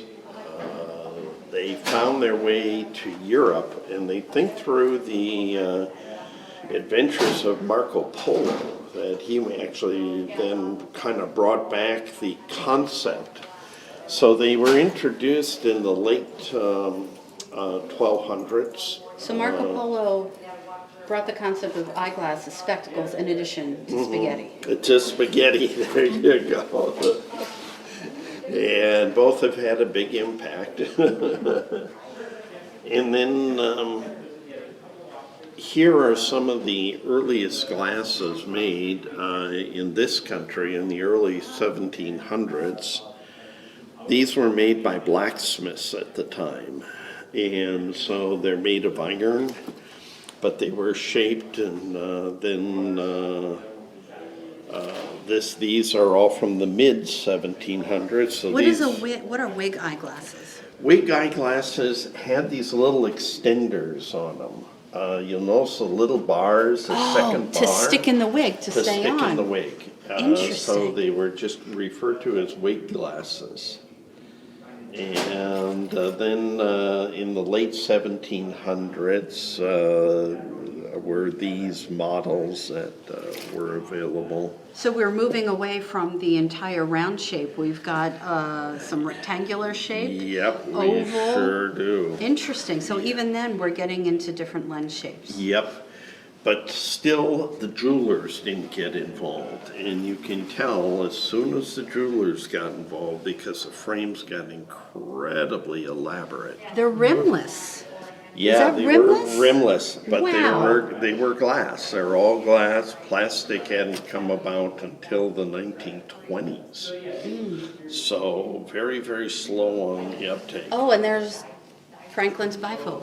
That's an original 1700 Franklin bifocal. Where did you find that? Again, been collecting my entire life, and That's incredible. yeah, yep. The only thing that I miss about these glasses, and same thing with the contacts, you just wish they could talk. Oh, of And course. just tell us your history and tell us where you've been. Would be just so absolutely fascinating. And then what happened then, pince nez, and then the Oxford frames, very similar. The Oxford frame used a little spring to hold the glasses on the eyes.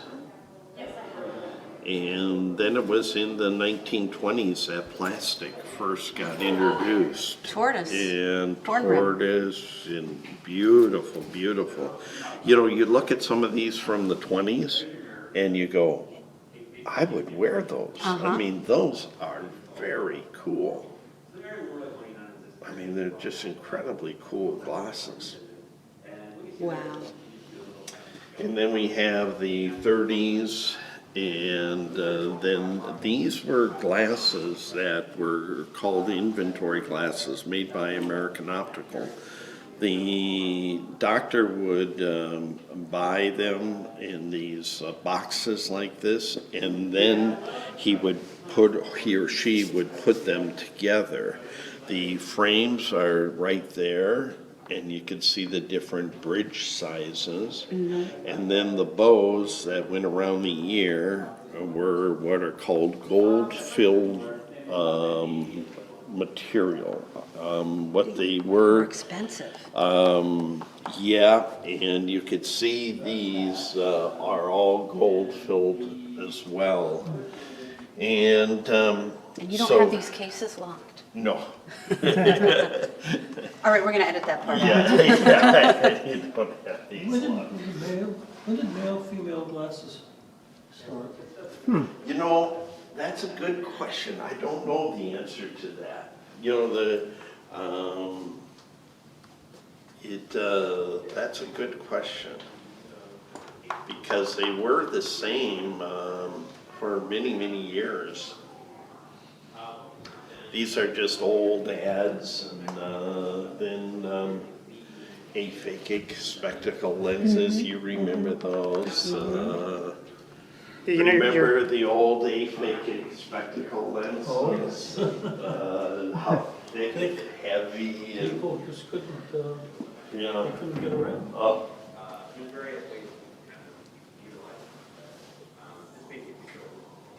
so here are some of the old optics books. We have the Irv Bosch refraction book that you and I were raised on. Yep. And that one's actually signed by Irv, Oh, wow. so kind of special. Pat, So- would you tell us how you came about this idea? What prompted you and Craig to start a collection? Well, you know, like most collections, you start collecting things one at a time, and then one day you wake up and you find you've got a museum sitting in your home, in closets, garages, and we found ourselves in that situation, and then decided that we were just going to open up a contact lens museum. How long did it take you to curate the collection in here? A long time, and that's an ongoing endeavor. trying to do something of this magnitude while you're working full time and everything else, got full curriculum and back there, it's been very busy, but as you can see, it's just such a joy. It just brings so many smiles to so many faces when you bring older practitioners through here, because another relic in. yeah, right, it really, it's so true. Why don't you embalm me? because- I have to get a few more years. You can take Yeah, me and that's stand me right. up. We'll put you in the chair. There you go. That won't be creepy at all. No, it won't be creepy at all. But no, you're so right. It's just so many memories then come back to all of us that were touched by contact lenses. It's when you think about how contact lenses have changed so many people's lives and course. changed their lives. All those keratoconus patients, irregular cornea patients. It's humbling, to be a part of having this history. So we felt that, Adam was one of the younger patients. Where did you get your lenses? You were 9 years old? 9 years old. Yeah. Yeah, so Yeah. you're probably one of the younger contact lens wearers. yeah, they're in so many millions of people's lives have been changed so much with these. Now, if practitioners have anything lying around their basements or garages or the Oh. back room of their practices, would you be interested in hearing from them? Yes, we'd be very interested. That's where we pick up a lot of these relics. Every practitioner, literally everyone out there, has one or two items that have been given to them by an elderly patient, or they took over a practice that had been established back in the 30s or 40s, and somewhere in their archives are these treasures, that they've not known what to do with them. They hold on to them because they don't take up a lot of space, but they don't know they know they can't throw it out. Right, of course not. But they're looking for a place to send it. This is the place. This is the place to send it. So there, it can be archived, taken care of properly. Craig and I have spent, hours and hours learning about curating an optical museum like this. There's a lot that goes into it. We had to then apply for a nonprofit organization, a 501c3 with the government. We got that, so we're official. So not only are you accepting items to be displayed here, you're accepting financial contributions to support the museum. Yeah, very much so. This has been totally funded through gifts and so on, and by Craig and myself. Oh, that's a good charity for next year. That is, it really is. It's a lovely charity for individuals in the eye care profession that want to see, the history of contact lenses preserved. So you can see here we encourage donations, and so we love it. When people can, when they win the lottery, send us some of that, and so we have fun. But it's we get, believe it or not, our biggest support from patients. So they feel this incredible emotional, tie to these lenses. Sure. Now this is actually just part of the collection. A lot of it still is in storage right now. We need a bigger facility. When we opened this up in July, we opened it up with the knowledge that we've already outgrown it. It's a good problem to have. Good problem to have. And so we're just going to keep raising, funds as best we can, and hope to move into a bigger facility as time goes on. And then this is, like I said, part of the collection. The other collection I'm going to show you is the collection of antique glasses. spectacle lenses. Probably one of the finest in North America right now, and that's across the street at the school. This has been just a passion for Craig and I, you know, this collecting. And fortunately, we have wives that understand the insanity, because that's what it is. It's insane to be doing this. But you know, Craig and I have been blessed so much, like you have, like we all have, by the eye care industry. That Very much so. yeah, that it's just been a humbling experience to be a part of it.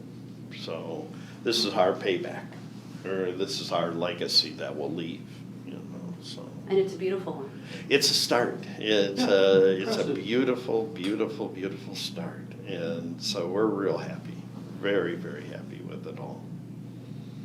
Excellent. So many, many years ago, as you can imagine,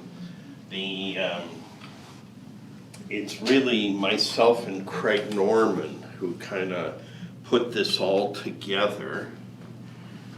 The story begins over here. I'll sort of walk you through. This is kind of the evolution of contact lenses. All of these lenses here are made of glass. And so these were the earliest contact lenses in Germany and Zeiss. So they were the three making glass scleral lenses at the time. When did Oberg come in?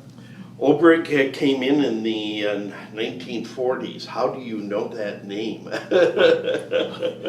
used to live with him. Oh my. I was just reading a book this morning, his textbook from 1945 on contact lenses. It's really one of the earliest. Yep. And that is, what a coincidence. So Are these companies related? It's no, Muller Sohn they were and Muller different- Welt? No, they were different families. Okay. Yeah, they had no relation. And so these, like I said, it's the largest collection of glass contact lenses in the world. So it's they're hard to find, very rare, wonderful to feel because they're incredibly heavy. Can I touch one? Yeah, as a matter of fact, you can touch the one that is yours. Craig and I wanted you to have this. This is a glass Really? scleral lens. Wow. And it's all the contributions you've made to the industry. You deserve that. Oh, you are so kind. Thank you. Yeah, it's Look at this thing. kind of neat to have. You can see kind of how rough the optics were. Very rough. And, but, you know, they got better with time. That's a real early one. Would you like What to see? year? This would have been probably early 1900s. So between 1900 and 1910. But you could feel how smooth the glass The workmanship was wonderful. But, yeah, it's, that's definitely one we wanted you to have. That's very nice. Yeah, thank you. Yeah. This would be a real challenge to apply and to remove. Yeah, it really is because of the size. These were about 22 to 24 millimeters in diameter, so they were pretty big.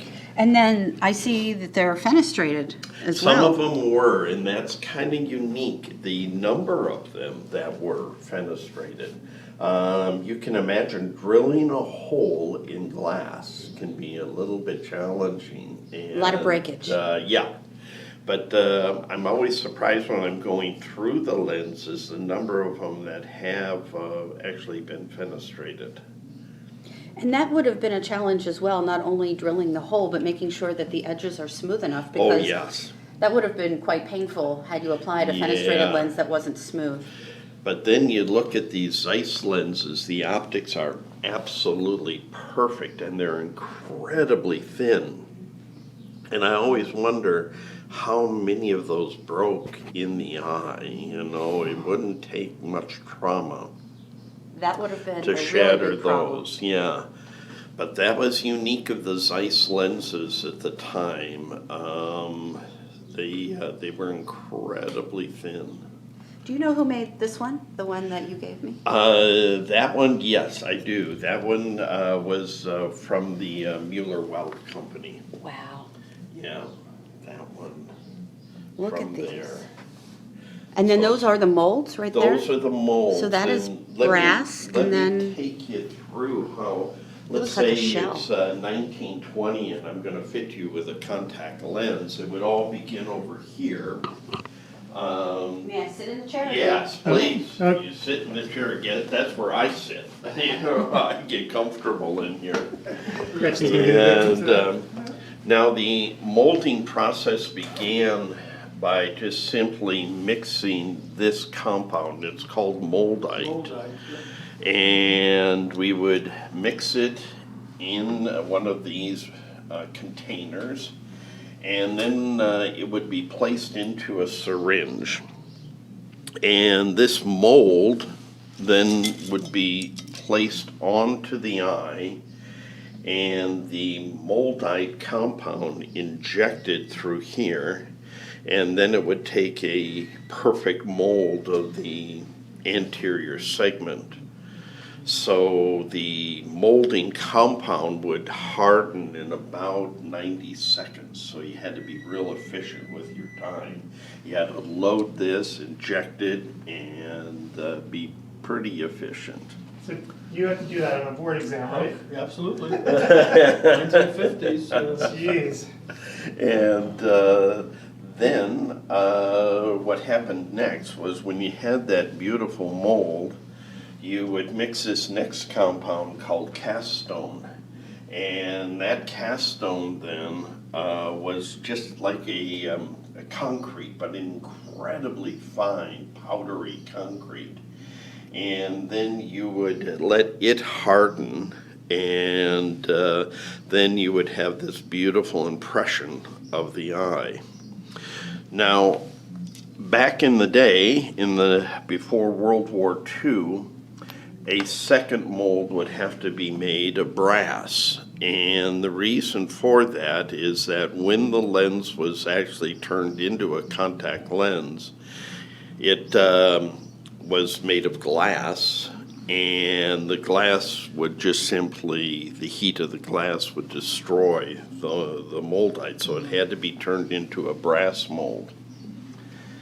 Then it was taken over here, and this is probably the highlight of the museum, and the fact that we have the only remaining glass contact lens making apparatus in the world. This is Really? it. This is the only one left. Does it work? If you It wanted works. to create a lens, Oh, you yeah, could? yeah. We've had it fired up, and you could see we've destroyed part of the table from the firing it up, and it makes a lot of pops and noises. And now there was this vise was on the stand. We don't know what its function was, but it must have had some function. The problem with this instrument is that nowhere can we find anything written on how to manufacture the contact lens or how they were manufactured. Hey, So everybody, I having think we're to back. piece it Let me stop this together movie. little by little. Stop the presses. Now, the If I push this, is something going to happen? There we go. Okay, so we are back. Hi, Hello, we're everyone. back. Hope So- you like the movie. Yeah, so it was a fun event and a fun place to visit, and I hope if you're ever by Pacific, you have the chance to go up there and visit Pat. So It was really cool. I am a geek, and my first love has always been contact lenses, so it was really interesting for me to see some of this older stuff. yeah, And some of those lenses were going back to the 1800s. yep, And then the way Patrick has it, or Patrick and Craig have it arranged, it goes then into PMMA, and then you see as we get into corneal lenses, and it took a while until we saw things that I remembered when I first got involved with contact lenses, and it was really cool to see some things. Like, for example, one thing I pointed out was a bottle of Playa gel. Right. I said, oh my God, I haven't seen that for years. And that was from a long time ago. And there were some other really cool things that were there. And I'm very anxious to see the rest of their collection when they're able to move to a bigger location, because I'm sure it's like any other museum where you've got so much that you can put out, Right. but not room for everything. And then, of course, there's their spectacle collection, and that is Pat's. That's actually over in the school, Right. and it's a separate. I have some pictures that I'm. So I put it in the video, actually, the very last part, like Cool. 5 minutes of it, so people could just get a sense of what it looked like. Yeah. There are some really cool things there, and I never knew that there were wig glasses, because until people figured out really how spectacles are going to be constructed, the temples would go and fit so you could tuck them into your wig, and I never knew that people did that. Who so, knew? Interested in optometry, and I'm a history buff, so this just melded very well together for me. It was just really cool. I'm so glad we had the opportunity. Yep. And remember, if you have any old stuff in your office taking up space, they want it. So Absolutely. Take a look and look through it so that your family isn't left trying to figure out what is valuable and what is not, because chances are they're going to throw it all out and Patrick will cry because he wants it. okay. Absolutely. So let's now we are moving on. Paul just asked here and Steve, who else are we going to be interviewing today? Let me tell you who we're going to be interviewing We this have afternoon. quite the list. So Here we have a go. list of people here right in front of me. So this afternoon, well, there's a million people, but I just want to let we're going to be talking to people from Science-Based Health, from VTI, all of our sponsors. Hopefully, we're going to have Paul Super as well, who is giving a talk on telehealth. He's going to be at 3:30 our time, and that's going to be a really interesting one because I want to learn more about what he is doing. Absolutely. It's a very big topic. So we'll get to all of our speakers in a minute, but right now we're running late actually for Zach, and I don't want to keep him waiting. Hi, Zach. We're coming. We're coming, Zach. So let me pull you up here. Let me put your title up on the screen here too, Zach. Zach knows everything about nutrition. He does. So he's a good guy to talk to you about this. Okay. You okay? That was Zach on my watch. Oh, was he saying, where are you He's people? like, ready when you are. Okay, so hang on, Zach. Prompt. We are late. We are terrible. Yeah, Zach, we are having quite a day here today. And we'll tell you all about it. Yes, whether you want to hear it or not. Okay. Well, for those of you wondering, the sickies are now up and moving, and they look like they are not the living dead any longer. So Adam's wife and son seem to be doing okay, and we'll see how it goes throughout the rest of the day, if they can have solid food. You've heard of the sundowning effect, right? So I'm just waiting for when the sun goes down. We're going to see how they feel. It'll be interesting. And I'm getting out of Dodge Yeah, and you're before getting that out of happens. here. So, all right, so let's get Zach here.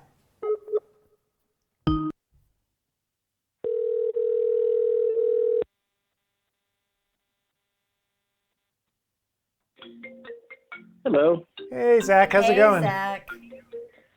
Hey guys, how's it going? Good. Oh my gosh. It's been a day already. Yeah, I'm sure you guys have just been going and going. I've been watching some of the live stream and enjoying it. Did you see the movie that Adam put together? I don't know. I saw the little tour of the that was the it. museum. Yep. Yeah, that was cool. Yeah, very cool. So how are you? I'm doing great. Are we live? We are live. We certainly are. All right. Okay. Yeah, I'm doing really great. I'm excited to be here and enjoying some of the courses and stuff. Yeah. Excellent. Cool. Well, I've been building you up all morning, Zach. Oh, thank you. Because you're here. You're with Science-Based Health, and you know more about nutrition and eye care than just about anyone that I know. So it's kind of fun to have you here today because this is something that I think a lot of people dabble in. They don't know that much about it, so it's always important to learn more, right? And as the name of your company implies, right, science-based health. You guys take a really scientific approach to nutrition and eye care. I think the name of their company gave that away. Yeah. So, see, I'm just a little slow. Yeah. Spoiler alert. Yeah. Yeah, well, I mean, the thing that actually throws people is that we actually resemble our name. We actually do follow what we're named after, and that's, I guess maybe that's not usual these days, but it's really been sort of part of our DNA. We were the first eye supplement company in the U.S. And we've been innovators in the area of eye nutrition. So we've really had this sort of rare opportunity to kind of help kind of shape a whole industry as it grew. And we were started by eye doctors who saw a lot of confusion and patients sort of using supplements inappropriately, and who really wanted to bring it back into the realm of evidence-based medicine and science. And so we work with nutrition scientists and researchers and others who really take a hands-on role in our formulas, and who also kind of work with us on new research into nutrition and eye health. So we're involved in a lot of direct research, and we also cover a lot of areas of eye health, from dry eye to AMD to glaucoma and diabetes. Probably our leading product is HydroEye, our dry eye product. But I would say that our glaucoma product, optic nerve formula, has been really kind of growing too. So it's been exciting to be sort of the nutrition guy from the days when it was sort of like, who is this sort of wacko, to it becoming sort of more mainstream now. Right. And it's been kind of a fun ride. Yeah. Well, why don't we talk a little bit about the science behind what's going on, because there's so many misconceptions and the science is changing all the time. So why don't you just give us the big overview? What is going on out there?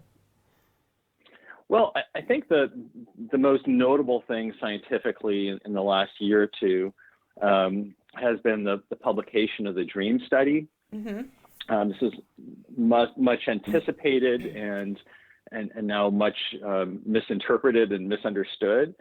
But I mean, it's always sort of alarming when you see things that maybe get kind of twisted in media reports and things like that. But it's also an opportunity to kind of step in and have a conversation around it.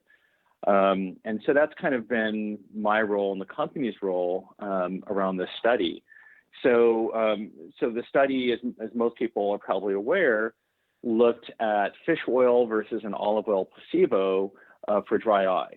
And we could spend our whole period here just on that study, but long and short, the results weren't quite what some had hoped, at least, and that is to see a significantly better performance with fish oil than the placebo. However, both of the groups did improve, and so we've been sort of taken apart and sort of clarifying that. But at the same time, one thing it's also sort of allowed us to kind of have a conversation about omegas for dry eye in general, because that's a passion of mine and the company's. And we use an omega that's a little different, that they talk about extensively in the DREAM protocol. But that isn't found in your diet or fish or flax. And they couldn't include in the study because they just didn't have quite enough funding for it. It's called GLA, or gamma linolenic acid. It's from black currant seed oil in HydroEye's formula. And though it's not found in your diet or very common out there, there have been 7 randomized trials for it for dry eye. So there really has been sort of a burgeoning area of research behind it. And what's unique about it is that it has a targeted effect on the tear film, stimulates tear production and reduces inflammation on the ocular surface, really supporting all 3 layers. And so it's really a different approach than just fish oil, which is very healthy. We have a nice fish oil product we just don't recommend for dry eye. And so HydroEye was really the first dry eye product on the market. and it's evolved over the years. It's been validated in a randomized clinical trial done by ophthalmologists and optometrists at Baylor and Virginia Eye Consultants. And the cool thing about it is that a lot of the aspects, sort of scientifically or from the geek perspective, that make it unique. I'm looking at me here. That I'm holding up the mirror because I am the geek. But a lot of those things relate back to things that patients appreciate. So because it's primarily the GLA is plant sourced and the formula primarily is plant sourced, there's no fish smell or taste. So there's also less GI upset. Because you need fewer milligrams of GLA to reduce inflammation than like a fish omega, the capsules are smaller, and so they're easier to swallow. It's kind of our formulation approach of kind of reverse engineering a very specific biochemical pathway in dry eye also makes it unique to the practice. So that if you're offering a dry eye supplement, there's not a dozen like it at Walmart and GNC and everywhere. Right. And then we guarantee it. So anyone who's not happy after 60 days, they get their money back. We've been doing that for about 20 years.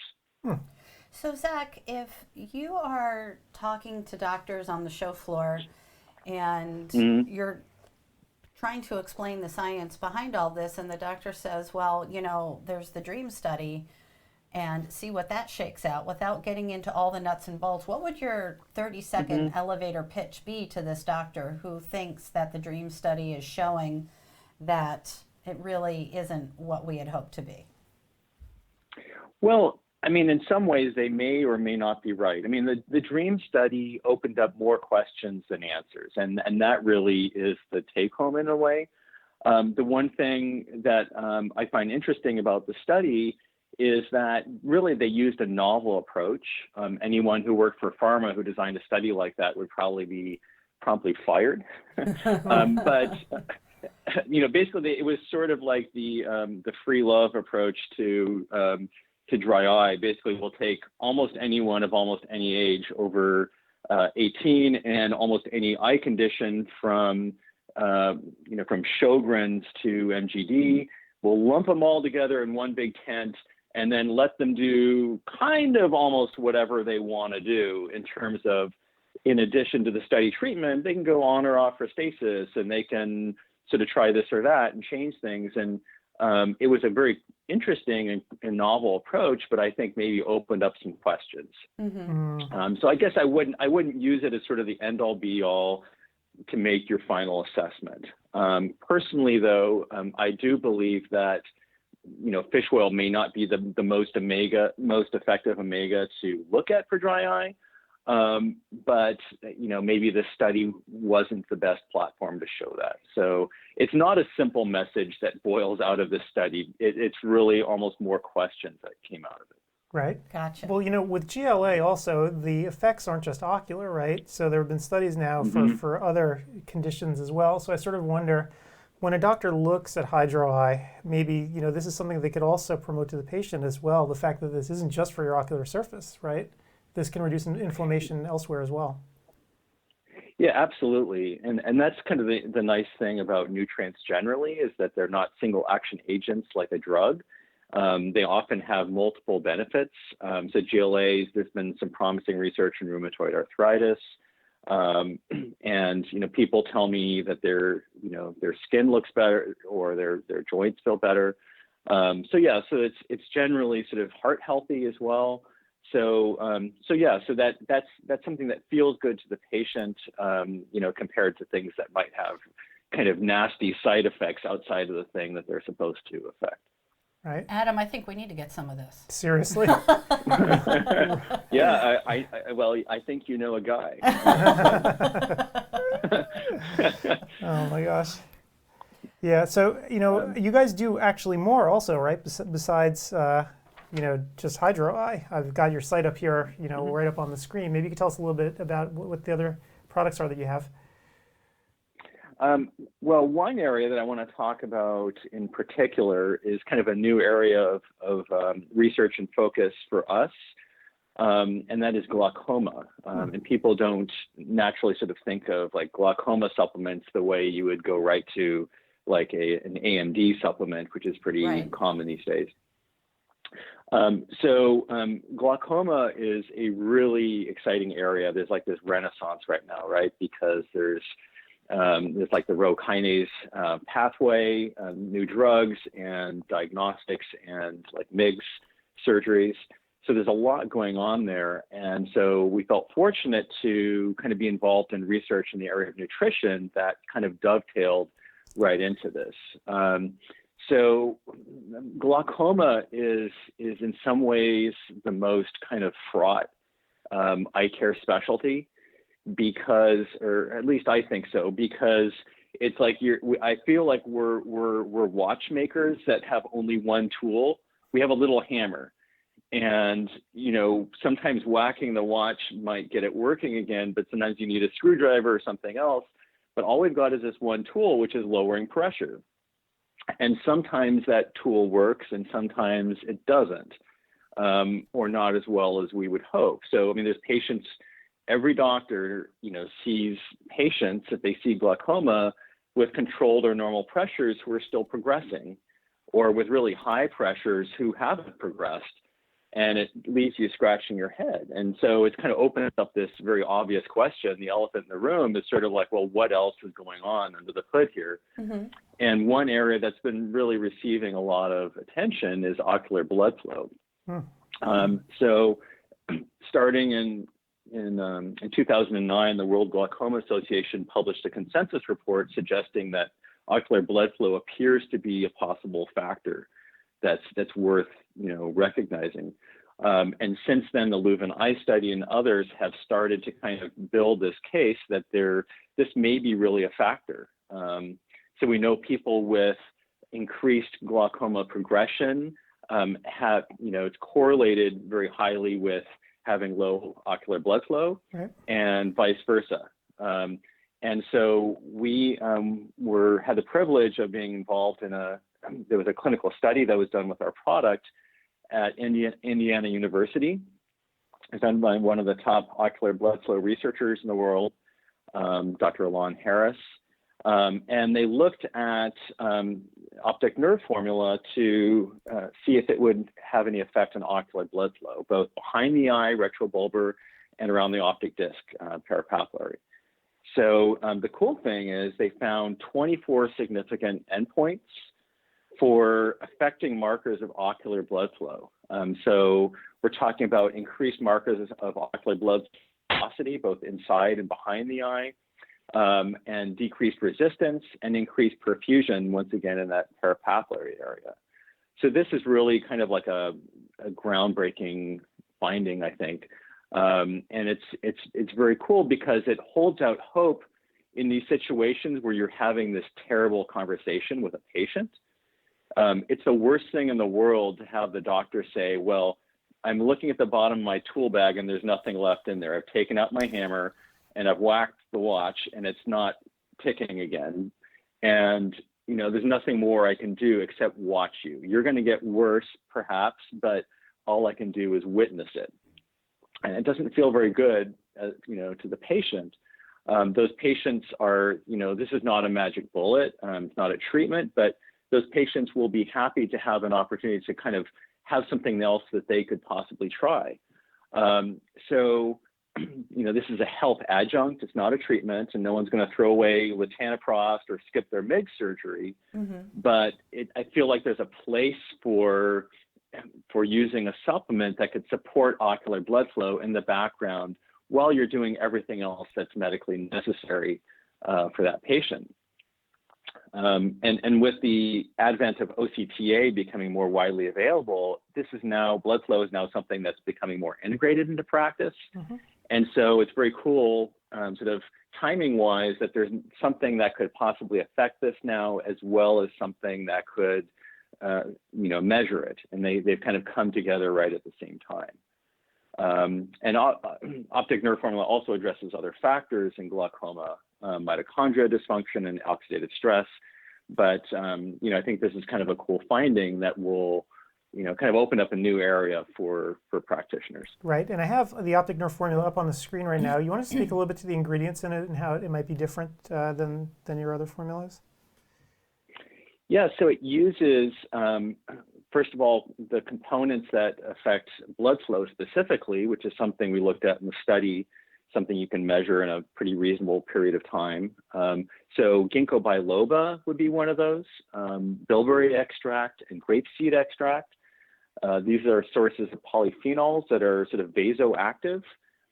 People who eat the highest or in the highest quintiles of blueberry and strawberry intake have a significantly lower risk for stroke, for instance. So they really act on blood vessels.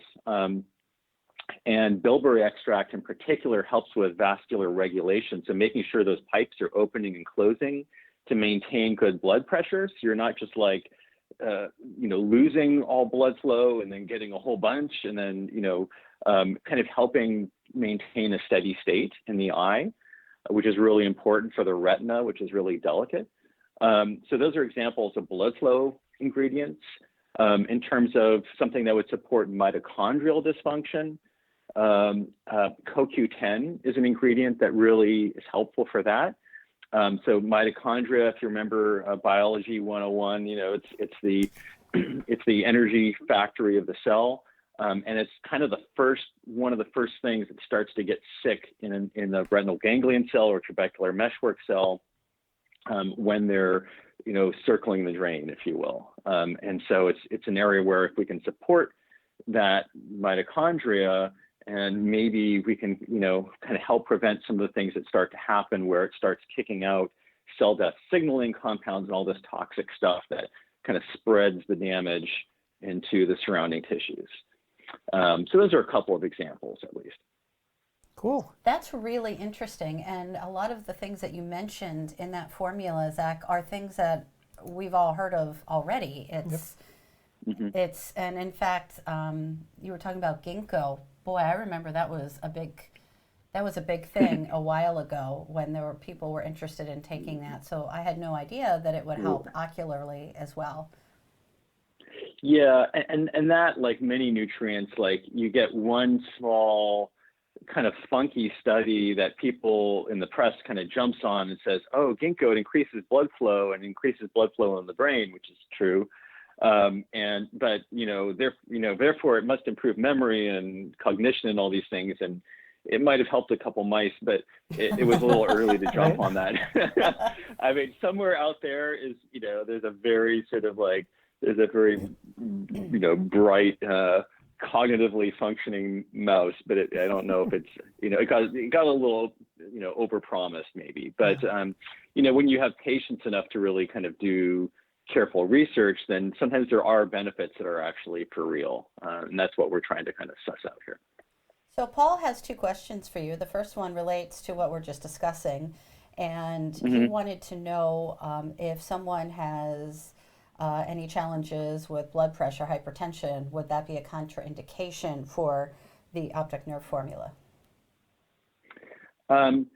So one thing that we were very happy about in the study was that there was no change in blood pressure or in intraocular pressure in the study, and that's good. And we're not trying to sort of get into the realm of what a IOP lowering drug would do, and we don't want to mess with blood pressure.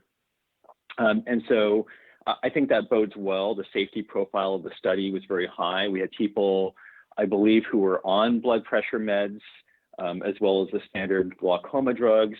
Actually, half of them had diabetes as well. So they're, obviously hypertension goes along with that disease as well. But we didn't really see any adverse effects there. So I think it's pretty kind of safe in that regard. And his second question is going back to HydroEye. He wants to know if you suggest any mechanical devices in conjunction with that. Absolutely. I think when it comes to dry eye or any kind of eye health area, you can't have just one tool in your bag. So you need a good diagnostic. I think mybography is really helpful to kind of show the patient what's going on and impart for them the need for treatment or to take a supplement like HydroEye. And in terms of sort of, meibomian gland expression there's a lot of new devices out there. I think the TearCare device is really great. I think a lot of them have something to contribute. The iLux and the LipiFlow. I think they're all sort of really good contributions. I think things like TearCare would be a pretty easy thing to put into your practice. A lot of these things, you need more than one thing for the patient. It isn't just HydroEye. We would love if we had the silver bullet, but there is none. So I think it's really good to incorporate. You don't need to spend a lot in your practice. You don't need, you don't need a lot of fancy stuff or a lot of things. But if you can start with just a couple of basics, one in each of maybe 3 categories, then you can start getting a foothold on starting to treat dry eye confidently in your practice, and then build from there. Right. Good advice. All right, so let's get crassly commercial now. Are you ready? I know Hit me. Gretchen loves when I get crassly commercial. So you guys obviously are here at the show. Take off my geek hat. Yeah, there you go. Let's go put on the commerce hat. So we have, you have a booth here, and you have a special going on, as I understand, if that's correct. A special for people here at the show. So you want to tell us all about it? Pimp it out, Zach. Yeah, go for it. Yeah. All right. Okay. So we have a buy one case, get one case free special at the show. All you have to do is go to the show specials, the tab on our vendor page, and there's a link there to send an email. It's all set up for you, and then we'll get you started there. So it's a unique offer actually, because we don't offer this at the I guess brick and mortar, you'd call them, trade shows. Only the generally. online ones.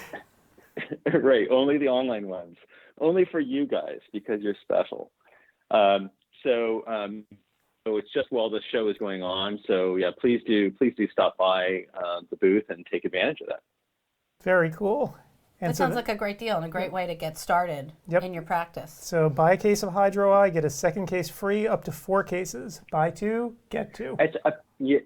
Yeah, and it's actually up to 2 cases, I believe. I think it's just total 2. Buy 1, get 1, I believe, if I remember right. And then, and it's just for new customers. But if you're an existing customer, just email us and we can see what we can do for you. Excellent, because you know a guy. That's right. I do. All right, cool. Well, Zach, thank you so much for being here today. This is great, and we're going to keep talking about you guys throughout the show today and tomorrow, and we'll be blasting out an email as well to everyone at the conference, reminding them to come and stop by your booth. All right. Well, thanks, you guys. Appreciate it, and enjoy the rest of the meeting. Thanks, Zach. Thanks so much. #Hamnet. All right. Hamnet. All right. Take care. Bye-bye. Bye.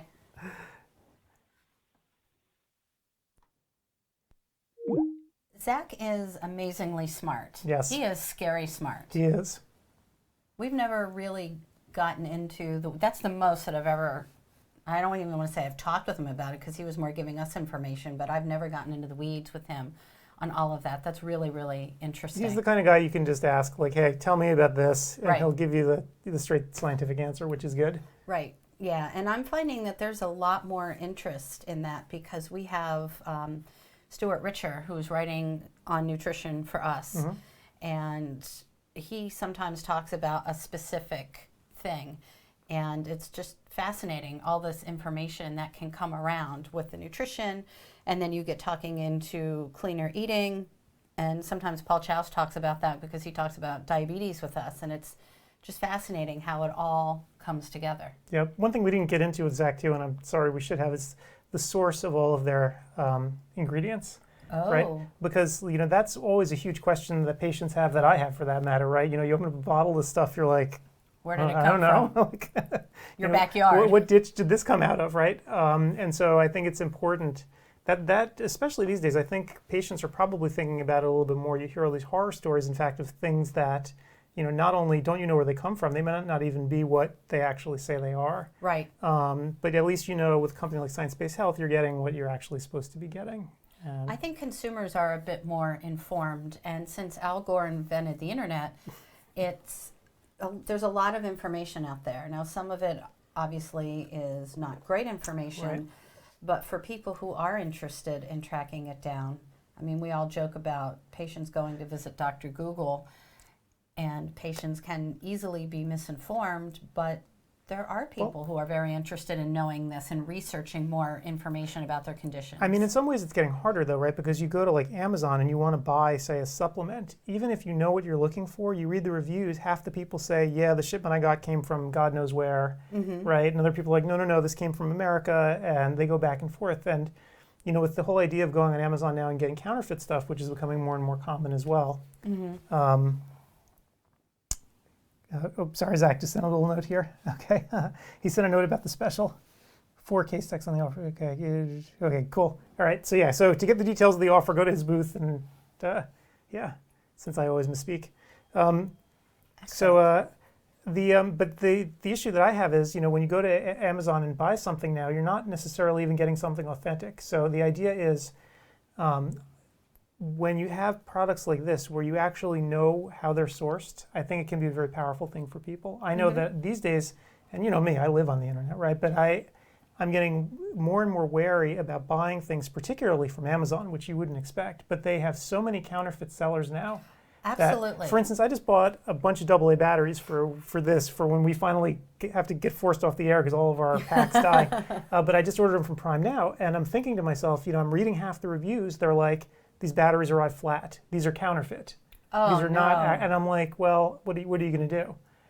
So having a source, you know, like Science-Based Health, where you know what you're getting and who you're getting it from, I think is increasingly a powerful message that consumers are going to be getting. What kind of batteries are you ordering? These are, you know, high-end, whatever, Energizer lithium. Okay, so it's like Duracell or Energizer. But people are getting counterfeits. Counterfeit batteries? People are getting counterfeit SD cards, memory for like cameras and phones and stuff as well, that have the Samsung label on them, but they're not real. So what is it? Just an empty piece of plastic? No. It actually works. It's a functioning SD card, but people were wondering, how come it doesn't perform as fast as it should? And it's because it wasn't real. Counterfeit.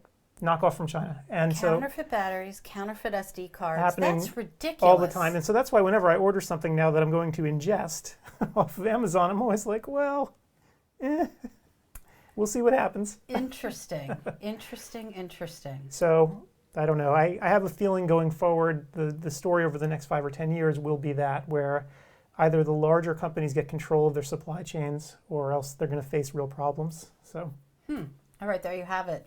Adam What do I Farkas know? made a prediction. Me and my flat batteries and terrible SD cards. I don't know much else. All right. So what's going on? I guess what we should do right now, since we have a little bit of time.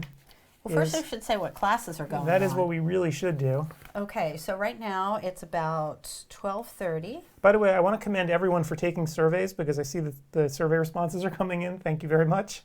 Oh, good. Excellent. At the end of each class, because we really need that. COPE requires it, and if we don't do it, people yell at us, so I don't like that.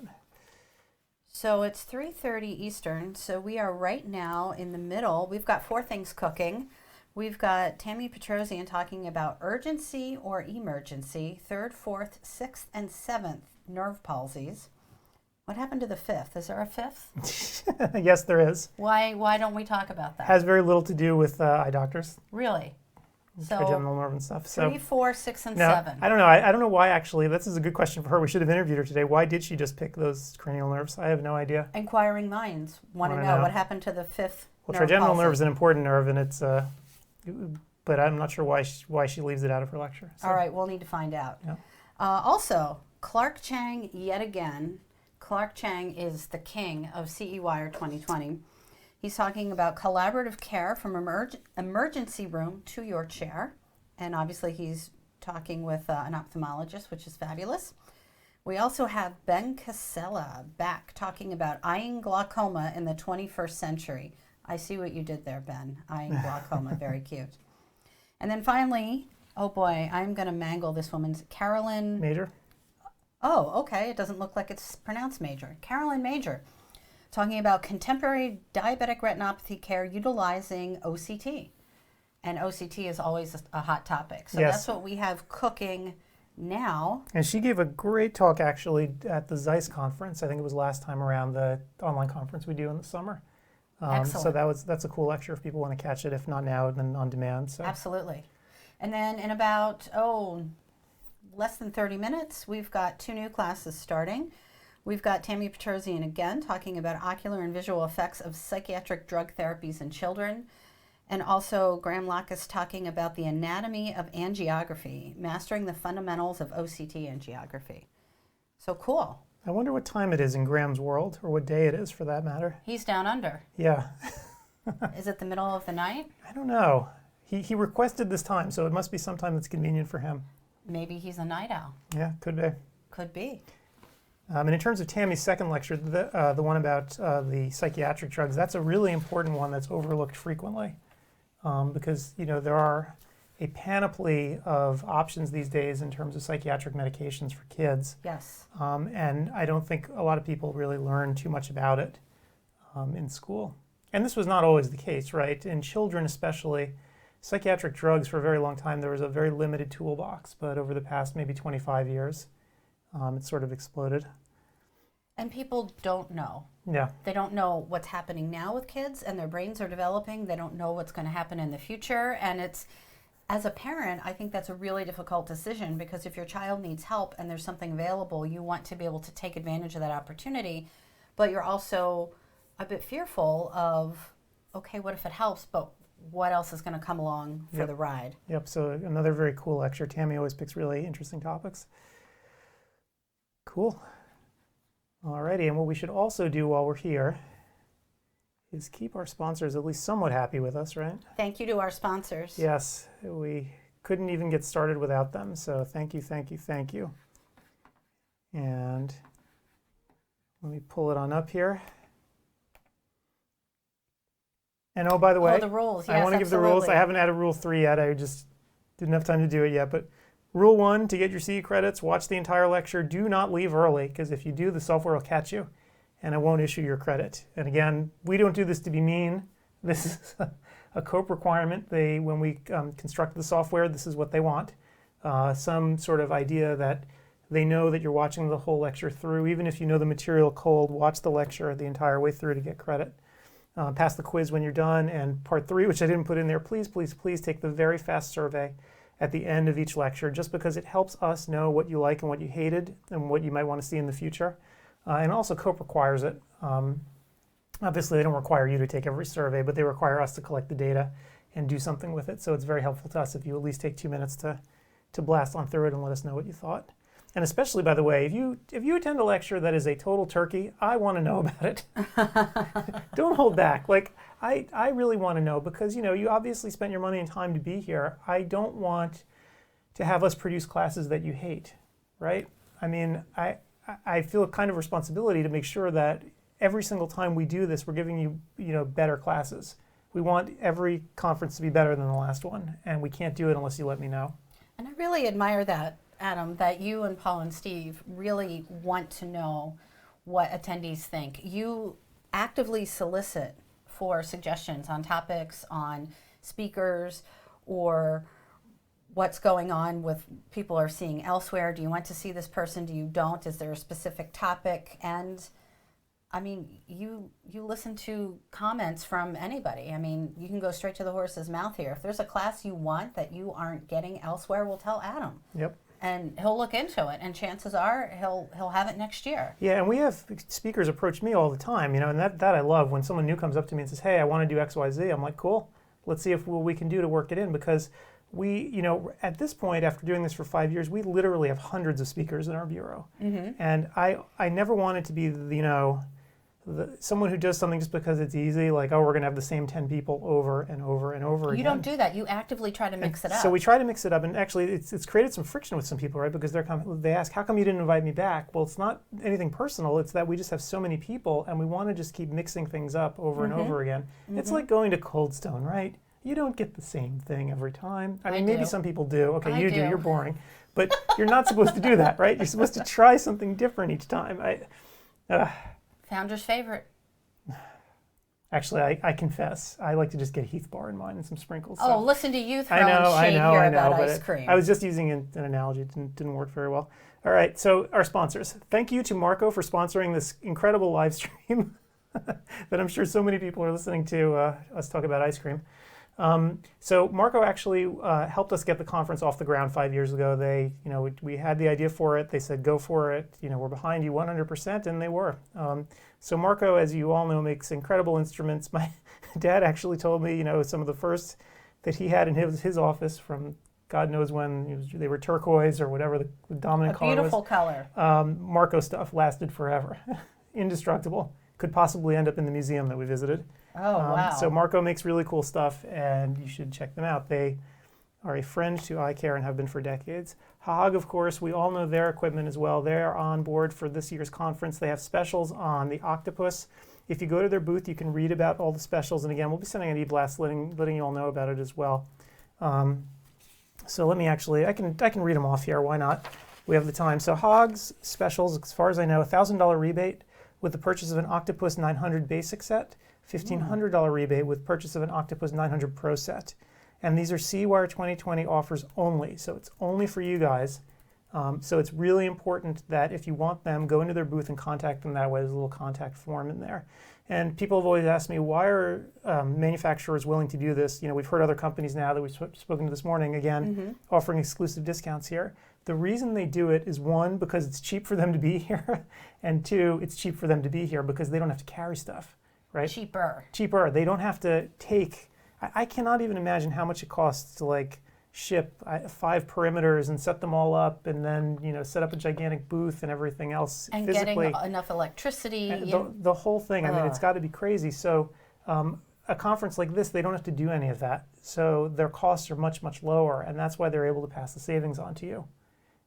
So that's why I think equipment vendors really like doing this. It's just so much easier. They don't have to break a sweat. Absolutely. So that is Haag. And Neurovisual Medicine Institute, we're going to be talking to them. So they are all about problems with binocularity and the other kinds of sequelae that can cause, and different kinds of neurological problems like migraine and so forth. And they have this institute where you can learn about not only how to diagnose these things properly, but treat them as well. And we're going to be speaking to 2 of the folks who run the institute. And we're going to learn a lot more about it here. You can step into their booth, of course, to get more information about it, about their intensive programs that you can go take to learn all about this and how to implement it and into your own practice. So it's something that's overlooked in a lot of practices. And again, something that a lot of optometrists complain, and I know this because I see it every day, that their business gets co-opted by other fields. Well, there are certain things that optometry is more suited to do than any other practice, right? Than any other profession. Scleral lenses, right? Like that was a classic example. Who else is going to do that? Nobody, right? Especially if you have to make them from glass yourself. Well, there you go. But other things like this, like issues of binocularity, who's going to do this? Nobody, right? This is your domain, and there are so many general practice optometrists who don't even bother. Right? They just stick to sort of what they know already. Whereas this is something that's unique and something that you can integrate into your practice. So looking forward to speaking with them, and definitely take a look in their booth. Absolutely. TearCare, so Sight Sciences and the TearCare for MGD. And again, we're going to be speaking with the folks at TearCare about their device. So the idea is that you heat up these meibomian glands, right? And you can clear out the junk. What's fascinating about this is over the decades how this went from being very large, very expensive, hundreds of thousands of dollars to do it, to now all of a sudden you're getting devices, because the tech has improved, you're getting devices that are handheld, relatively inexpensive. TearCare is actually very inexpensive, that you can integrate into your practice easily. And so now I think we're finally starting to see a greater push into practices around the country to treat this problem. And as we just spoke with Zach from SBH, this is just sort of one component that you can use in your practice to treat ocular surface disease. So pretty cool stuff. Absolutely. So VTI Natural View, we're going to be speaking with them as well. So they are makers of specialty lenses, in particular the daily disposable multifocal of a million SKUs. Probably not an exaggeration, right? I mean, it's. We're going to need to ask Doug how many SKUs they have. Yeah, because now I'm curious, because one of the defining characteristics that makes these daily multifocals so difficult is the sheer number of SKUs that you need to produce and stockpile. So I'm really curious as to how they work and what the company's all about. We actually just saw them in Las Vegas. Gretchen and I were at GSLS. So they're doing some pretty cool stuff. So we're going to be talking to them this afternoon as well. And I'm trying to think, did Did they have a? Oh, yes. Wait, hold on. They had a show special, and I almost forgot because I didn't write it down. Save up to $3 a box with the purchase of 25 or 50 unit bank of natural view multifocal 1-day contact lenses. So there you go. Excellent. And Zeiss, so of course you all know Zeiss for their instruments, and they are here in force at this conference. So they have special pricing on the Claris retinal cameras, Cirrus OCTs, their HFA3 perimeters, and they're also throwing in an extra year of warranty on most of their products, which is great. They also have some retina-specific bundles, which include combinations of Claris and Cirrus, and glaucoma bundles, which is a combination of HFA3s and Cirrus. And importantly, there's also specials on the Forum data management solutions. So if you've never seen the Forum software, it takes all the output from a variety of different devices, not just Zeiss devices, by the way. They'll take all comers, and it allows you to collect everything in one common place so you can analyze the data better. So pretty cool stuff. So check it out. AB Max, we spoke with John from AB Max earlier in the day. They are running an insane special. So if you're unfamiliar with AB Max, it's a little device for anterior blepharitis to just basically take all the junk off the lashes and lids. What do we call it, like a roto-rooter, right? Right. And so AB Max, as we learned this morning, this is a second generation device. John actually invented the first generation. This is his new product, his new baby. And he has specials running here where he actually will get rid of the cost of the device. You don't pay for the device as long as you buy a certain number of tips to try to remove that initial barrier to purchase. And so if you have a practice of any size at all with any sort of patient flow, you could easily break even on this in a hurry. And if you want to go visit their booth, you can get all the details about what's going on there. It was great to talk to him and hear what he had to say, especially about the cost of consumables, which is a challenge for some practitioners. Yep. And the consumables on the second generation device are much, much cheaper than on the first gen. And again, if you go into your booth, you can see the comparison. I was surprised by how they've been able to bring it down. NeuroLens, again, we were talking about binocularity before. So they have an entire system that allows you to diagnose problems and then actually prescribe a custom lens with Prism that can help correct these issues. And Gretchen, I know that you have a pair. I do, and I wear them when I am working and doing heavy editing, looking at my monitor all day long, and I do notice a difference in wearing them versus not. Yep. And so definitely go into their booth and check them out. We have a few lectures about binocularity here at the event. And I don't know exactly when they are because, of course, did I prepare? Of course not. I think it might be tomorrow. There's one about the use of AI technology in diagnosing problems. That's going to be the very last class of the day tomorrow. And then there's another one, I just forgot when it was, again, also about binocularity. Okay, so changing lives with there lenses. You go. Yep, there we go. So that's also tomorrow. So both of them are tomorrow. So there you go. One of them's at 4 p.m. Eastern, the other one will be at 7. Cool. Yes, absolutely.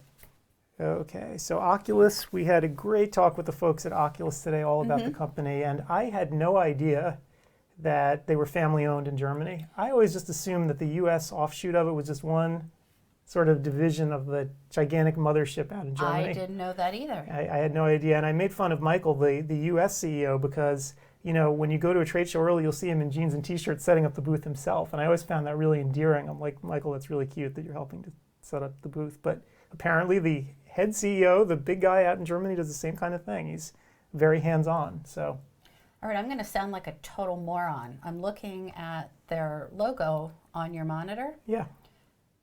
I guess I never looked at it that closely. I see the star, obviously, but I never saw that it was a profile view of the eye. And I guess that's just a perspective thing.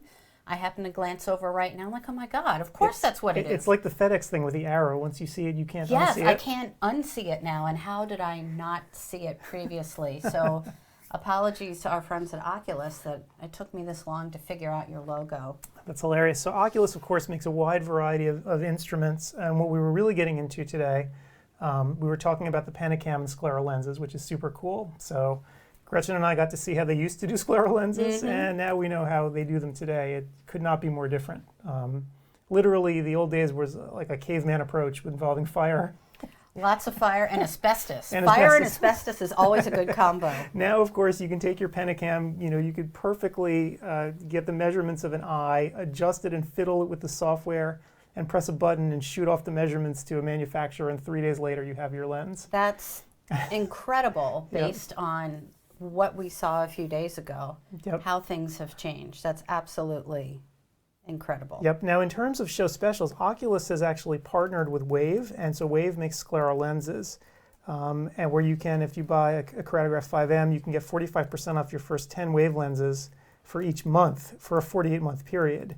So if you actually do a lot of these things, you can save up to $28,000 in Wave lenses. That's a lot of scratch. It is. And I had some personal experience with this because Charlie McBride out here actually, put me through the process with the Pentacam and then with the Wave lenses, and it is kind of amazing. So if you're looking to do scleral lenses, my piece of advice would be, if you really are going to be serious about it, you gotta, up your game. Don't use fire and asbestos. Or glass. Or We glass. really recommend against glass. Really, this advanced instrumentation, I personally believe, will become the standard of care for this because it just makes the lenses so much better. So definitely check The out level of Oculus control. there. Yeah, absolutely, because Oculus really is on the leading edge of all this for sclerals. The other thing that he mentioned is one of the Pentacams now has a measurement for axial length. So if you're starting to do myopia management, you go for the Gusto, get the Pentacam AXL, and then you can have that as well in your office because as many have said in these lectures, if you're not measuring axial length, you're not really doing myopia control. So, and if you can't measure it, what are you really doing?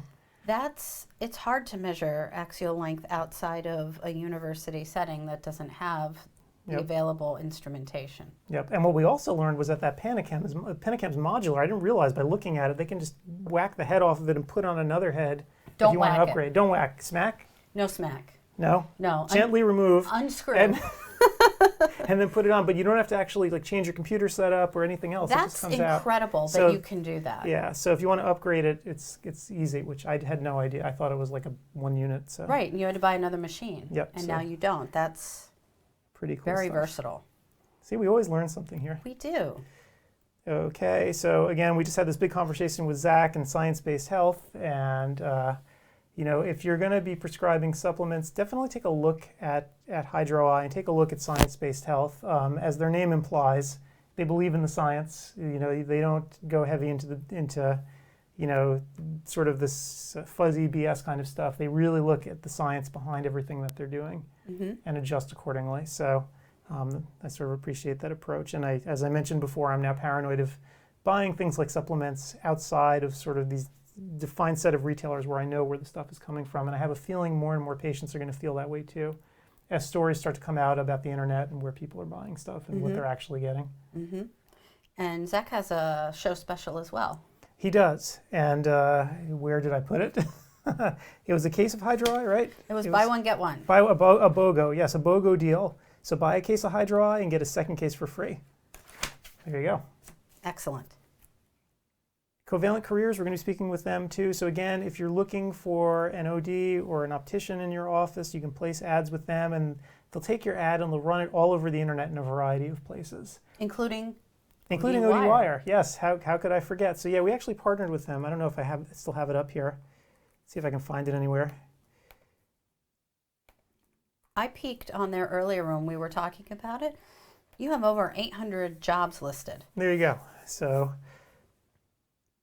if you want to place an ad with them, not only will it run in a site like ours, but it'll also run in a wide variety of other eye care related sites. So if you're looking for an OD or an optician, the other thing is if you are looking to make a move yourself, head on over to ODwire, just click on jobs and they'll be there. You'll always be able to find them right there. Excellent. At the very least, you can see what's out there, see if the grass is greener. You know what? It is always smart to keep an eye on who's hiring and when and why. Absolutely. And so Eye Care Live, so this is a relatively new telehealth company. So they want to bring telehealth into your office. This is, people hear telehealth or telemedicine and they start to get worried and, oh my God, what am I going to do? But the reality is, when done right, telemedicine is just medicine. And I'm sure many of you have had the same experience I have, like with your GP, where you can easily get them now on the computer, right? I don't know if you have that, or Not are you me. not you? You're back in the Stone Ages still, but But here, a lot of the specialists and even the GPs, you can get on the computer and interact with them that way. And iCare Live wants to try to do the same thing in your office. This isn't the kind of thing where they're trying to, outsource your medical practice to Asia or whatever. No, they want you to have these tools in your office so you can take advantage of them as a practitioner. And so we're going to be speaking with Paul Super, Dr. Super, who I've known forever, who has a private practice out in LA, and he'll explain to you how it all works and why it's very useful. But check out their booth as well and see what they're all about. So they really are the leaders in eye care telehealth. I'm very interested in that conversation later on. I think that'll be very interesting. And iCare Pro, so again, these guys, if you need to market on the internet, and who doesn't, don't do it yourself unless you have a lot of spare time. Exactly. So these guys are experts in marketing practices online. So whether it's helping you with your social presence or your website, anything basically that faces the internet, they can help you with it and keep you current, right? So it's not just about building one thing now and then walking away. You have to constantly, feed the beast. Oh my God, it's awful. And you would know better than anyone else because you're constantly feeding the beast. Absolutely. So without someone like you around, I can imagine it would be very difficult to handle it. I mean, you might have a practice where they say, okay, you desk employee, I'm going to make you the social media person now. And of course, that never works, right? Yeah, it's a challenge. You need to trust the person who is representing your practice on social media. And you also need to make sure that that person understands your practice mission, that you're sharing information that always comes back to the mission and how you help patients. So it isn't brain surgery or rocket science, but you do have to know what you're doing. You do have to stay current, and you do have to devote time to it, if not every day, then every week, because there are tools that can help you with scheduling, so you don't have to go and make every post live, like tweet right now and tweet again in 24 hours. You can schedule things, but it is time consuming, and it sounds great when you first get started, but it's all the time. You have to stay on top of it, and most ODs are not able or willing to put in that much time. Get somebody to help you. Yep, and also they work with hundreds of practices already, so they understand what messaging is generally effective, right? So you don't have to reinvent the wheel. They'll know, and they can help you push those without you having to think about it yourself. Now, obviously, in your local markets, I'm sure there are some things that are more effective for you, but overall, if you're talking about a general corpus of messages, Right. they know what sort of resonates with eye care consumers. So you might want to check it out. Now, the deal that they're running is if you sign up with them for some of their programs, you will get a free photo shoot in your office. I love that idea. I think it's really cool. So if you've used Google Maps anytime within like the last 5 years, probably, you will know that when you go to a location and you mouse over it, you'll start to see pictures of it and possibly reviews next to it. What you want to have appear there are really good, high-quality photos of your office, right? You want professional stuff, so because that's the first impression that a lot of people are going to get of you, what they see there. And so having these pictures in hand will actually be quite useful. Yes, your digital presence should not suck. It should paint you in the best light possible. And I really like that iCare Pro is offering photos like that. What a great way to kick off a digital campaign. Yep. And Lac Rivera, so they are manufacturers of punctal plugs. So again, we were talking all about ocular surface disease today. It seems like a common theme. So here's another weapon in your arsenal. Now they are offering big show specials, and I had a list of them here somewhere. They have a giant list. I mean, there we go. Look at that. So they came loaded for bear with this stuff. So if you do punctal plugs, you might want to check them out. Open an account with them, give them a shot, and give their product a shot and see how it goes. So take a look at their prices as well. They really do have a bunch of great specials here. And Optometry Times. Hey, look at that. What more can we say? Optometry Times. We are here for you, and we look to reach our readers anywhere that you happen to be and how you like to consume content. If you prefer print, we got that. If you like having us send something to you a few times a week of what's new, we got that. Everything is archived on our website, and we also send things out via social media. So we are trying to meet our readers where they are with practical chairside advice, and we look to make our content easily digested and easily consumed. So you don't need to sit down with a glass of scotch and an hour and a half in order to read what we have. Now, but you can. You can. We certainly welcome that. If that's your jam, absolutely. But if, like most doctors, your time is at a premium, you can pick up our publication or check it out online and read a story and get some great information that hopefully you can apply to that next patient in your chair. Also, too, we're always looking for new people to write for us, always looking for new blood, because not everybody has fabulous, big, profitable practices. There are people doing great things in academia, in commercial practices, in small practices. So I love hearing what people have to say. So give me a shout if you'd like to write for us, and also take a look at our booth if you'd like to subscribe to our print publication or to our digital mailings. You can sign up for those there. And thank you for reading. All right. You're getting even more concise. I am. I'm doing my own promo here. Yeah. And tomorrow I'm going to say 2 things and I'll be done. 10 seconds. So who else do we have here? Vision Equipment. So this is Leo Hadley's company. For refurbished equipment, he's a guy you should definitely check out. He's been in the industry for as long as I can remember. And he takes this job very seriously. If you look at his equipment, when you see it at like an in-person trade show, it looks like it's brand new, even though you know intellectually that it is used, right? Because you can tell from the model here, but it's refurbished to a new-like state.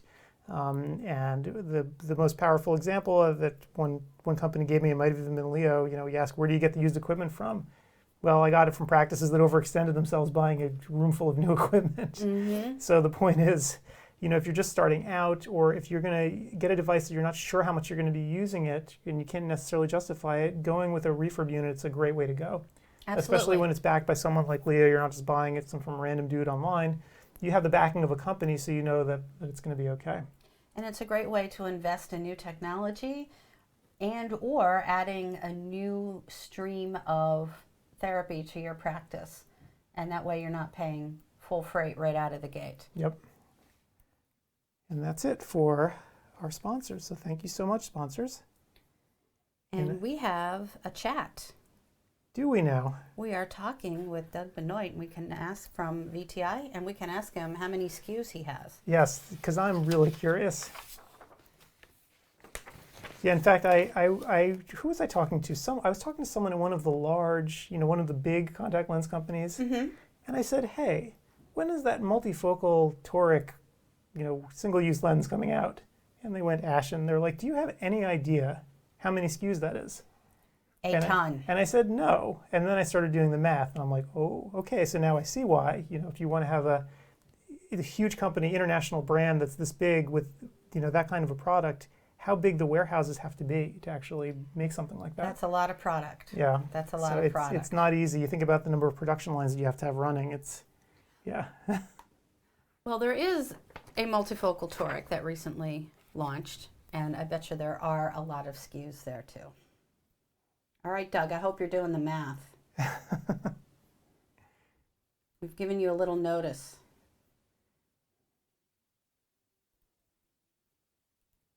All right.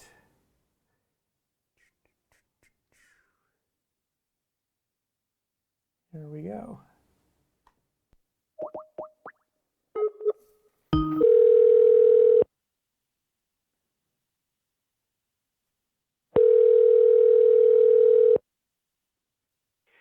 Good afternoon, Adam. Hey, how's it going, Doug? Going well. How about with you? Going well. I have Gretchen Bailey here with me as well. Hey, Doug. Good afternoon, Gretchen. How are you? I'm very well. How are you? We are doing great. And I don't know if you were watching our live stream, but we were trying to figure out how many different SKUs you have for Natural View. Well, we go from +4 to -1225 in the multifocal in quarter diopter steps.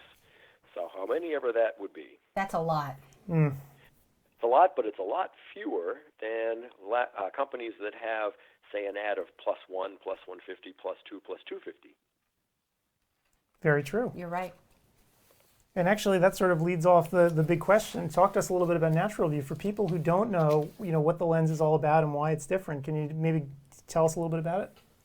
Yes, the Natural View multifocal is a revolutionary extended depth of focus design.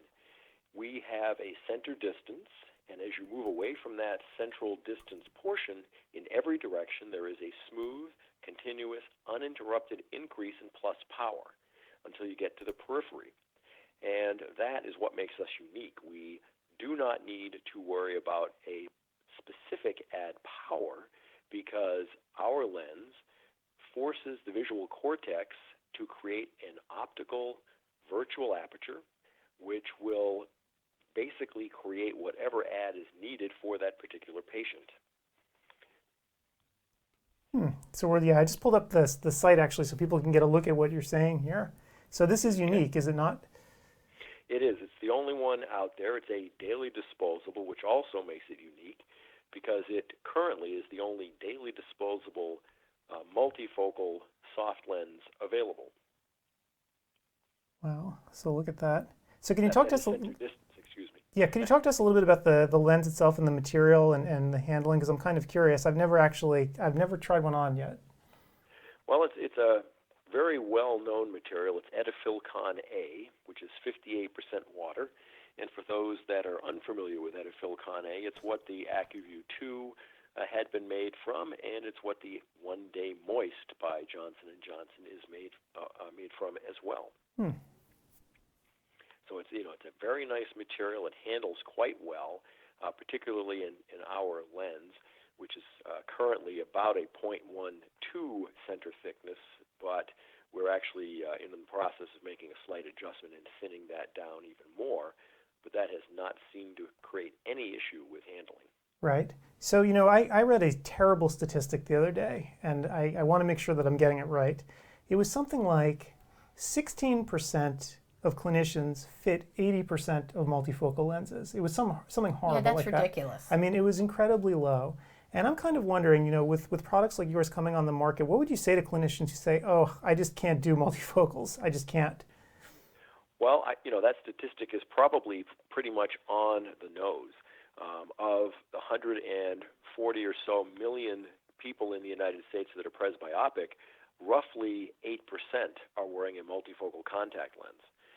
That is an incredibly low number, and it really is because practitioners perceive multifocal contact lens fitting to be much more challenging than it really is. With our lens, it actually becomes very simple because being a center distance design that uses that unique extended depth of focus to have the visual cortex produce the add that the patient needs, all that a practitioner really needs to do is maximize distance vision with our lens. If you do that, everything else falls into place. So who would you say would be the ideal patient for wearing Natural View?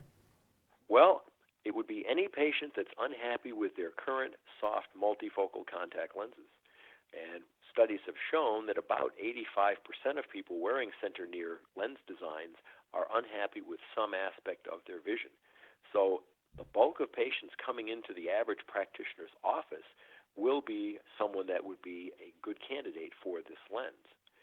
Now, patients that are not good candidates are patients that have really high expectations. So engineers may not be your best patient to start with. But what we found is that engineers and surgeons do really well with this lens. And I can tell you from personal experience, when I was still practicing, that I had a number of surgeons using this lens and had no issues whatsoever visually. So it's a really nice product, and it really is just a matter of following the fitting guide to get that starting diagnostic lens. And if you do those things, 88% of the time, your first lens is your final lens. That doesn't get much simpler. So I'm looking at your website, and you've got a 3-step guide to fitting success. Would you outline that for people watching? Sure. It basically starts with getting a good refraction. And so you want to do a new refraction on the patient if it's been more than a couple of months. And you want to make sure that when you put this into the phoropter or your trial frame that you include all of the cylinder. Even if it's just a quarter diopter of cylinder, it's important to put that into this prescription.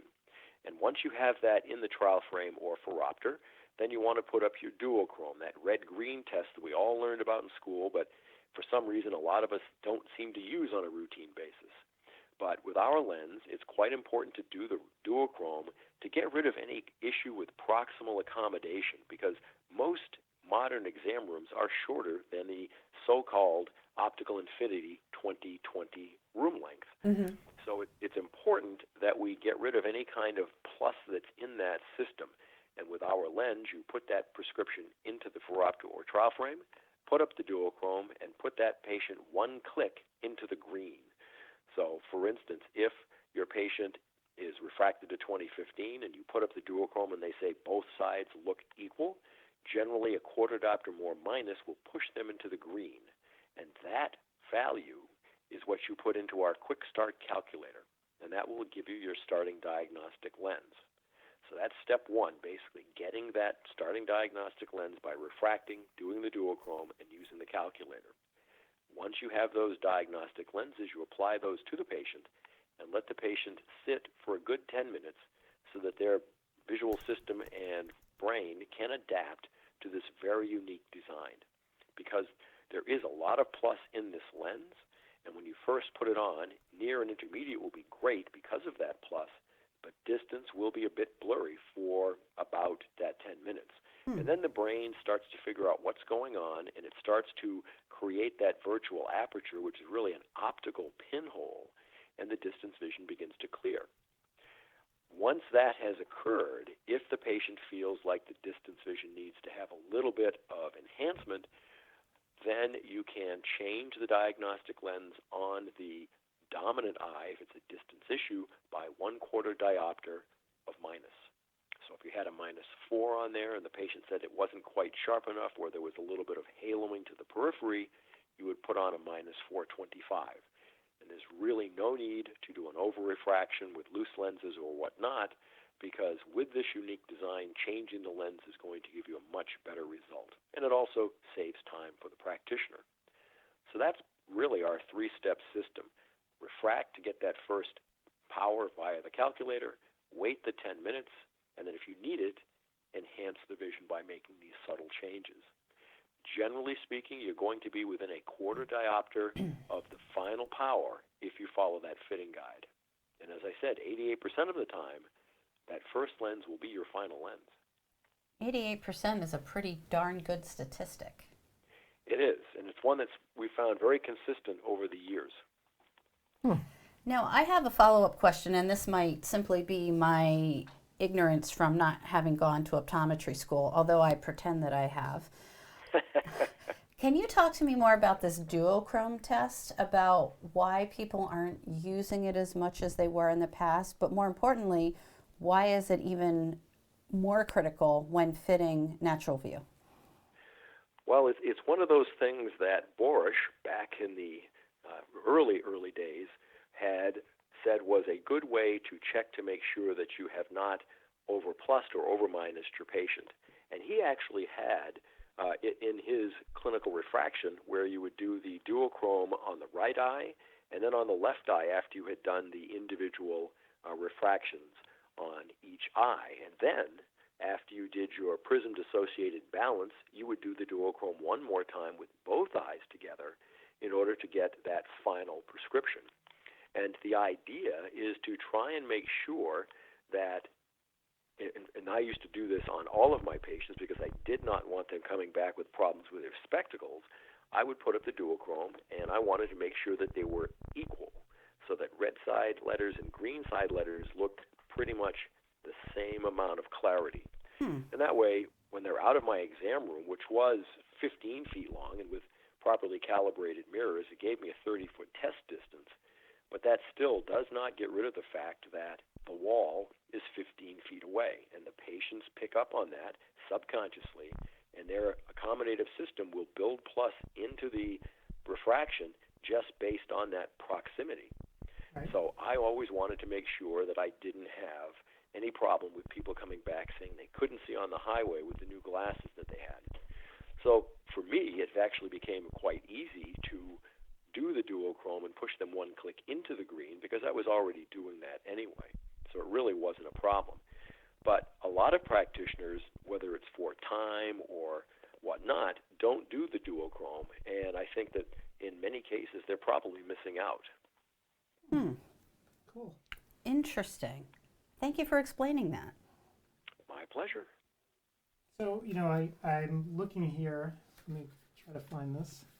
We have a discount, right, Gretchen? I do believe so. It was $3 off a box.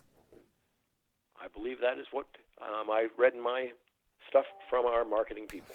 Oh, let's see. Let's see here. See if we can find it. Yeah. Oh, here we go. Save up to $3 a box with the purchase of 25 or 50 unit bank of Natural View multifocal one-day contact lenses. Excellent. It's not a bad deal at all.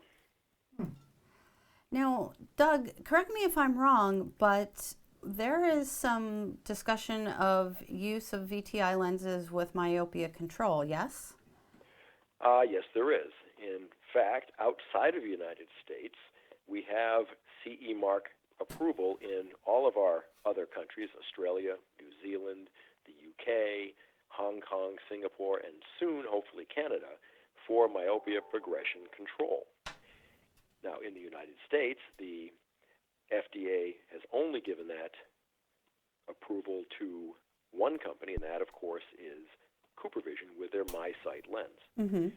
So at some point, hopefully, we will progress to that stage, but right now it's still in discussion stages with FDA.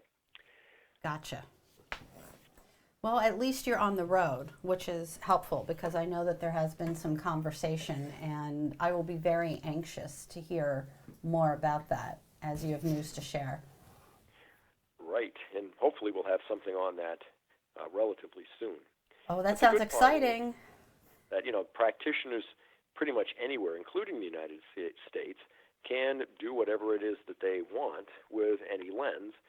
And I think that, that gives them flexibility to use a product if they feel that it's going to be beneficial to their patients. Now, one of the pluses to our lens is that while it was developed as a presbyopic option, it also has approval from the FDA for correcting myopia. Not for myopia progression control, but for correcting myopia. And so practitioners can use this on their young myopes to correct their vision. And that is something that I think is probably prudent in this day and age. So if we jump back to talking about practitioners who want to be more proactive in fitting their presbyopes with contact lenses, just outside of choosing a specific lens, what advice would you give to them? Because I know that some doctors simply are not getting involved at all, and some doctors obviously came in a time when it was considered a specialty lens. I've been ranting a lot about that term lately, about toric and multifocals being called specialty lenses, because why don't we just say, boy, time-consuming and hard to fit. And Right, exactly. You mentioned following the fitting guide, and I know that a lot of manufacturers now are beating that into doctors' heads. Follow the fitting guide, that's why it's there. So, and I'm blabbing on now, but what would you suggest to doctors to do in order to become more efficient and keep their patients happy while continuing to wear contact lenses into presbyopia? Well, what I would suggest is that they find 2 or 3 likely designs that they feel like they can work with, like our lens and a couple of other types, and review the fitting guides for each, and then follow those fitting guides and take some patients that are not happy with what they're wearing or that are new to the presbyopic era but still want to wear contact lenses and just get out there and fit them. Because the more you do, the more comfortable you'll feel doing it. And most of the time, if you do 3 or 4 patients with a particular design, you'll become comfortable with it. You'll learn the nuances of how to adjust what you need to adjust. And then it's not such a daunting task when a presbyope comes in. It's similar to the issue that we run into with GP lenses. There are so many practitioners that shy away from GP lenses for no good reason. They are wonderful products. They have been around for more than 100 years, and they are a wonderful option, but it's just a matter of feeling comfortable doing it. I agree. Yeah, it's that comfort level, and you can't get comfortable if you don't do it. Exactly. Great. Yeah. All right. All right. Well, Doug, thank you for this little education today about multifocals. I know that this is a topic actually that Gretchen and I take to heart. Oh, being a presbyope. Yeah. So being presbyopes now, right? So we always try to find ways to stay in our lenses, right? We're lifelong contact lens wearers. So this is a topic that we constantly talk about. So it's always good to see more choice in the marketplace. Absolutely. Well, and as more of the baby boomer generation and in your generation, you younger folks, as we move into presbyopia, we are very active. 50 years ago, people at our age groups were not nearly as active as we are. Right. And that is a wonderful lifestyle change, but it does put some limitations on people if they don't have the freedom to be away from glasses. Agreed. Yep. Great. All right, Doug. Well, thanks so much. Thank you. And thanks, for sponsoring the conference here. We really appreciate it. We couldn't do this without you. So we're really appreciative having VTI here. Thanks for having me on. Absolutely. Thanks, Doug. All righty. You folks have a good rest of the day, and I'll be monitoring that booth all day. Great. Thank you. Thank you. Bye. All righty. Bye-bye. All right. So what was that weird noise? Did everybody hear that, or was it just me? I don't know. Because I noticed that you swapped some batteries. Yeah, I just had to get up there to see what was going on. It seemed like it was okay. I don't know. Okay, I just heard a... Gremlins. I thought it was probably Reed playing Fortnite or something, but who knows, right? I don't think it was. I just heard it in my headphones. So at least it wasn't that horrible staticky. Yeah, that was not good for our sick eardrums. That would probably happen to you next. If anyone's going to go, it's going to be yours. But I replaced your battery, so I'm doing it preemptively. So excellent. Yes, we don't want to hear unless that. we have one of those counterfeit Amazon Energizer batteries. And our new batteries haven't shown up yet, have they? No, so they're much not for here yet. Amazon now. Right. It's more Amazon not now. Yeah, it was supposed to be what, under 2 hours, right? That's what they promised. Oh, I thought you said an hour. So what time is it now? It's 20 after 1. Yeah, it should be. Well, they leave it at the door, which is the other thing. They don't like. Oh. So they could be sitting out there, but. Gotcha. Excellent. So where are we? We are about halfway through our 4 o'clock, almost halfway through our 4 o'clock classes. Bring it up for everyone to see. So that's Tammy Petrosian talking about ocular and visual effects of psychiatric drug therapies in children. And also Graham Lackus talking about the anatomy of angiography, mastering the fundamentals of OCTA. So coming up then in about 40 minutes, we've got Art Epstein with a 2-hour class on expert dry eye, a system for success. And then we have Deanne Fitzgerald talking about advanced concussion management. That's been a big topic for a few years about how to handle TBIs, traumatic brain injuries. And then next, also coming up in 40 minutes, we've got Murray Fingerette and Michael Shaglazian talking about diagnosing glaucoma, how new technology improves our diagnostic acumen. Yep. And so they're doing 2 hours, 2 different classes. So they're also doing another one right afterwards about glaucoma. So you may have noticed we loaded up a few glaucoma classes this year. People asked for it. Apparently there are states that require it separately from other topics. So glaucoma all the time. Kind of like with narcotics, right? There are some states that just want very specific things. So right. So that class that will start at 6. That is class 2 for Murray and Michael. That'll be managing glaucoma over time, detecting glaucoma that is getting worse. So it's actually, we're coming down to the home stretch here, Adam. We are. And we're going to be talking to Clark Chang here momentarily, right? If he's alive. Clark. So Clark, if you've looked at the schedule, you've seen his name numerous times today. He has been working for 4 hours straight? It's been something ridiculous. Yes, he started at noon. He had a class at noon, 1, 2, and 3. So Clark is... he's earning his pay. Absolutely. He is the king of CEwire2020. So yes, absolutely. And I always enjoy talking with Clark. And it's pathetic that we live in the same area and we see each other at meetings and at the airports. It's like me and John Rampakis or Mark Andre, right? Mark Andre, who was with Pacific and CooperVision for a long time, he's lives 2 streets over. That's sad. I just never see him. Sad. Sad, sad, sad. Well, I managed to have dinner with Clark once, and I need to do it again because it's always entertaining, always fun, and we always say we're going to get together. So here again, I will be talking to him while I am in Portland, and he is. But how close are you really? I mean, Philly's a big place, right? Isn't it a pain to like get from like? Well, he's in the city, Yeah. and I'm outside of it. So that's we're a pain. about 40, 45 minutes, but doable.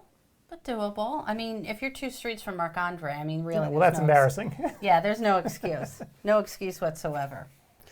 So I might as well run down the other things we have coming. So like I said, in 40 minutes, we've got art for 2 hours on dry eye. We may, then an hour on concussion and glaucoma. And then at 6, the second glaucoma. And we also have ocular probiotics. Okay, we're being cutesy with the eye there. I see what they did. Manipulating the ocular microbiome to prevent disease. So that's going along with what we talked about earlier with Zach and nutrition, that there's a lot going on there. And I'll be interested to hear this because I do take a probiotic on a regular basis, but not an ocular one. And then our last slide at 7, evidence-based pediatric vision screening guidelines. We also have multifocal contact lenses, don't just be a softie. Problem solving in refractive surgery and telemedicine, understanding the future today. And by the way, that evidence-based pediatric vision screening guidelines, Scott Barnett, I believe, is the head of pediatrics at Mount Sinai Hospital in New York. Oh, really? Don't even ask how we got him to do this. Wow, that's impressive. We must have had some pictures or something because, like, I couldn't believe that he agreed to do this. But yeah, so we're able to get some really interesting folks to come in and talk to us. Well, actually, I think it was Silverberg, actually, the guy who's responsible for getting him in. So Thanks, thank you, Steve. Well done. Yeah, it's always great to have a variety of people because it's great to see some lecturers who you don't normally see. And that way you're getting a variety of presentation styles and you might find a new favorite. And plus it's not always the same old guys or gals. Right. It's nice to mix it up. Yep. And in terms of the probiotics one, I think everyone should probably stop by and see that one too. So Anthony's a microbiologist, I believe, by training. He's a researcher. And so, in the old days, we used to think that a lot of surfaces on the body were pretty sterile. I mean, even things like the bladder, where they always, traditionally told you, oh, there's no microbiome there, it's just sterile. Oopsie. It ain't so. And so that's why I think this is going to be a really interesting talk. Certainly not one that you're going to see in many other places. And also, he's a PhD, he's not an OD. So as Paul and Steve both pointed out when we were talking earlier about speakers, that there are non-OD speakers here. Yep. And non-MD speakers, and I like that. Yeah, so he's a PhD in, I think it was microbiology at the University of Pittsburgh, I think, something like that. Let me look. See, I don't even know. I did not read his CV closely enough. We'll find out. We'll track it down. Here you go. See. Oh, you just made everybody sick who's watching that. Sorry. As you did that giant There you scroll. Oh my. There you go. University of Pittsburgh. Yep. So.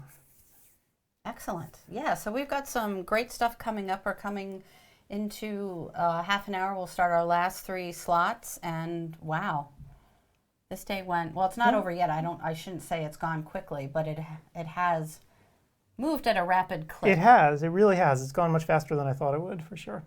And I think we need to thank your lovely wife, who my production assistant, who supplied us with another hit of Java. Yes. So much appreciated. Thank you, Meredith. Yeah, I'm very glad she was able to do that, and she's up and about, which is the most important thing. Absolutely.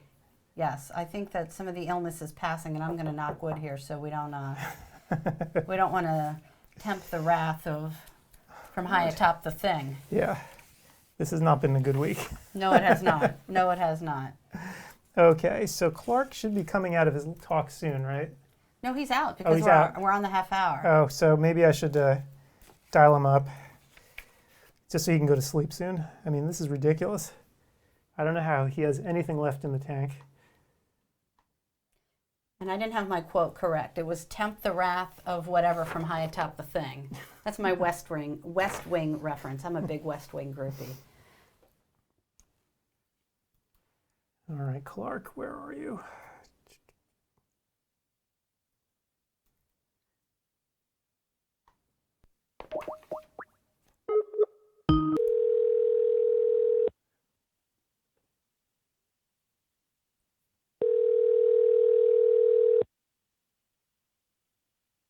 Clark might be dead after all of that. Hello? Clark, it's Adam and Gretchen. Hey, Clark. Hey, hi, how are you guys? You sound awfully chipper. I didn't realize you had 4 in a row there, buddy. You can see that Adam and Steve and Paul have a lot of confidence in me and Bjorn and Brendan, I guess. Oh my God. We were just doing it on a dare. We're like, you think he'll do it? 4 in a row? I don't know. You're a glutton for punishment, my friend. Oh, man. I enjoyed every minute of it. How did the classes go? How's attendance? Were the lectures running smoothly? Did you get good interaction from attendees? Give us the scoop. Yeah, I feel like the attendance number, now that I'm sort of, visually more aligned with the layout, the platform, from time to time this year, I started to kind of scan, at the number of people coming in and I don't know what typical number is because I haven't paid attention in previous years, but I feel like the turnout was really good, and as well, like every hour, I guess, because morning versus sort of I guess beginning of the day versus middle of the day, you could see that there are more people kind of being more enthusiastic, and so you get a little bit more question. When I got to like the second, and the third lectures, I feel like more people stayed and they would maybe just feel more open to ask questions. But we also utilize a lot of surgical videos recorded in the OR, and Brendan and Bjorn does a really good job in narrating the video as we're talking through each treatment. So I think maybe just the fact that people were, very engaged looking at the imagery, that could be why maybe the first couple classes we didn't get as many questions. Yeah, Gotcha. always in the morning. Yeah. Yeah, in the morning people are just zonked out, right? Like the very first classes, Right. it's hard, but then they open up. Yeah. Well, I like to think they were more engaged. Yeah. But it's funny, it's funny you mentioned, people showing up. I think I want to say it's about a third or half of people will watch these things on demand, right? So, Right. because, there's 60 credits, but we're running 4 classes against each other, so it's really hard Right. for people to see everything that they want to. So that's always kind of the challenge. Yeah, well, absolutely. And I saw a lot of good classes that we were up against too. So that's one reason I was very impressed with the turnout for our track, because I was like, oh, there are so many good classes. I want to listen to other classes too. So yeah, great job in organizing the lecture schedule. Let me actually, sorry about that. Let me show you, sorry, this thing's, I want to actually show everybody what you did. Again, let's bring up your schedule, because the idea that you actually, did this many hours was just ridiculous. I mean, I hope you were able to get away at least for a little while this was going on and get a snack or something, because the number of hours that you did was just, all right, let me pop it up. So I can't admit that. Of course, I was in front of my computer the whole time, right? Straight. Yes, if any COPE auditors are listening, nobody moved anywhere. We were all here. So that's right. Clark was peeing in a cup the entire 4 hours. But just taking a look at the lectures, you had some really interesting ones this year, like the artificial iris implant surgery. That is really cool stuff. Talk to us about that, Clark.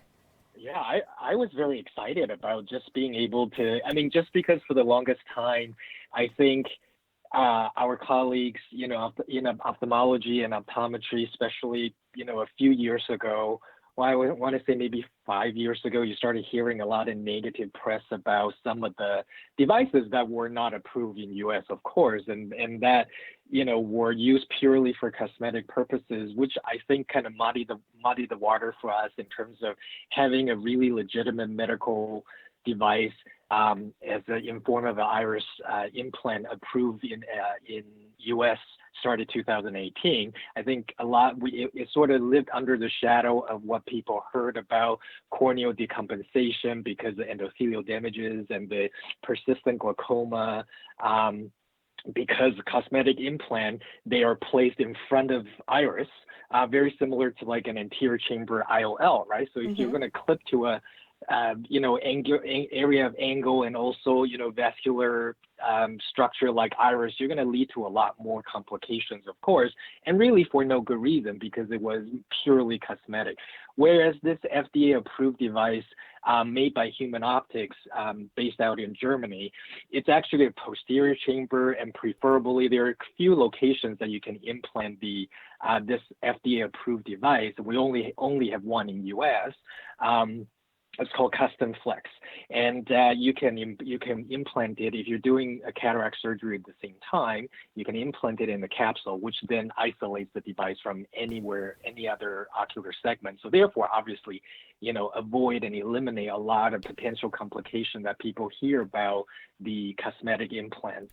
And you could also obviously implant it in the sulcus to let it passively being held by the sulcus structure, or you could actually suture it to sulcus if you're piggybacking the iris implant with an IOL, because the iris device doesn't have any power. It's not an IOL. So if you have to do a cataract surgery and doesn't have the capsule, let's say after trauma, the capsule has been damaged, then you could also use suturing technique to further fixate the device with an IOL.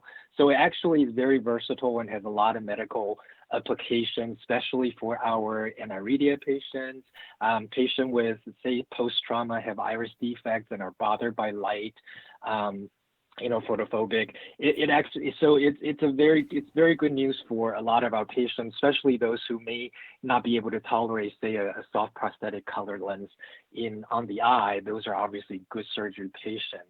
And I'm just really excited about that lecture, because for once I think we can provide clarification to our colleagues about the differences between the cosmetic devices that was resulting in a lot of complications that people were very afraid of, the difference between that and the FDA-approved iris implant device. Right. How many of the custom flex would you say you guys are doing at Wills?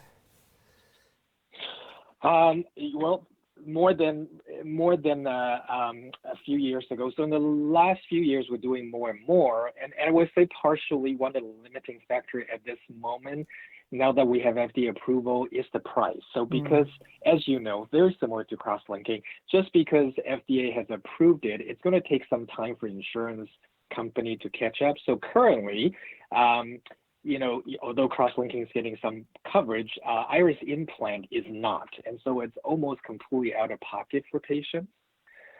And so that is one reason that I think we could even utilize it more, but have not seen the momentum built up as quickly as we like. But we are definitely doing a large number of them with our patients at Wills Eye, especially with Brendan Ayers. Right, and it looks like it takes a long time to actually take delivery of these things, like 8 weeks or something. They have to custom make them. Wow. Yeah. So they're custom. So it's, again, those who fit custom prosthetic soft lenses won't be surprised by this, right? If you want to hugely customize, and this is one thing that this device is different from other medical, because there are other medical iris implants that, again, are safe and not like the cosmetic implants that we hear about. But other the older models of the medical implants, they may be made of PMMA, so there's limitation to what kind of color they can paint to, and the cosmetic appearance, even though we're not doing it for cosmetic purposes, but the ability to kind of match the fellow eye if the fellow eye is not involved is very limited. Whereas the Human Optics is based out of Germany, and they use the medical grade silicone to make the iris implant, the Custom Flex, and they also built in, they have a different way of impregnating the color pigments into the silicone material to make it look much more real. And also create artificial crept and grooves so that it, when it reflects light in the inside of the eye to an external observer, it looks quite real, and therefore it then opens up the ability to custom match. Right. And the custom matching process, same thing as in a color prosthetic lens, can take a long time, and especially so they actually require you to send in a really good quality photograph. Cannot even be like a printed on a piece of printed paper. It has to be photographs to avoid fading of color in transport and things like that. Because you have to mail it to Germany. You have to have patients sign and go to an area of good lighting in front of maybe bathroom in front of mirror, that kind of thing, to say, yes, I really like the way that this color in the photographs matching my other eye. And then we send it to Germany. The artist and the company have the final say to say if they accept the quality of the photo or not. If not, then you have to restart the process. And then the manufacturing can take up to 6 to 8 weeks, including shipping back to US. So overall, it can take 2 months, sometimes a little bit longer, to get that final device before you take the patient into the OR. Wow, it's remarkable, actually. I have a picture of one up on the screen, and just the imperfections that they draw into it are kind of crazy. Like, you can sort of see that they really did go out of their way to make it look real. Right. And that, and again, we have so many colleagues who are doing such a good job with, color prosthetic lenses.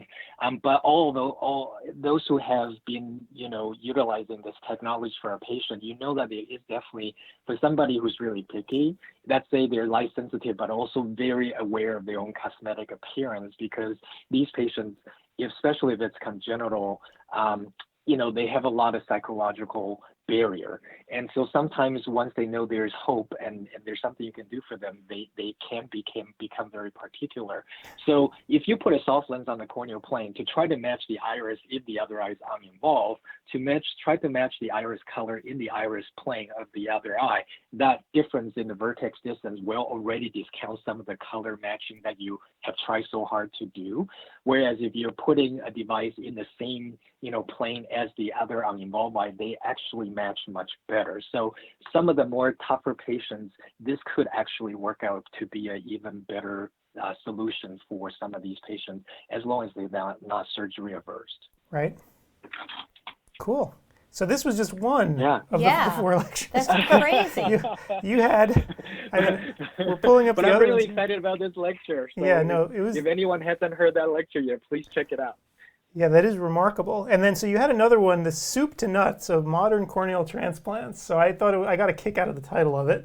Soup to nuts. Thank you. So how did that one go?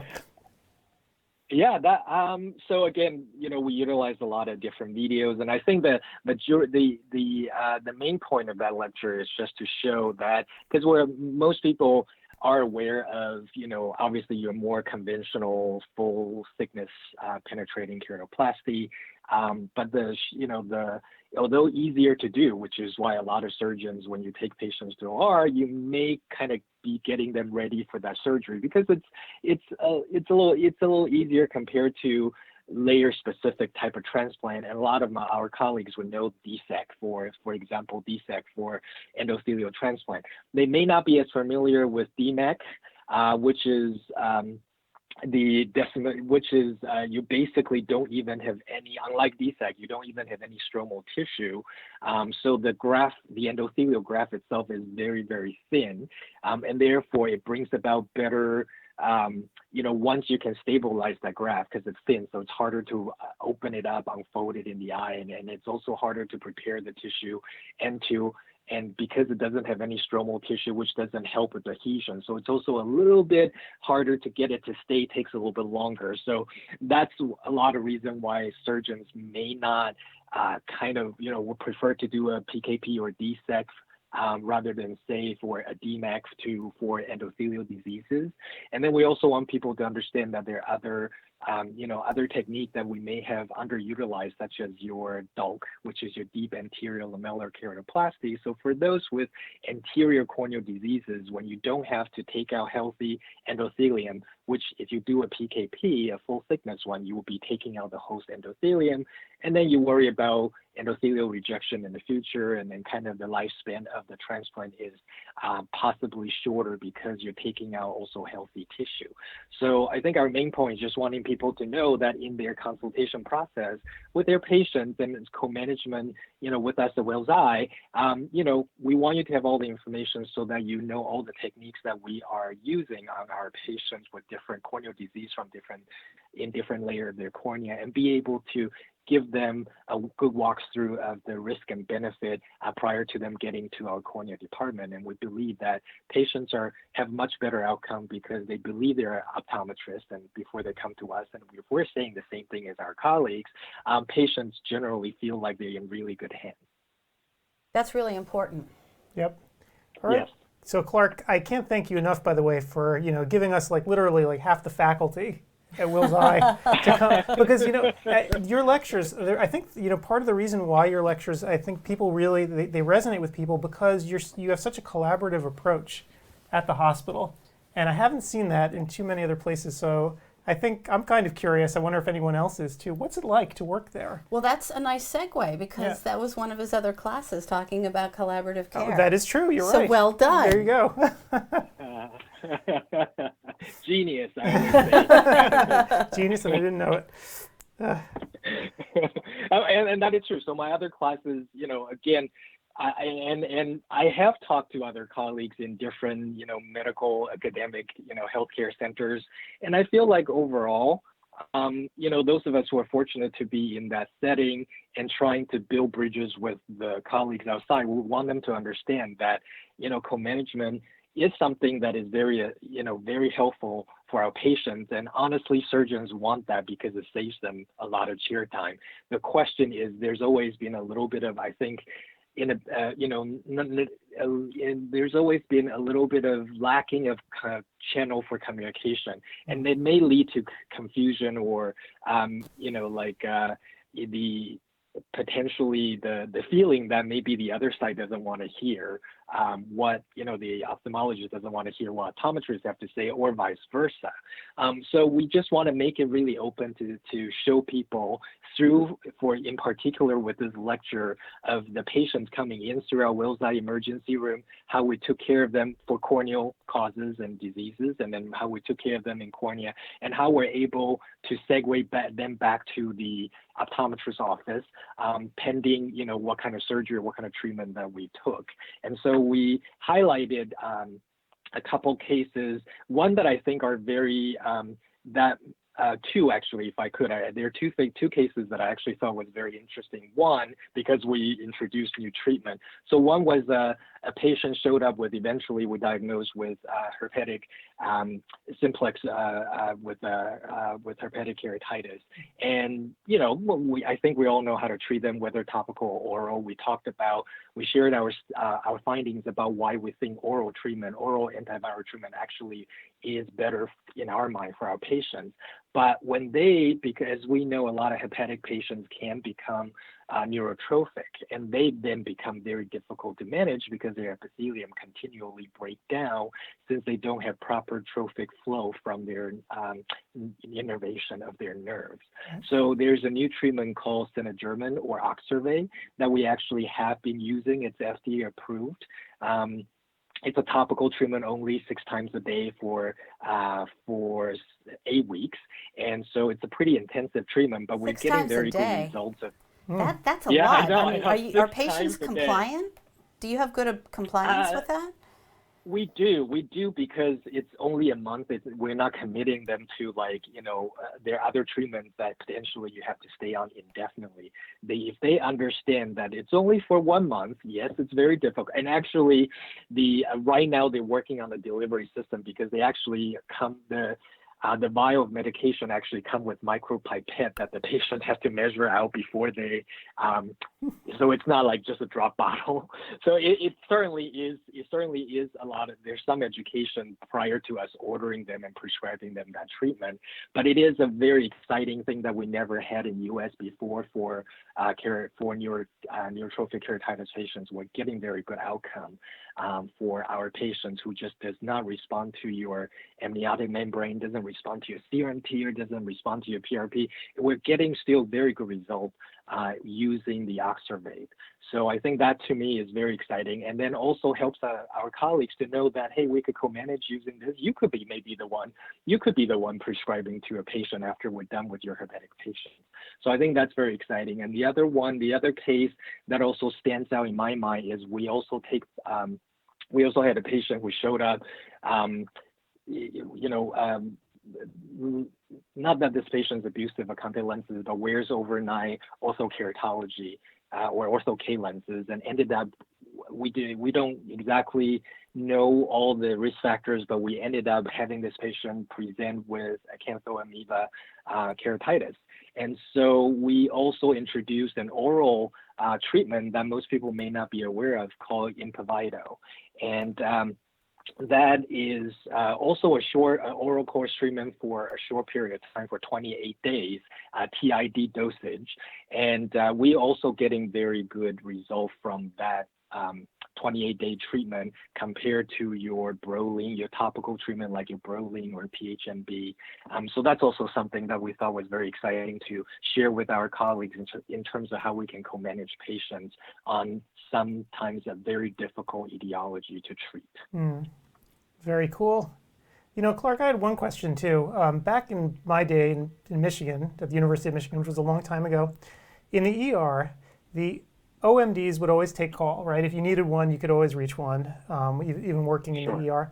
Back then, I don't think the optometrist did. I'm trying to remember. This was a long time ago. I'm very old at this point, but do they do that now? You don't look it, but sure, well, go ahead. Well, thank you. But you know, this was what, good, 25 years ago, maybe even more. So it was a long time ago. But the question now is, do optometrists ever do that these days? Do they ever take call in the ER?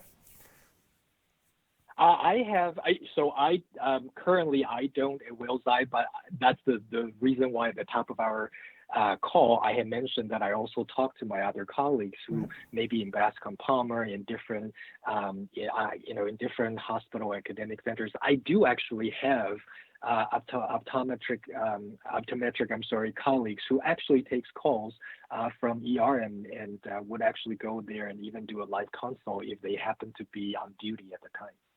Wow. Because I found that kind of environment fostered collaboration almost better than anything else. When it's 2 in.the morning, you're trapped there in the ER, right? And that's when the doctors can really come together and try to get something done. So I mean, it sucked, pardon my French, it sucked doing it, but I wouldn't trade it for anything because the experiences that you get are invaluable. Right. Absolutely. I agree. I like your perspective.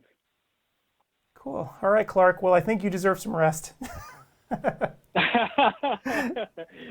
Well, you know, any minute I get to spend with Gretchen and Adam, I treasure it. But smoochies to you, but I do Clark. like the idea of a break. Thank you. Yeah. All right. Well, thanks again for doing this. You did, I mean, unbelievable work today. I'm just shocked. Thank you so much. Thank you so much. Always a pleasure. Thank you, guys. All right. Bye-bye. I'll talk to you later, Catch you Clark. later. Clark is such a wealth of information, and he comes across as just a regular guy, but he is brilliant. He can convey things so well, and the way he is a fabulous lecturer, and you never get the feeling that he's talking down to you. Right. That he's simply sharing information colleague to colleague, and I think that's his secret sauce to what makes him a great lecturer, that he's there, and he's so enthusiastic. Yep. And he's there simply to share his experiences with you, and I just love Clark. I think he's the best. Yeah, cool. Hats off to you, Clark. I'm very glad that you decided to do this. So we'll give you 5 classes next year. That's right, the king of CEwire. Why don't we just give you one whole track? You can take the whole room all day and just... There you go. And all of his classes will be well attended because he's such a great lecturer. Yep. Wow. Okay, so where are we at? So what's going on here now? Let's... We are, in terms of class, we are coming up to 5 o'clock. So we're finishing the 4 o'clock. So 5 o'clock, we've got Art Epstein for 2 hours on dry eye. We've got Deanne Fitzgerald on concussion. And we've got Murray Fingerett and Michael Shaglazian on diagnostic glaucoma technology. So, yeah, so this is, we've got 3 more classes to go. Now, obviously, in room 1, where Art is, he's 2 hours, so there are 2 classes to go. So we are coming up, to the final end. Excellent. And it looks like we have a little bit of a break now because she's not going to make it. So what time is it? So we have about 40 minutes? 40 minutes. So I think if we want, we could squeeze in the video again for people who haven't seen it. I think we should. Well, I mean, I think usually, the stuff that we do in between is total filler. But this time, this video I don't know. I think it's great just being able to see it. So for those who are unaware, let me put it back up here. So for those who are unaware, me, Gretchen, and Paul, who's unfortunately not here today because we don't want him, keeling over dead from the infection that's going around the place. Also, let's note that he has developed a cold as well, so it's a two-way, It's a two-way thing. non-infection We don't want to street. see each other for any reason. But anyway, on Thursday we all went out together to Forest Grove, which is about 45 minutes from here in Portland. It's where Pacific University is. But they also have the Contact Lens Museum. And I didn't know what to expect going in, but it was really cool. If you like contact lenses, if you're interested in history at all and the history of eye care, this is a place you'd want to go see. I was all over it. I was a total geek. So we took a little movie of it, and the movie's right here. And while we step out for a break, feel free to watch. And Pat Caroline, who's one of the guys who put the thing together, gives you a little intro in the beginning about it. And then he shows us all over the whole place. So we take movies of what's there so you can check it out. It is well worth your time. It is really cool. So we will be back here in about, 40 minutes. Yep. And we will continue. So have fun. See you soon.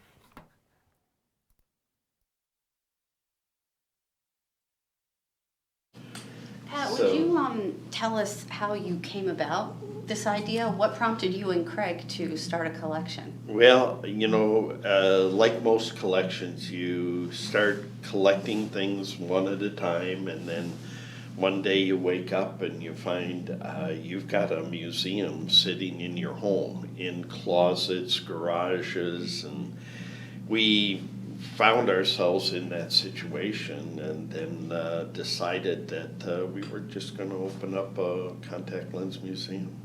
How long did it take you to curate the collection in here? A long time, and that's an ongoing endeavor.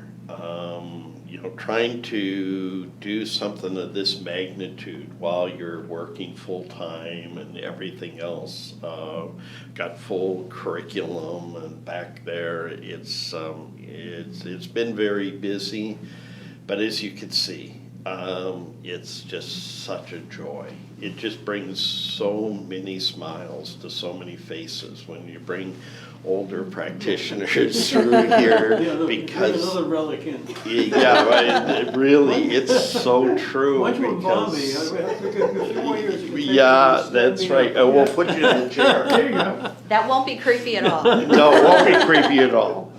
But no, you're so right. It's just so many memories then come back to all of us that were touched by contact lenses. It's when you think about how contact lenses have changed so many people's lives and changed their lives.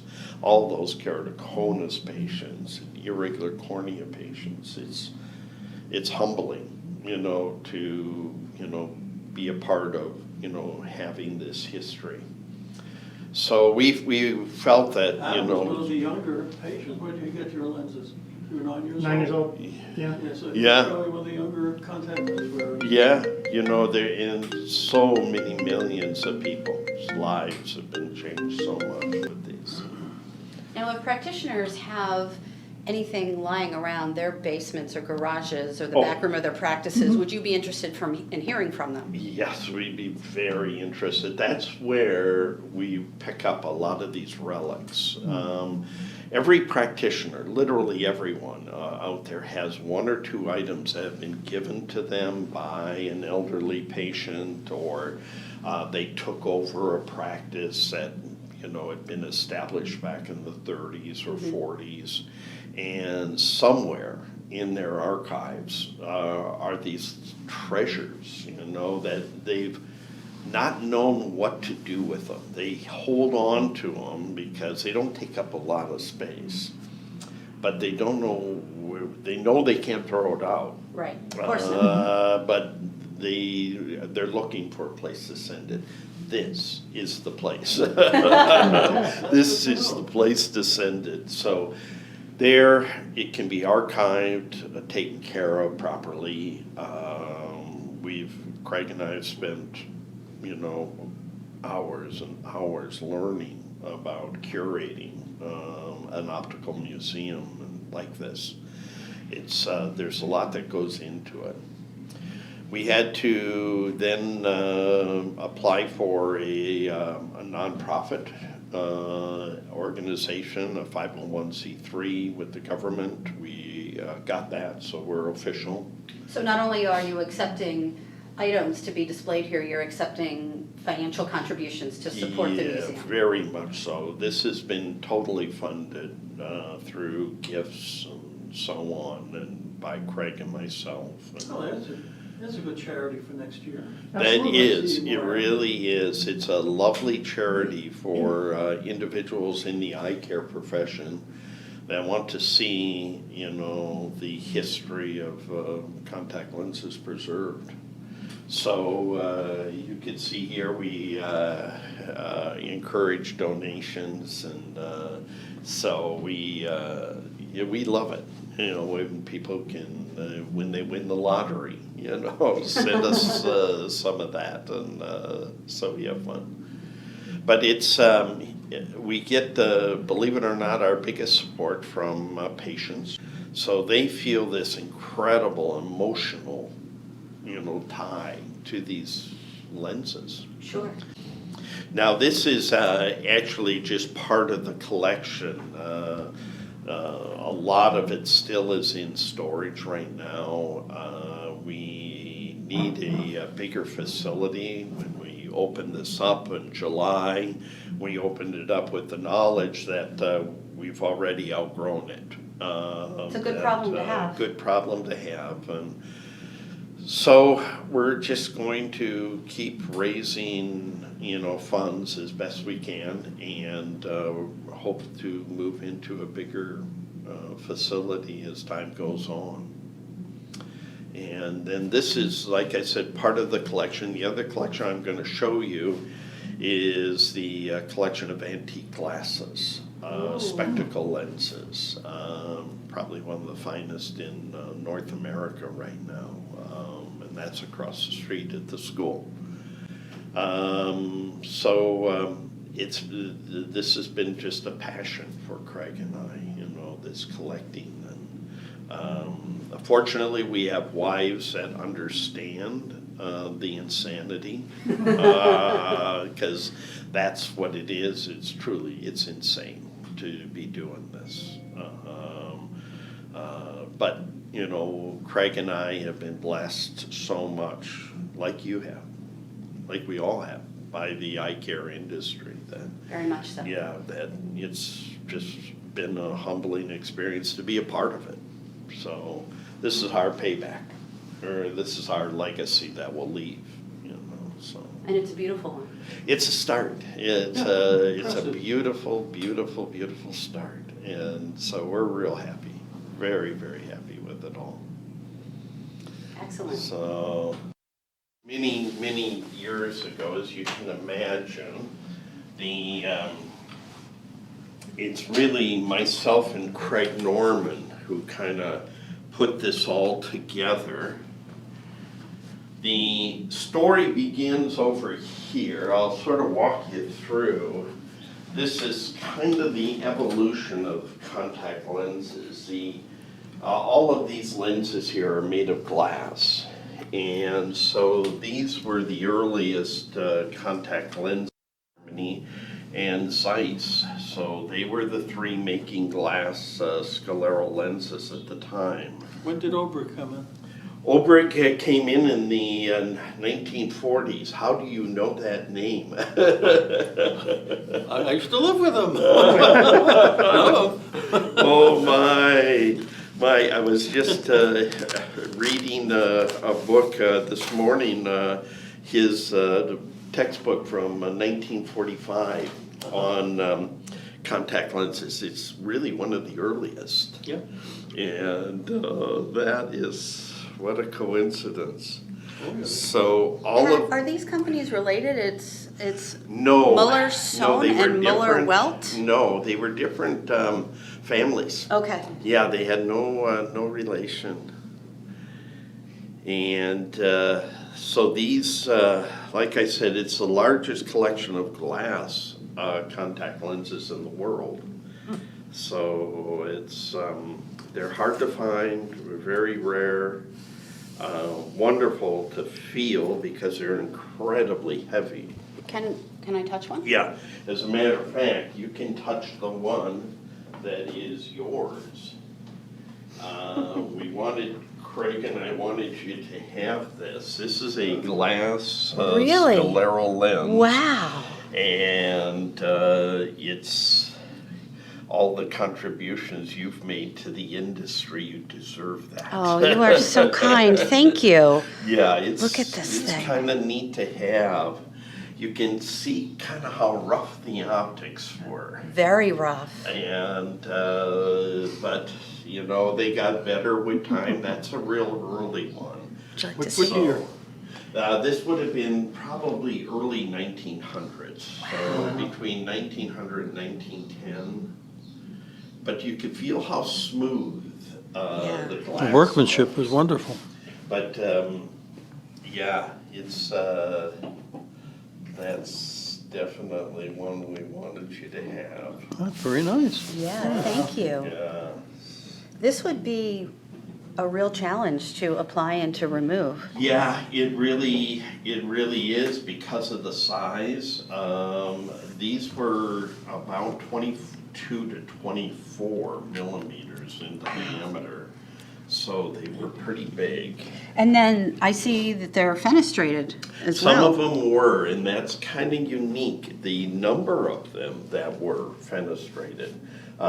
You can imagine drilling a hole in glass can be a little bit challenging. And, A lot of breakage. Yeah, but I'm always surprised when I'm going through the lenses, the number of them that have actually been fenestrated. And that would have been a challenge as well, not only drilling the hole, but making sure that the edges are smooth enough. Oh, Because yes. that would have been quite painful had you applied a fenestrated Yeah. lens that wasn't smooth. But then you look at these Zeiss lenses, the optics are absolutely perfect and they're incredibly thin. And I always wonder how many of those broke in the eye. You know, it wouldn't take much trauma That would have been to a shatter really big problem. those, yeah. But that was unique of the Zeiss lenses at the time. They were incredibly thin.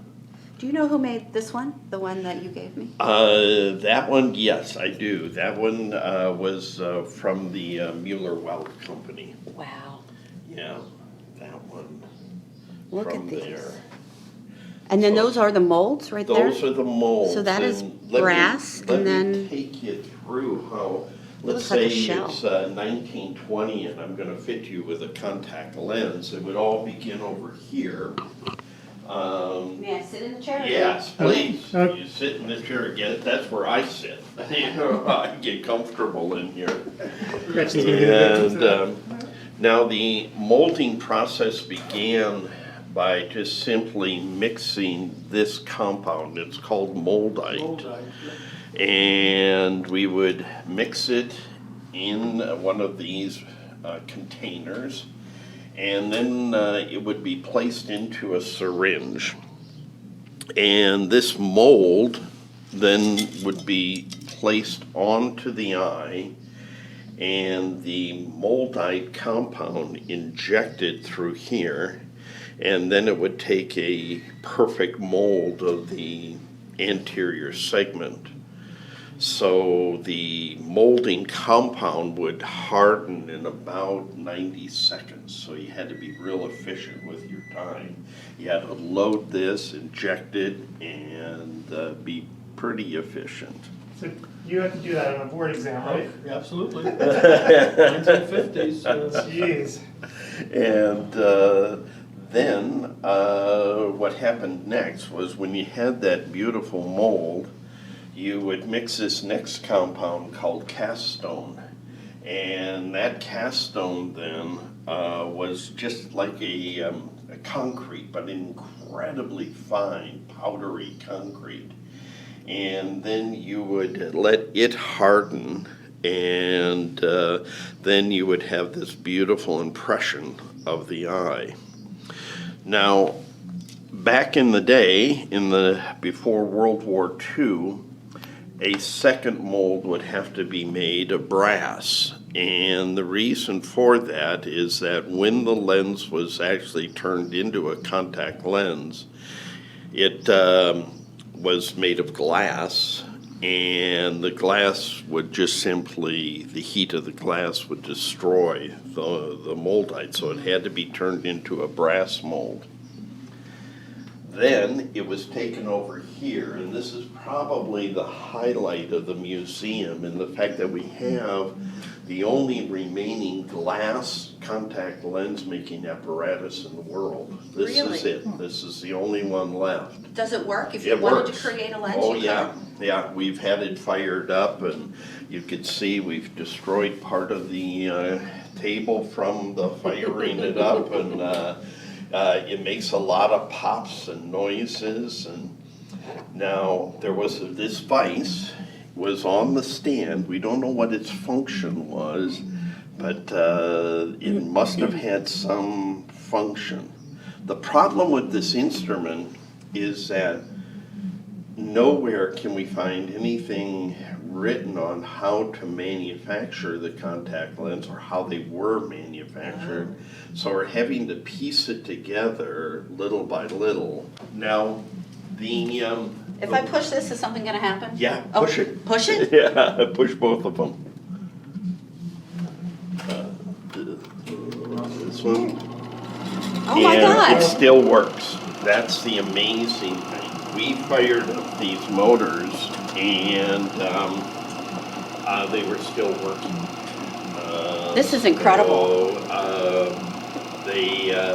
now, the way it worked was you attach the mold, the brass mold of the shape of the eye here. Top two, I think. Perfect. Now, that bottom, yeah, no, you got it. You got them both. Okay. Good. And what would happen is you had natural gas and oxygen that were mixed together. Those were, it wasn't propane. Propane hadn't been invented yet, so they actually used natural gas back in that day. And so the gases were then mixed up here to the appropriate concentration, and these valves controlled the amount of oxygen versus the amount of natural gas. It looks like it's a very non-precise process. Exactly, very non-precise. Then they had these 2x2 wafers of glass that were set right here. And then this was just simply brought around once the glass had been molten, and this just brought down and an impression made of the contact lens. And that's the mold right there. That's the mold So you would of the swap eye. that out depending upon the Yeah. patient you're creating this for. And then in this little container, when I got the instrument, it was just filled up to about here with asbestos. Oh, excellent. So that made it all complete. So then you would bring it back here, drop this mold, and because it was flaming hot from being in contact with the glass, and it would fall into the asbestos where it would be cooled. And now with these little tools here, the residual glass would be broken away. And then you saw over here how the edges were rounded, and then the power placed on the front of the lens with this. Now, the only thing we can think of here is that this was actually operated by hand to oscillate the application of the power on the front side of the lens. That's all we can actually kind of surmise. We don't know how else it was driven. And but everything came with the unit. It was intact. And it's actually from, of all places, Perth, Australia. Don Ezekiel. Yeah, Don Ezekiel. And if anybody would have something like this, it would be him. It'd be him. And you'll see as you go through the museum, many of the pieces are from Don's collection. And it was probably the largest in the world. And he gave it all to us. So we're really super fortunate to have that. And he got his basement back. I'm sorry? He got his basement back. Yes, and his garage. He had it in his laboratory, but when he sold the laboratory, it moved into his garage. So he was kind of grateful, but again, sad to see it all go away. And but to have the only one remaining, now this is for this. A mechanical tool then, nothing to do with creating the contact lens. No, just strictly for changing out the gas. If you wanted to, is there gas in there? Could you make one? No, we keep the live ones in my garage at home, but these are actually empty. And So you have filled ones if you wanted to? I mean, I don't know that I'd put asbestos there, but you could create a glass lens? We're the only ones in the world that can make glass contact lenses if you need one. Have you tried it? Oh yeah, we've tried it and it's incredible. Just, there's a lot of experimentation, getting the temperature right, getting just the exact amount of natural gas and the exact amount of oxygen. But you could see that it would be very easy to accomplish. Now, when PMMA came along, things changed rather dramatically because now it was possible to just simply use the mold itself rather than turning it into a brass mold. And what was used at that time then were these PMMA wafers. That's actual PMMA? Yeah. I thought it was cardboard. No, it has this protective coating on it, and you just peel this away, and then there's this beautiful piece of acrylic plastic. Wow. For scleral lenses. That's really cool. Very cool. And now, it didn't take any temperature at all to melt that. That was not like melting glass. So I think we even have one here that might be, yeah, there we go. Oh, so that's it. That's it. So Darren asked the question, when you were in school, did you ever see anything like this? Yes, well, with the way it worked in school, our contact lens course was one person with keratoconus that was handed down from class to class. And we had it was at Columbia University, and we had Isidore Finkelstein was the professor, a very bright guy, but that was it. And he had this one guy, and every time they had to do something to wash the lens or something, there was no sink. The Fink used to walk in to the bathroom and wash it and try it on. And this guy never succeeded, but he kept coming back from class to class. Oh. And that was the contact lens course in the 50s. Oh my gosh. That's so interesting you mentioned that name. I read his name for the first time last night. Finkelstein from Columbia University. And the reason I came across it, I was doing a story, as I'll show you down here, on Dennis England, who helped invent the first corneal contact lens. But I came across an article written by Hank Knoll from Bosch & Lowe on this gentleman from Columbia University. And it was the first time I had seen his name, and so it was really so that was the kind of neat. That was the contact lens course. Oh my period. End of story, cool. and then whatever you learned happened afterwards. Yeah. It happened afterwards. But the academy required, in order to become a diplomate, you had to be able to fit a scleral lens and using moldite. And what happened, as basically we smuggled in some anesthetic because there's no way you can put that shit in your eye. Yeah, no kidding. And say, stay still now. Because you can imagine if the patient's eye was moving during the molding process, you have a pretty bad mold. Yeah, I mean, so. What year did you earn your diploma? In 1965, I think. And so that was 67, being required at that time? Yeah, it was a very large class. The word was, you better get it now because it's going to get much tougher to do. But that particular part was separating the men from the boys because you had to learn not only to do it, but then to adjust it. And I was always very unhandy. I figured I'd cut my hand off with the bars that they used. Oh my, So, wonderful.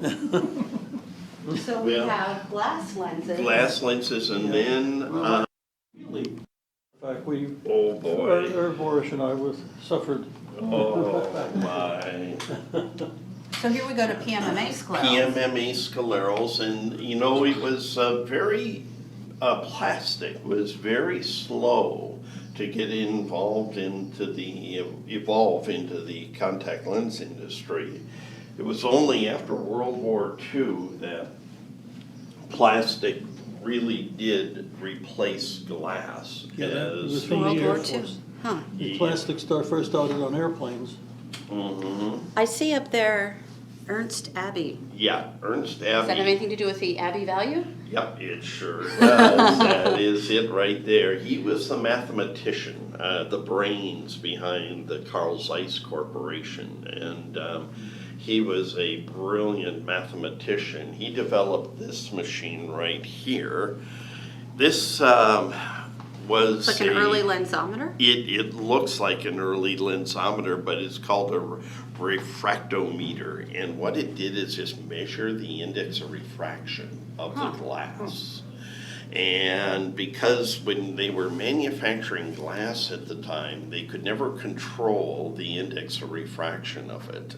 So each piece had a different index, and so what they had to do is read the index of refraction, and then they knew what radius to put on the front to create the power. There was a lot of math involved. There back was then. a ton of math involved back in those days. And, but he was the one who really kind of was at the forefront of that. Now I see back here there are corneal lenses as well as scleral lenses. Yeah, it's just like CDs and VHSs. You know, there's that time in space where the two cross over, and this was really it. In the 1950s, it was unsure which of the two modalities was going to really take over. Was it going to stay scleral or was it going to go corneal? And so you see a number of these fun sets that have actually both in them. Now here's the Theo Olbrich sets out of New York. The one in the back was the original Theo Olbrich scleral lens set, and then the one in the front is one of the later sets. I like these glasses down here. The world of contact lenses. That is really cool. Bizarre. So WJ made them. Well, Newton Wesley was the man responsible for kind of bringing contact lenses into the mainstream. So in the early 1960s, he marketed everything to get contact lenses out to the masses. God bless him. Yep, and he appeared on the Steve Allen show, and he was just this incredible kind of showman, but yet incredibly ethical. And He was keratoconic. Yeah, that's correct. Do you have any stories? Well, yeah, he had a partner, George Jessen, Yeah. and George was a glad-hander type of salesperson, and Newton was the front guy with the research type of thing. Right. And they did everything, and they not only market glasses, but I remember they used to hand out ties.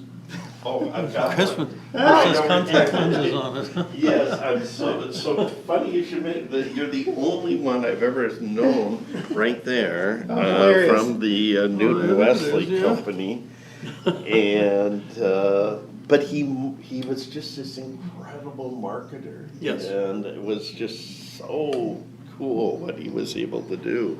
That's good. Somebody needs to get the word out. Well, you know, and little known fact, it was Newton Wesley who founded Pacific University College of Optometry. Is that right? I didn't know that. Yes, it's a rather kind of long and sometimes sad story because he founded it, but then had to give it up and sell it because of World War II and the internment camp. So his two sons and his wife ended up in an internment camp throughout the course of World War II. And it was here in Portland where the internment camp was. And Roy Wesley, his son, is still alive, and he is on our board of directors of the museum because he's this incredible historian of that era of the internment camps and all the kind of injustices done back then. So kind of a fun story to just hear him talk about. Oh, I bet. About his life growing up as a child in the camp. Right. So, and then over here, we have a couple other items. One is the Micon. This was the first commercially available contact lens solution that went into the back of a scleral contact lens. What is Micon? And you know, it's I'm not sure. I think it's a sodium bicarbonate system. What does it say there? I looked it up. 2% there we sodium. go. You were Yeah, right. I was. Sodium bicarbonate solution. So where did the name Micon come from? Now that I don't know. It was manufactured by House of Vision in Chicago. House of Vision. And House of Vision, yes. It sounds like a sketchy place. It does. It's like a haunted place. Now, next to it here is another one of those Wesley Jessen things. This was a research lens. And patients were losing their lenses pretty easily when they switched to corneal. So what they did is they impregnated the contact lens with little graphite particles. And then you would just pick it up with a magnet or find it. Are you kidding me? Yeah, so it was a magnetic contact lens. and that's what it's actually stuck to is the magnet right there. Oh my Did gosh. that affect vision by having that into the plastic? It's sort of like putting fenestrations in the lens. They never really affected acuity very much, and just a clever idea. So, but they never marketed it or anything, but it's just kind of cool to have A one of magnetic their... lens. Wow. Some patients Magnetic. may like to have that option available to them. Oh gosh, I thought it was so clever, you know, but it just shows you, you know, you've got a problem, you know, this is how we're going to fix it. Who was the optician that brought I forgot his name, that made the corneal lens popular? What was Oh, Kevin Toohey? Toohey, yeah. Yes, The Toohey lens. Kevin That was Toohey. the first one. We've got some of his early things over here as we evolve from... It took lids of steel to adapt to those. That's for sure. Then we went from the scalerals into the... We have a TUI contact lens fitting record back there. Yes. Now that's kind of interesting. That's Robert Ryan. Now, Is that a HIPAA violation, Pat? Yeah, it's a definite HIPAA violation. Now, he was a famous actor. Oh, sure. Back in the 50s. And another famous person was Ronald Reagan. Ronald He Reagan. was highly myopic. Yep. He wore contact lenses. Wore contact lenses. So we have some pretty interesting things. Oh, so here's the little scandal, I guess, with Dennis England. He applied for the first U.S. patent. In 1945, I've got the original patent. Craig, I've got a Xerox copy, but Craig has contacted the patent office, and we're going to see if we can get the original patent, that patent application. And Kevin Toohey preceded him. Yeah. Oh, no, yeah, sorry. Followed. Okay. He followed him by 2 years, 1 month. Was 2 years later, Kevin Toohey took out his patent, or applied for his patent. That was in the 50s, I think. Yeah, 1950. And then Bill Feinblum also got involved with scleral lenses. Yeah, and there's Bill's diagnostic set. Yeah, You'll notice those green lenses there, and apparently someone told me that those were actually developed for treatment of an nystagmus. Now, Did it work? That I have no idea. I didn't know why it would work. Again, I wish Bill was still alive, and You know, I've got there's a Yiddish questions. expression, it worked like a Teutenbankus, like a leech on a dead person. Yeah. So did you know Feinblum? Oh, sure. Oh, yeah, we used to work together. He was the man. He was, Bill, what happened towards the end, he couldn't handle the contact lenses, so he referred to us. But he was a tremendous promoter, and his main specialty was low vision. Yeah. And he was able to get his face on Life magazine. Yeah. And he ended up having a tremendous practice on Park Avenue. And again, the low vision didn't work. But but people kept coming I've got in. that Life magazine with that's his story, the Feinblum story. It's actually one of the really earliest He knew how to promote. publications. Yeah. He was, well, actually, there's a direct link between Bill promoting and me. Afterwards, so I shouldn't knock him. Paul off. Here we go. Hey, everybody. Yeah, it's the only one We're I've back. ever Let me- seen. I've always wanted to say that. There we go. So we cut off Paul. Sorry, Paul. So hope everyone enjoyed the bit of the movie. They didn't get through the whole thing, unfortunately, but we'll run it again tomorrow so people can see the whole thing. Absolutely. It is fun. So We are coming down to our home stretch. we are getting there, slowly but surely. So it's 5:30. We're halfway through the 5 o'clock classes. So that's concussion and diagnostic technology. Yep. And a quarter of the way through Art Epstein's dry eye. And Art Epstein made it, so I think he thought that he wouldn't, and then he realized that he had to. So he's there. He's in the room, and the lecture's going on. So congratulations, Art. Excellent. And then in 30 minutes, we'll have ocular probiotics and managing glaucoma over time. And hindsight is 20/20, but foresight is even better. From Nazi, I never pronounce her last name correctly. Yeah, I never get it right either. I just call her Nazi. Nazi. I'm sorry, Nazi. I don't want to mangle your name.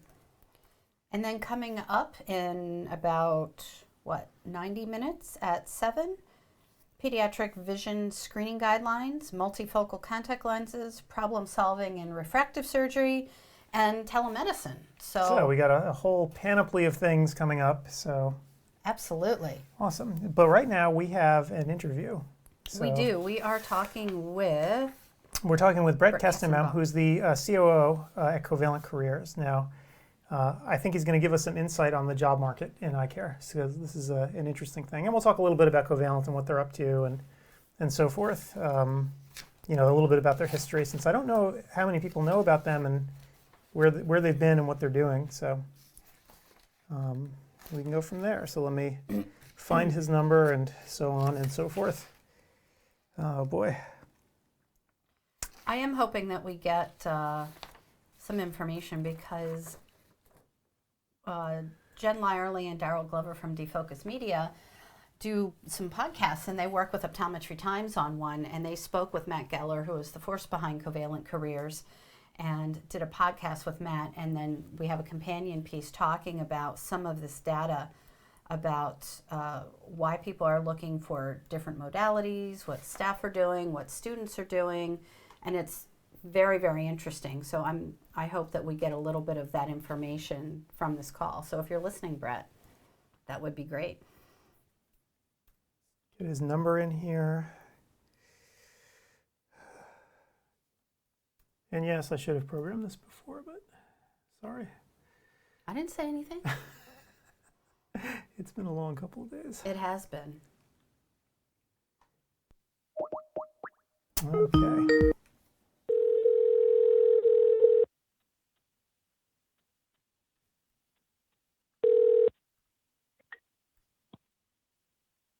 Adam. Hey, Brett, how you doing? I'm good. How you doing? I'm doing well. I got Gretchen Bailey here with me too. Hi, Brett. Oh, hey, Gretchen. So glad that we're able Good to to hear talk to you from you. today. Yeah. Cool. How's So, the day going? oh, it's been going here. It's we've all been battling illness here, but we've managed to muddle through. So we're doing well as can be expected. Absolutely, Perfect. absolutely. Yeah. Yep. Lots of flu going around these days. Yeah. Yeah. It's not been easy. So what have you been up to today? Have you been hanging out in the classes or at the booth or anything? Yeah, I've been hanging out at the booth.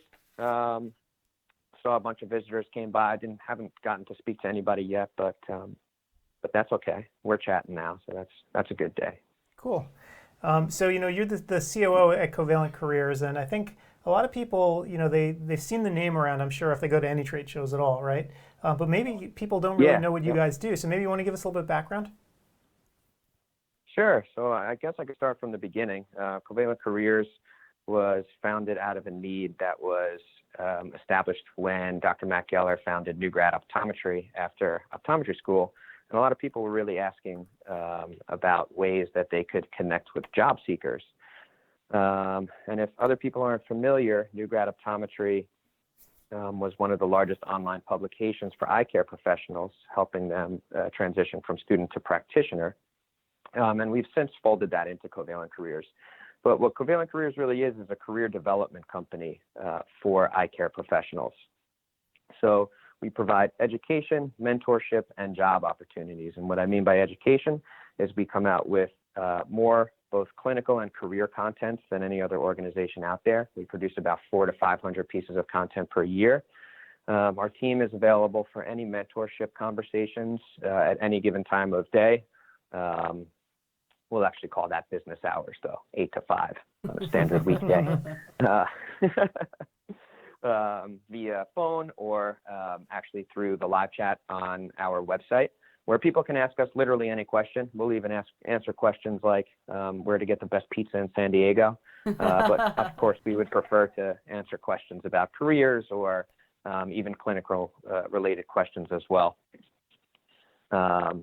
So that's really the long and short of it, all at the same time. We're a place where people can come for mentorship, education, and job opportunities. Very cool. And so, I'm putting up on the screen right now, we just put up your website, but one thing that we just did recently on ODwire, which people are getting a kick out of, is that we now have your jobs listing up there. And so when we click on the jobs tab, we can see all the lists, of the jobs that you have available. So maybe you can explain a little bit to the folks who are listening how those listings actually get onto different websites and where they go. Sure. So we have a technology team at Covalent Careers, and all of our technology was custom developed. When an employer posts a job through Covalent Careers, we have a network of websites, including ODwire, that host our job feed. So any jobs that are posted on Covalent Careers are also posted through ODwire. They're posted through like the NYSOA, the Maryland Optometric Association, Delaware Optometric Association. We also help the eye care community get increased exposure by automatically posting jobs to Indeed and ZipRecruiter as well. So it's really, the goal was really to be this one-stop shop where not only employers can post jobs, but they can also talk to our team, because a lot of times employers, practice owners, they don't necessarily know how to write that job description so that they can attract the talent that they're looking for.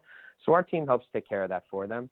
We have a team of content specialists that will write up the job description so that they describe the practice, the mission, the vision, exactly what they're looking for in a doctor, things like that, and then also make them search engine optimized so that if you're searching Google, your jobs will also come up through the Google Jobs feed. Very cool. cool. Excellent. Very cool. And on ODwire, at least one of the big complaints and problems that people have are finding good opticians, right? We hear it every day. Like, oh my gosh, this is the hardest thing I have to do is try to find a competent optician. Do you guys have anything like that where they could try to list jobs for opticians as well? 100%. So we help with any staff positions at the optometry practice as well. A big thing with opticians is the screening process. So obviously, depending on the state that you're in, you can hire either a licensed or non-licensed optician. In the states with licensure, the licensure by virtue is going to help you establish that the optician knows what they're doing, understands the role, is familiar with the eye care industry, things like that. But a lot of times in other states, when the term optician is used, a lot of people are looking for more of a person with sales background, maybe, who they can train, right, in eye care, and maybe they need someone who's going to do some lab work, maybe not. So the optician part is interesting, and with conversations with our team, we can help walk a practice through the screening processes they should use, the specific ways to write up that job description to try and attract the talent that they're looking for. Now, granted, obviously anybody can apply for any job online. So the most important thing is really understanding what happens after that application. It's the whole process after that we can guide practices through. And all of those things are at no charge for practices. We just have conversations and do that. They can also read any of the articles on our website about it. But our goal is to help practices find the people that fit their culture, their mission, their vision. And we know that's not an easy thing to do. Right. And in fact, I'm scrolling through some of the job listings right now. They have a very obvious professional touch was put to them, right? This doesn't look like somebody who just scrolled something up on Craigslist. So I have a feeling that you had a hand in some of these. Yeah, so employers can definitely post their own job listings without our intervention. But why not use our service if you can?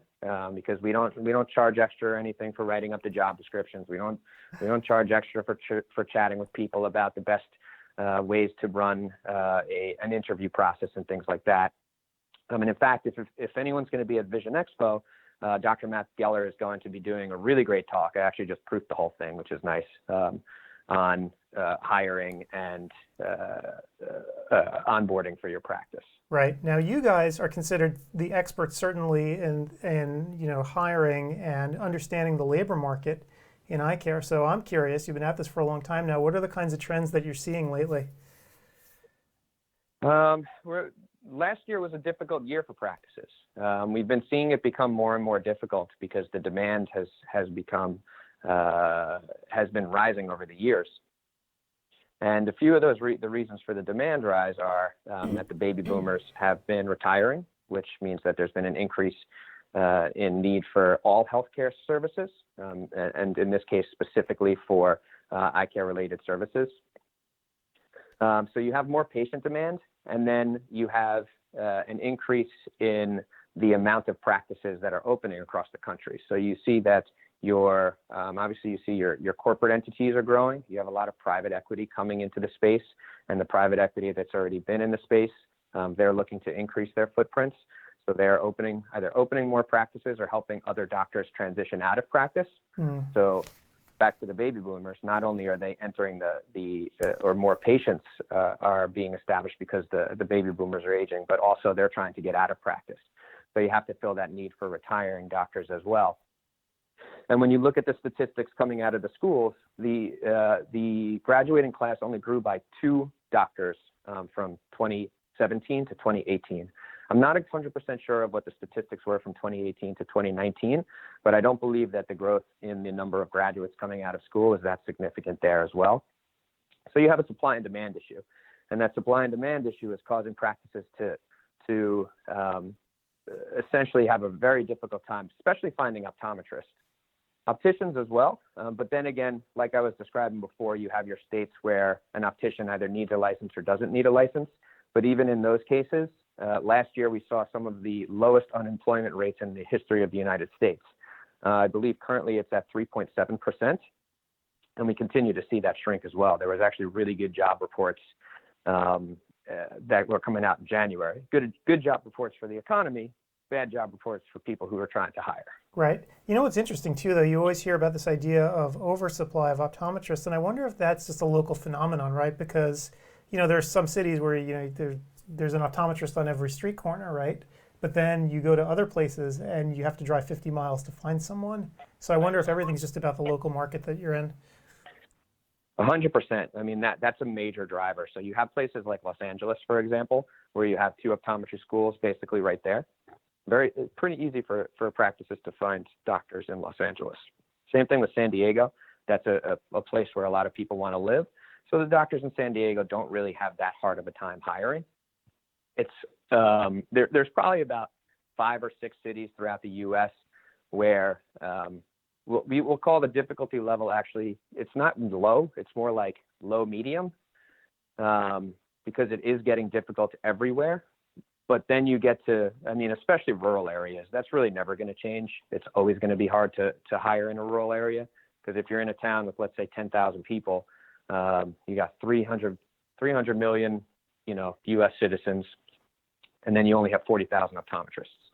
So the odds of one of those 10,000 becoming an optometrist and then moving back to the town or whatever it may be is not very high. Right. Right. So rural areas definitely have a hard time attracting talent. In those areas, we always recommend making sure to highlight the specifics, both of your location, if there are benefits to living in your location, like the beautiful scenery, the beautiful falls. If you're a mountain person, this is a great place to live. And the other, obviously, one most important thing is if you're offering like a high salary to attract somebody there. Nowadays, high salary means a lot of different things, because corporate practices, pretty much standard, are offering anywhere between $110,000 to $140,000 even for new grads. Mm-hmm. So if you're trying to attract someone to a rural area, your salary is going to have to be up there. But what the real, we'll call it the real loss in finances, is when you don't have a doctor seeing patients. And it's not only a loss in finances, but it's also a loss to the community, because then the community doesn't have someone there who's able to help them with their eye health conditions. Right. Right. So what are some of the biggest mistakes that you actually see when people put up these listings? Like what doesn't attract people? Well, I think there's a few things. The mistakes, they definitely start at the listing stage. A lot of people will put up job listings that are sentences to maybe a paragraph long, and they really focus on themselves as opposed to focusing on what will attract the other. So focusing on the thought process of what is this job seeker looking for is a major improvement to the way that job listings are written now, which is, what do I want in my practice? And the what do I want in my practice is okay when the supply and demand curve is shifted and you have your choice of optometrists. But right now we're in the place where you need to attract, when it comes to optometrists, you really just need to attract optometrists, period. So you want to make that more attractive. And the things you want to focus on are your culture, your mission, your vision, really the things that are going to stand out, and they're going to touch both the emotional side, and then also you're going to want to show them the things that you're going to do for them, the salary, the benefits, the compensation, the growth opportunities, things like that. Right. Yeah, and I just saw one. I just pulled one up on your site where it's 20 minutes from Knott's Berry Farm. So Hey, that's a plus. Is that a big plus? There you go. Absolutely. Oh my gosh. So this has been really great advice. And I want to remind everyone who's listening to me and on the site and at the conference that when they list with you, there's a 10% discount, right, for ODwire folks. So hopefully, That's correct. Hopefully, people are hearing this and they'll go ahead if they're looking. Because this is definitely, it's so hard for people. And I know even locally here in Portland, I've had discussions with different doctors about it. And they all seem to try to use their own technique in hiring, and not many of these techniques seem very scientific, to put it mildly. Deceive of your pants technique. So it's good to see, that you have. Recommend. Yeah, I mean, you have a sort of a more broad view. So that's sort of an interesting thing, whereas everyone else is doing a trial and error. At least you've seen the breadth of the entire market. Right. Yeah. At the end of the day, when it comes to especially finding an optometrist, there's no silver bullet. I'm not going to tell you that Covalent Careers is magic, because it's not. But it's a great way to get your job listing to the most amount of people possible. And when I say it's not magic, it's like I was describing, there's not enough optometrists to go around. So that means that by virtue of that, there are practices that are going to not have doctors for specific periods of time, right? But what you want to do is you want to give yourself the best odds of finding not only a doctor, but that right doctor, and you want to do things the right way. But the hiring process doesn't end at that job listing. It doesn't end at the job description. It doesn't end at that attraction phase. You also have to have a process in place after that to go through for interviewing and then the offer stage. There's a lot of times where practice, they attract a great doctor and then they drop the ball after that, whether it's the interview process was disorganized, or it took to them too long to get the offer letter out, or the communication was poor within that process. We see a lot of times that happen too. So you've spent all this money, you've done all these things to attract a great candidate, and then you didn't take that to the finish line, get that offer letter out, and make the hire. Brett, what would you say you're seeing in terms of trends for applicants, for people who are looking for jobs? What are people looking for now? We actually put out a workforce study very recently, and if you're at our booth, you can download that full study. But people are really looking for two things. One, they're looking for a great culture. They're looking for a place where they can establish themselves and find a home, a family.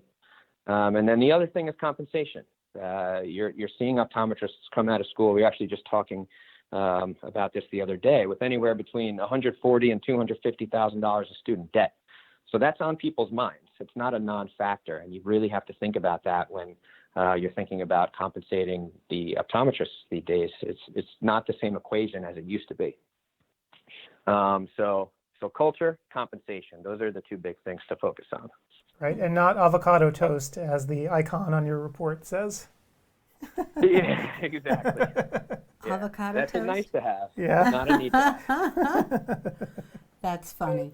Out here, the avocado toast thing is kind of crazy. There's avocado toast with bananas and peanut butter and whatever you might want to do. Like, wait, but there's no avocados on this avocado toast. I wish I liked avocado toast. I like toast. I just don't like Yeah. avocados.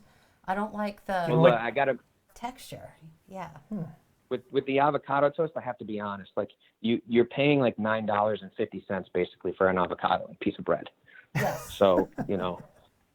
I do buy them I don't at know. home. I have a hard time buying avocado toast just because of that, Oh that yeah, main thing there. it's expensive. You can get an avocado for $1 or $2. Right, exactly. And then you can make 3 avocado toast. There you There you go. go. There you go. See? All right, well, Brett, thank you so much for this. This has been great. So I'm going to remind everyone to head on over to your booth and check you guys out, if they're looking, and even if they are just interested, even if they're not looking to hire anyone right now, just to go over and get some advice, right? Because you never know.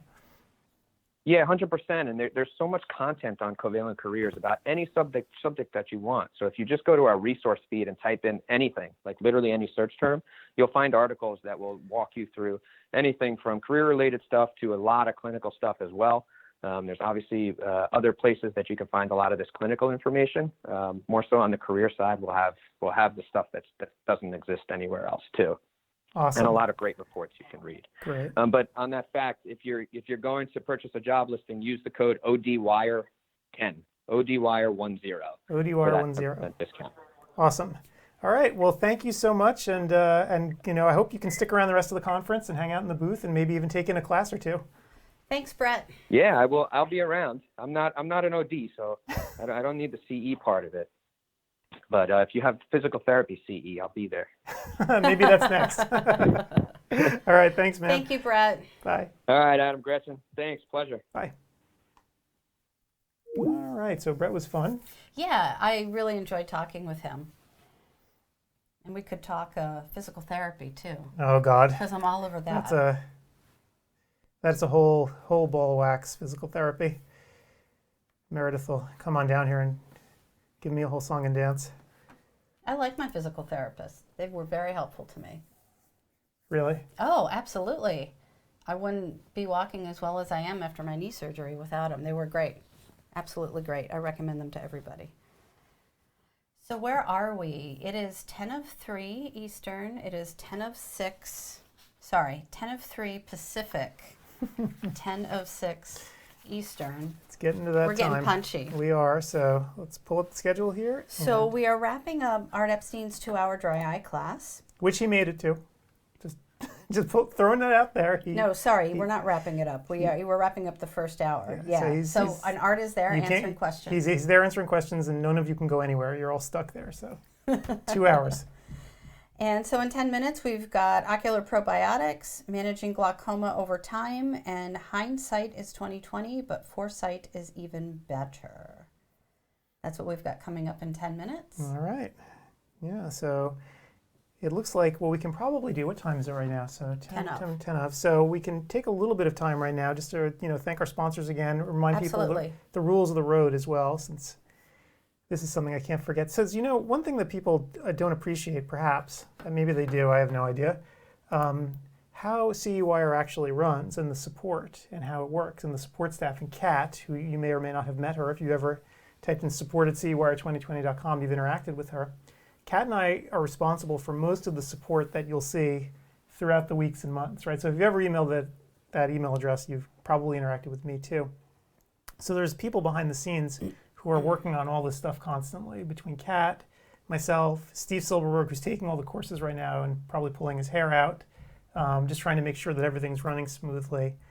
There's just this sort of whole layer behind the scenes that most people don't get to see. Well, and also too, because you have such a lengthy on-demand period, that means that your support needs to last that amount of time too. If somebody runs into trouble with a class or a quiz not loading correctly or not getting a piece of information they need, you have to be there until August 1st. Oh no, it gets better than that. In fact, we have to be there for at least another year afterwards, or 2, I think, by COPE's rules. We can't just abandon the project. We have to stick around so that if people have trouble with their credits, we're still here, so they can get them again, right? So they can pull them up. So. Oh, right, yeah. So it's a lengthy support period. It is a long-term commitment that we've stuck ourselves to, and Kat does a great job, maintaining all the stuff in between. And I just try to do my best to help out when I can. I don't know. Shout out to Kat. Thank you. Thank you, Kat. For your help. Yeah. We've been driving her crazy lately, so thank you, Kat. Well, it's coming up onto like the actual weekend of the conference, so it does get crazy. So I'm hoping that she has a nice glass of wine waiting for her at the end of tomorrow's classes. Well, what made it more difficult than usual, again, this is inside baseball, nobody cares, but I'll talk about it anyway. If it takes a speaker a long time to get their lectures into COPE, it creates an incredible amount of pressure for us here to get the thing through in time, right? Because we don't want to offer all of these classes and have something that's not COPE approved. Right, that's the last thing that you want while you're sitting in a class and counting on a certain amount of hours and then they don't come through. And unfortunately, then you take the brunt of that, Adam. People are pissed at you. Right, so for every lecture that comes in, we actually take the lecture for the speaker, compile their materials and send it on into COPE, and we always try to stress to the speakers as best they can get the materials in early. But sometimes they just can't, and that creates problems at the last minute. So that's what we've been dealing with mostly, over the past couple of weeks, just making sure that everything was in place. Yep, So. a lot of scrambling, and it's like that for any meeting. Yeah. Even though this one is taking place virtually, it's still a lot of scrambling at the last minute, just like for any state association meeting, AOA Academy and Expo, CECO, same deal. And, I will say this for COPE, they have been efficient based on the volume of garbage that we have been throwing at them, right? Because when I look at the size of this conference, there are very few larger ones, right? So CECO and Expo each have 100-something credits, right? But in terms of, these, two guys in a chicken coop style conferences like this one, this is a lot of credits. And credit to COPE for actually being able to accept everything that we keep submitting to them in a timely way. Well, when you think about an Expo or a CECO with over 100 credits, it's not physically possible for everyone to take that many credits. If somebody comes to CEwire, that person can take all of those credits, right? Because of the on-demand period. Now, I know CECO has some on-demand as well, but I don't think it's every class. Yeah, I'm not sure, to be honest with you. But that would be a feat if somebody could take every single credit from CECO.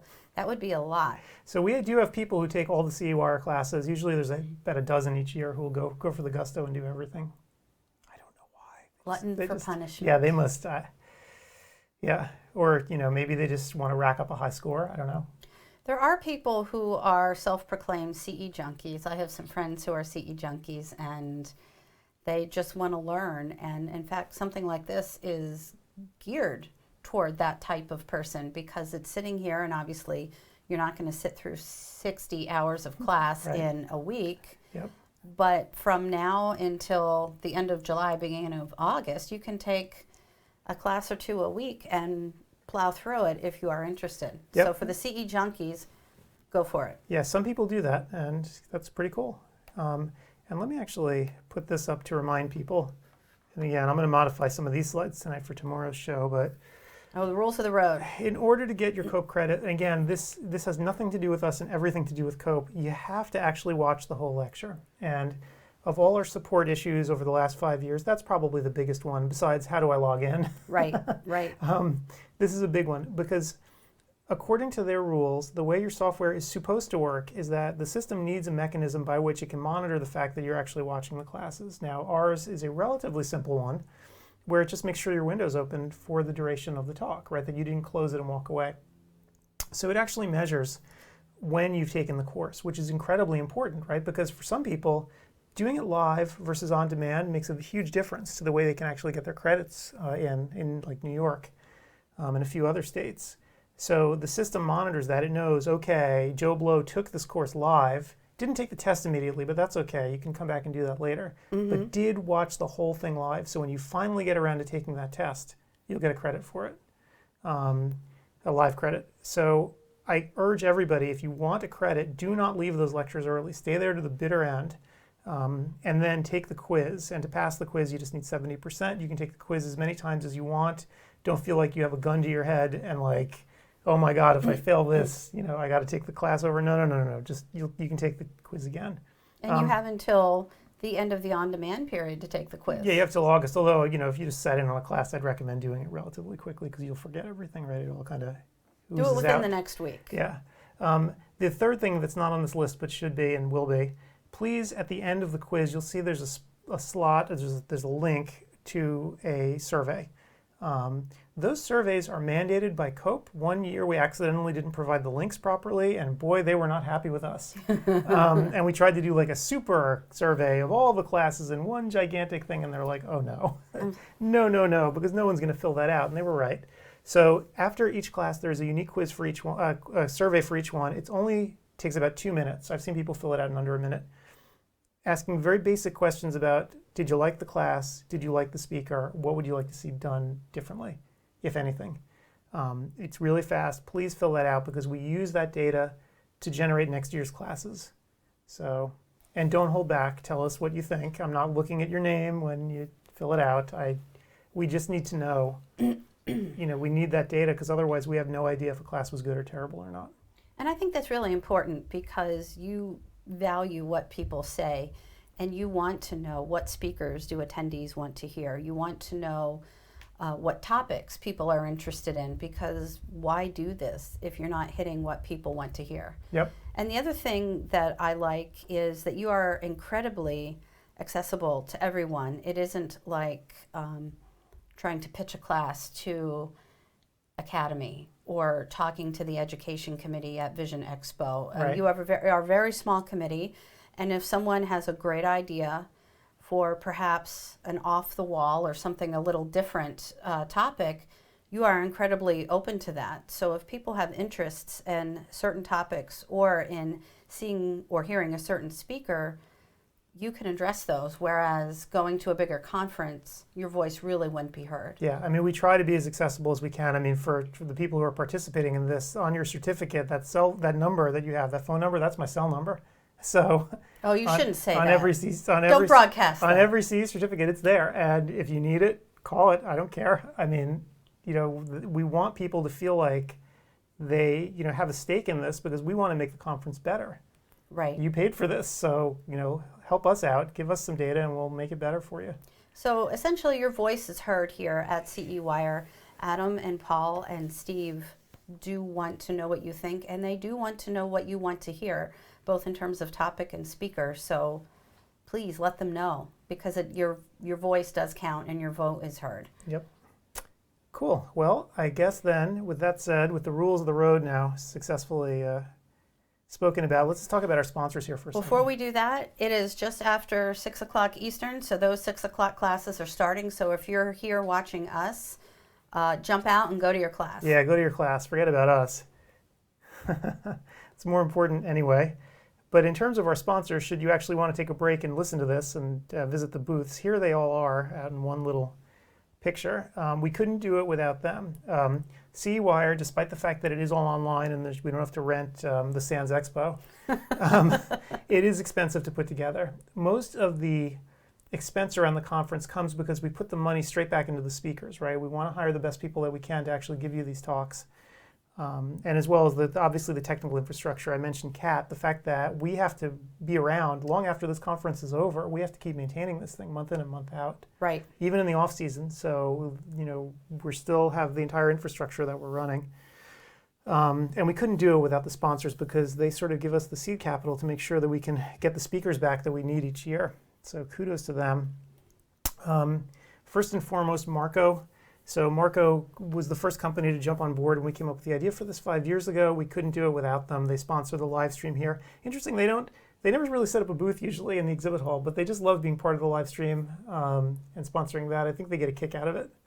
I guess that's why they keep doing it. So, well, thank you, because if it weren't for Marco, I wouldn't be sitting here in Adam's office, not basement, having this conversation. Very true. So thank you, Marco, and thank you for giving us the confidence to actually giving it a shot, because when we first did it, we weren't really sure what we were walking into. So, whoops. Sorry about that. That was my phone going off. That was somebody took your advice and said if you need that information, then call. There you go. That was one of our speakers actually for tomorrow, but I'll get to him later. That's really funny. So Hog, as you all know, makers of instruments, and they are actually running special here on their Octopus. And let me pull it out here again so I can show you what it is. They are new to us this year. This is the first time they decided to sponsor the conference. And let me pull it on up here and try to find all the rebates so everyone will know. So $1,000 rebate with the purchase of an Octopus 900 Basic. And let me just mute this. Okay. So $1,000 rebate with the purchase of an Octopus 900 Basic and a $1,500 rebate with the purchase of an Octopus 900 Pro. And so these are only for CEwire 2020 folks. This is an exclusive offer. You have to go to their booth and check it out. And again, totally exclusive just for CEwire folks, because they don't actually have to schlep equipment across the country, right? So as you can imagine, showing equipment and bringing equipment to things like Expo is very expensive. One equipment vendor, not Hog, but another one, told me that it cost them about $50,000 to transport this equipment across the country and set it up at a trade show, which just blew my mind. So it's much more difficult for the equipment vendors to actually go to these physical shows. So for them, they're able to pass the savings on to you. So definitely check out Hog's booth. They have a bunch of stuff that you will like. Neurovisual Medicine Institute. We're going to be speaking to these folks tomorrow on the air. Check out their booth. So again, they deal with binocular issues and issues of binocularity that can cause other sort of systemic problems like migraines and other things in folks. And these binocular issues are frequently overlooked. Certainly overlooked by medical practitioners, frequently overlooked, tragically, by optometrists as well. I think you would agree with me, Gretchen. Absolutely. People don't want to deal with it, or at least it seemed like in the olden days, people were much more into, my dad's generation dealing with prisms and other fun stuff like that. Mm-hmm. But now it's coming back, and the NVM Institute is a place where you can actually go and learn about this and learn how to treat these conditions properly. So definitely check them out. We have a couple of lectures about binocularity tomorrow, and you'll see they're on the schedule. And again, we're going to be interviewing these folks tomorrow, but check out what they do and how they do it. And you might want to stop by their institute and give it a run. Because again, as we were talking, there are a few things that optometry can do uniquely that very few other fields can, right? We always talk about professions encroaching on one another. This is something that is sort of tailor-made for optometry, very much like specialty contact lenses, right? This is the profession that's going to be handling it. So, you may as well learn. Who's next? Tear care. So Sight Sciences, makers of Tear Care, and this is a cute little device for treating MGD. And I wish I had a picture of it. I should put one up tomorrow, showing just how adorable it is. You put it right up to the person's eye, and it heats up the meibomian glands and clears them out. Very portable. And it's very portable. So again, the olden days, these devices were very big and very expensive. Now they're getting very small. And so I can pull up a picture of one too, because they're getting very small and very affordable. I was actually shocked by the price. I remember my father's practice had one of the very first units back a long time ago, a decade, it's well over a decade now, right? How much did you pay for that thing? It was over $100,000. Oh my God. I'm like, whoa. You get something a little different for $100,000 Yeah, yeah. So things change, technology evolves, and now this is much more affordable and much more in reach. The problem is, of course, when you have a device that's that expensive, you feel like you're constantly compelled to use it obsessively, right? And you're always thinking about, if it's not in use, why isn't it in use? And what can I do to boost its use? As opposed to this, where the investment is not as large and the pressure isn't there to the same extent. So this is something that every doc can take a chance on and learn how to use and integrate in their practice, particularly when you combine it with other products, as we were speaking, like with science-based health before, for instance. So it's just another thing to add to your arsenal. VTI Natural View, so we were just speaking to Doug before all about what they're up to with their multifocal lenses and talking about their lens in particular, the Natural View lens, which is sort of unusual, right, in that it didn't have any specific ads, which is kind of cool. So it's fit a little bit differently, and Doug claimed 88%, I think it was? 88% first fit success, or I guess the lens that you use. Right. I'm not saying it well. If you follow the fit lens. guide, yes, 88% of the time you'll get it right on the first lens. Thank you. So there you go. So definitely check them out. They are also having specials here at the show for $3 a box. For $3 off a box. Off a box with a purchase of 25 or 50 unit bank. Not $3 a box. Of the Natural View multifocal one-day contact lenses. There we go. And again, so we also started talking a little bit about myopia management and myopia control and stuff. Obviously, you know, they don't want to talk about it that much, but I think I can talk about it, right? I can say whatever I want. You can say whatever you want. And so, you know, people are using their lens these days. It is an application for it, even though it's off-label. People, I know a lot of docs are using it for myopia management. So check that out. Zeiss, we all know and love Zeiss, and they have a wide variety of specials here at the show. So the Claris retinal camera, if you've ever seen it, it's pretty awesome. It's gigantic wide field, incredibly clear. Another piece of technology that has rapidly advanced. I think you remember the first wide field cameras and just how huge they were. And when you'd open one up and look inside, you'd see the scary assemblage of mirrors everywhere. And you'd be like, who is going to ever be able to service this thing?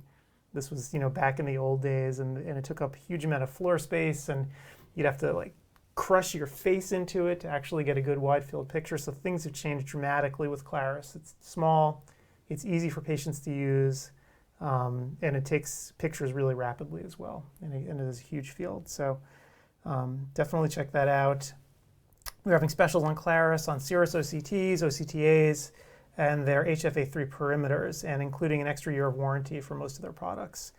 They're also having retinal-specific bundles, which include a combination of Claris and Cirrus, and the glaucoma bundle, which has a combo of the HFA3 and Cirrus, and special packages on their Forum software. So if you've ever seen Forum, it takes data from all the instruments around your office and puts it in one sort of common repository for you to analyze the data.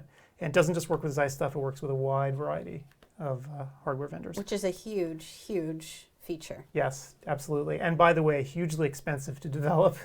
It's very easy to develop stuff when you're all under your control. When you have to start interfacing with other devices, Oh, that has to be a nightmare. Yeah, so I'm glad that someone has the wherewithal to go ahead and do that. Absolutely. So AB Max, we spoke with John from AB Max earlier in the show. So this is for anterior blepharitis. It's the little roto-rooter. It looks more like a Dremel moto tool if you guys do hobbies. To get all the stuff off the lashes and lids. We don't recommend using an actual Dremel. No, that probably wouldn't work too well. So the cool thing about the AB Max, it's the second generation product. John actually invented the first generation one. He had the patents on it and everything else. So but this is a newer version of this technology. And again, just like everything with technology, time marches on. It's become cheaper and it's become better. It's got different modes than the old one too. I'm completely shocked actually by how much less expensive this device is than the first generation was. And John's actually running specials here. If you go to his booth, you'll see where he removes completely the cost of the device itself if you commit to buying the tips. So sort of the razor blade kind of model. Right. Again, his intent in trying to do this, and this is something that I think he just said he started at, there was a conference, a physical conference, right, a couple weeks ago. And so he piloted it there, he's doing it here. He just wants to get this thing in as many hands as possible and doesn't want the upfront cost to be a barrier. He also has a trade-in program going on right now for the first generation device. He says he's got a closet full of them. Which I think is kind of cool. Yeah, so if you have one of these first gen ones where the tips are still costing you a fortune, you might want to check out the booth and just ask, hey, what kind of value can I get for this trade-in? Because if you just look at the difference in tip price, it's large. So you'll make up the difference very rapidly. The second generation tips are so much cheaper. So that is AV Max. NeuroLens, again, we were talking about Prism a few minutes ago and binocularity. So they've actually created a system where it's an instrument that can help measure any sort of problem with your binocularity and then create a lens. Essentially, the device outputs a prescription that creates a lens that has special prism built into it that can help ease these issues. And check out their booth to get more technical details on it. It looks like magic to me. Right? I don't know how any of that works. I'm always amazed watching how the technology works, but it does work. You actually have a pair of their glasses. I do have a pair, and I wear them over my multifocal contact lenses, so they are plano with no prescription. But I do find that it does ease some headache and eye strain when I stare at my monitor all day long when I'm in heavy editing mode. Yep. So yeah, so there's some interesting conversation there around that. So definitely take a look, check them out. Yep, and my father's old practice actually in Manhattan has a NeuroLens, and we're talking to Sue Resnick tomorrow, I think, tomorrow morning. So I'm going to ask her how that's going just to get her feedback and see what's going on. That would be great. I know she's done a lot of cases already with it, so I'm kind of curious. Absolutely. So Oculus, so the logo that once you've seen you can't unsee it. I can't unsee it. That's hilarious that you never noticed that before. I don't know why. It's, yeah, and I always thought it was interesting, and I thought, okay, what does that mean? But I never looked at it enough. But yeah, I'm a complete idiot that I never noticed it before. So yes, and it is a lovely logo. It is really cool. So I hope everyone sees what Gretchen is seeing there. Yeah, I'm pathetic. It's like the FedEx thing. Once you see it, you can't unsee it. So Absolutely. Oculus, we had a great conversation with William from Oculus earlier today. About baseball too. About baseball, because he will go to baseball games with you. If we're fortunate enough to be in a city where a game is going on, he will go. No, so we need to have a hot date in DC for the Nationals at the AOA. We absolutely do. So get your StubHub ready. So we talked about Oculus, and particularly in the context of scleral lenses. We had a great visit to the Contact Lens Museum on Thursday, where we got to see the old-fashioned way of making lenses. Very old-fashioned and very dangerous. Yes, with a lot of fire and asbestos and stuff. And now the modern way, using something like the Pentacam, in conjunction with Wave, this contact lens company, you output take the output from the Pentacam, and you can then just create digitally the design that you want from your Wave lens and hit a button and it sends it off to Wave, and then 3 days later you have a scleral lens that's incredible. Completely customized. So even this kind of technology didn't even exist. Forget about the fire and asbestos. This kind of technology didn't even exist 10 years ago, right? To be able to do this in office and turn around that lens so quickly. And I think part of what's driving the renaissance in specialty lenses has a lot to do with this kind of instrumentation. If you told me 30 years ago that anyone would care at all about gas permeable lenses, I would tell you you're crazy. I wouldn't have said you were crazy. I'd say that there would be a niche of a niche of a niche, and that soft lenses would just overrun everything except for the most medically necessary cases where they can't possibly work. I'm glad that isn't what happened. And that is not what happened. And we were just at the GSLS conference in Las Vegas, and I was shocked by how vibrant it was. Very vibrant. Yep. These folks drank the Kool-Aid, and I say that with all love and respect, because practitioners who fit scleral lenses truly believe that they are a godsend for their patients and can help them in so many ways, and they're right. Yep. And people need to be looking into that and fitting those lenses, because there are patients out there who need your help. Yep, and I think that instruments like the ones that Oculus produced make it much less of a black art. I think people probably were a little bit... Black art? I mean, so making a scleral lens before and actually getting it to fit properly, I mean, it's challenging, right? It makes it sound like witchcraft or something. Well, it was trial and error, right? I mean, it was like witchcraft, and you needed to it's like making a craft beer or something.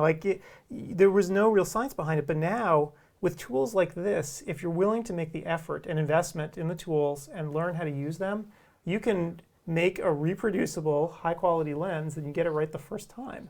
Within a few days. Within a few days, right? That is completely different. So that's what we spoke about with Oculus today. One thing that I didn't know about the Pentacam, besides the fact that it's great for making scleral lenses, is they have a new one that can also measure axial length. Right, and it is modular. Yes, and so what I didn't realize about Pentacam either was that head, if you want to upgrade to the new one that measures axial length, the head will come off, and there's an upgrade fee obviously, but they'll give you the new head, but you don't have to replace the rest of your computer setup. Which is incredible right there, the amount of time and effort that will save just by swapping out the top. Right, so if you're going to start doing myopia management, you could see where this could be a very useful device. Yes, absolutely.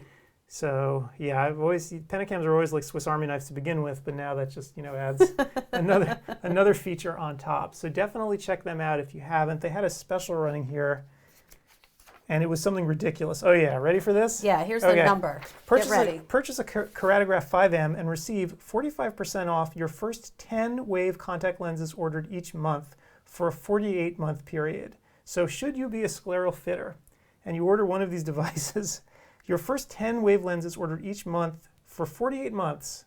That's 4 years, people. 4 years. That's up to $28,000 worth of Wave lenses. So, yeah. That's crazy. It's a crazy deal, but there it is. So, there it is. So that is Oculus. So Hydro Eye and Science-Based Health. So we talked to Zach about Hydro Eye before, right, and SBH and what they do. And we decided we needed to start taking some. Yes, indeed. It's always great to learn about the science behind supplements. There's a lot of, hand-waving a lot of the time. But Zach, if you listen to the interview, you'll see he's sort of no BS. Just show me the papers. Right. Yeah, Zach knows what he's talking about. And that was a very interesting conversation we talked a bit about the DREAM study, and then we also talked about nutritional supplements for glaucoma. Yep. Which I found fascinating. Yep. Yeah. So they're talking a lot these days about blood flow and glaucoma. I think Rich Madonna did a talk talking about that too, about general practitioners who overdo it with the antihypertensive meds, creating problems for people as well. So blood flow is becoming a real issue, and it was interesting hearing about that from Zach. So I'm sure we're going to hear more to that story as the science comes out. I absolutely believe that's true. But what I appreciate about him is that he doesn't oversell or overpromise or anything like that. He just tells you the science, and we go from there. So agreed. So it's a great thing. So SBH actually is running a little deal here. Buy a case of Hydro Eye, get a case for free. There you go. So a 2 for 1, BOGO deal. Covalent Careers, we just had Brett on the phone talking all about the state of the optometric job market. Right. Apparently salaries are going up, so hooray for you guys. You don't sound really excited there, Adam. It's an interesting thing because I don't want to get off on a tangent, but we will, right? Because we have nothing else to do. I worry with what's been going on with private equity. Yep. And, so yes, you're getting a lot of people cashing out right now, making a fortune. You're still having salaries that are high for the people that are remaining, but I kind of wonder in the long run what the economics are going to look like from everyone else who's left behind. Especially if reimbursements are flat. Right. So that's my big concern. But, if supply and, Brett made the case that supply isn't growing that quickly, which is a good thing, right? Because it can help keep your salaries up. So anyway, so Covalent Careers, if you're looking to change to a new position, definitely hit their site or actually just go to ODwire and click on jobs because that's their feed. And you can see all the ones that they have listed so you can get a sense of what's going on in the rest of the market around the country. I maintain that it is always smart to know what's going on. Even if you aren't looking for a new job, it's smart to keep an eye on the market, see what job postings are out there, see who's hiring, where in the country people are hiring. And so even if you aren't looking to make a change yourself, a smart person keeps an eye on that. And also it's a great way to find a new associate for your own practice. Yep, and Covalent has a lot of information on their site if you need to write a job description, and things like that, where they can actually help out, so you don't just go total amateur hour like I would probably do. And they also offer ancillary services as well. They give you advice on writing that job description, and then what happens when you get applications and what do you do after that. So they help you throughout the entire process, because the old saying, which is hire slow, fire fast. There you go. So Covalent Careers. iCare Live, we're going to be talking to Dr. Paul Super very soon, all about the company. So they are a telehealth company. I would say probably the leader at this point in the eye care space. This is obviously a very nascent thing, right? Mm-hmm. So when people hear telehealth, they clench up. They're like, oh no. But really, this is not about companies coming in and sending your patients away to the internet. This is about how you can use technology in your practice to extend your reach.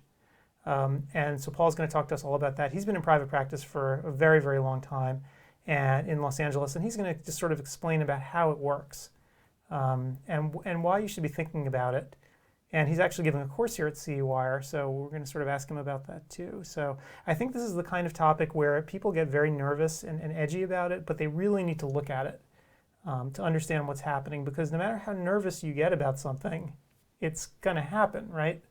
So it's better to know what's going on and understand who the players are in the marketplace, so you really get some idea. So, well, the thing is, pretending that this isn't happening doesn't make it go away. Right. Absolutely. So, yep. So in fact, if you look on their advisory board and so forth, a lot of the people who are behind the product are these sort of private practitioners that you all know and love. So we'll get to that as well in a few minutes. So yeah, I'm very interested to talk with him and hear about this. Yep. So iCare Pro, again, if your practice is online and whose isn't, right? If you run a private practice and you need to advertise, you're not going to the yellow pages anymore. Sorry, Dad.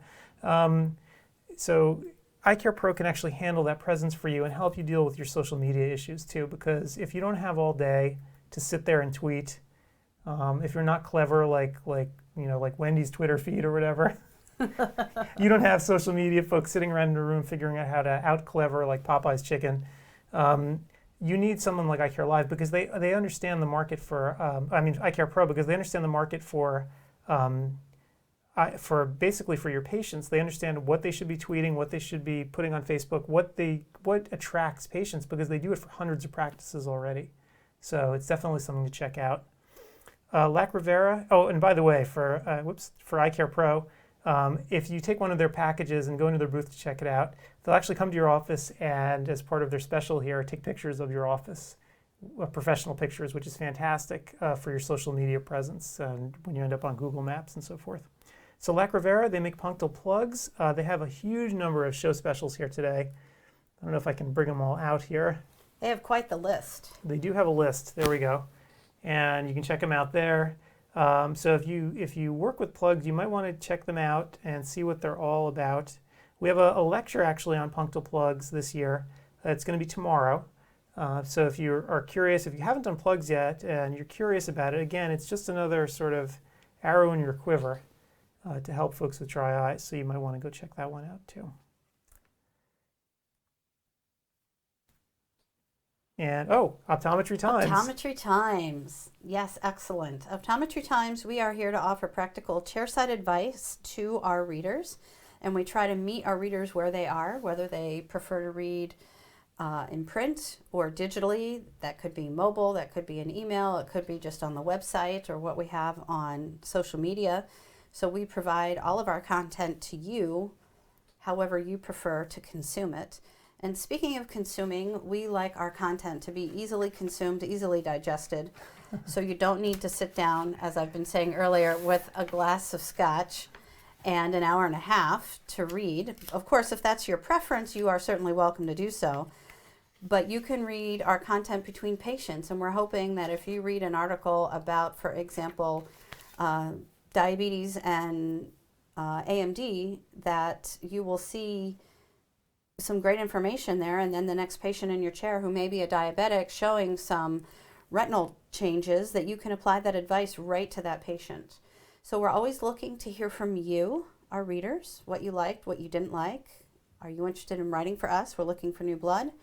And also, too, you can subscribe to either the print version or our email newsletter if you go into the booth, and you can click the links there, and we'd be happy to help you out.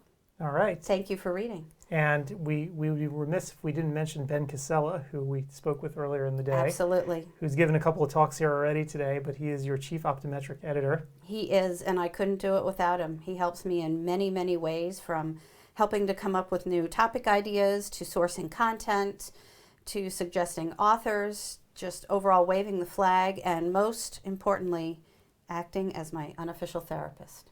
Excellent. And he does not use AOL, by the way. Contrary to rumors.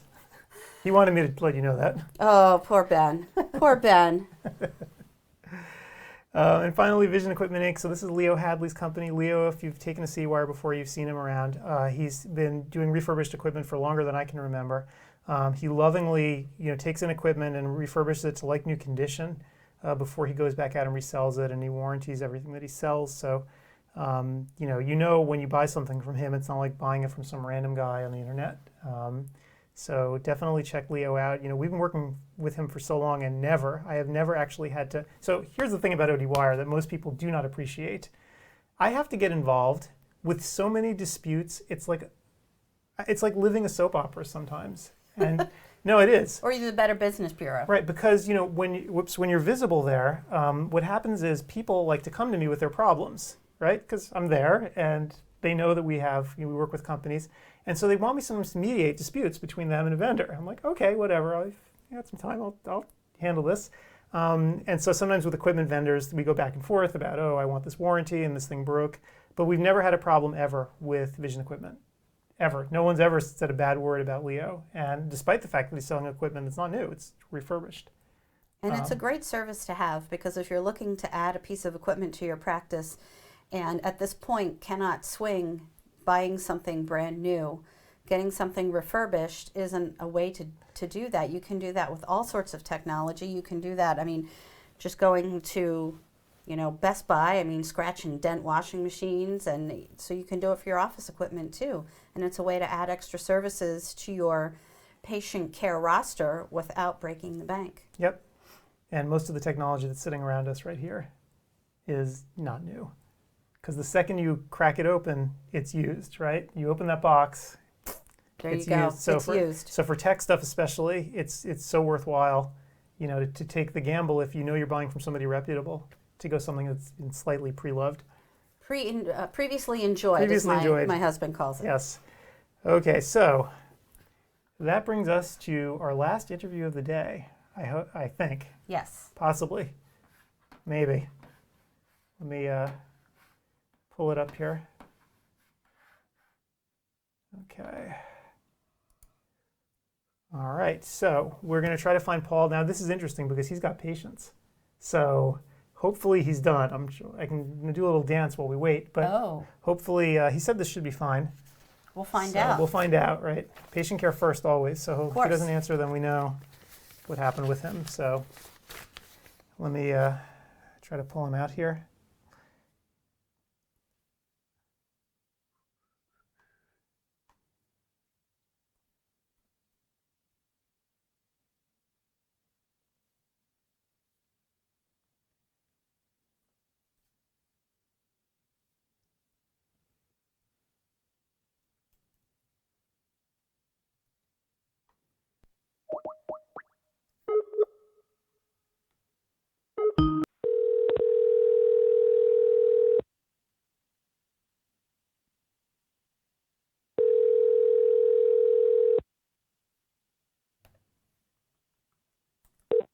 Your call has been forwarded to an automatic voice message system. 3.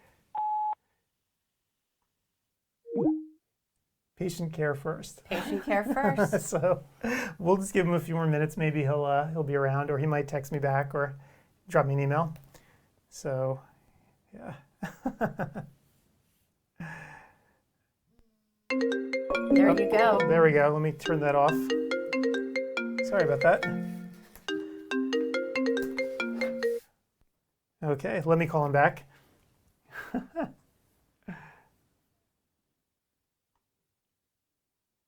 Okay, let's try one more time.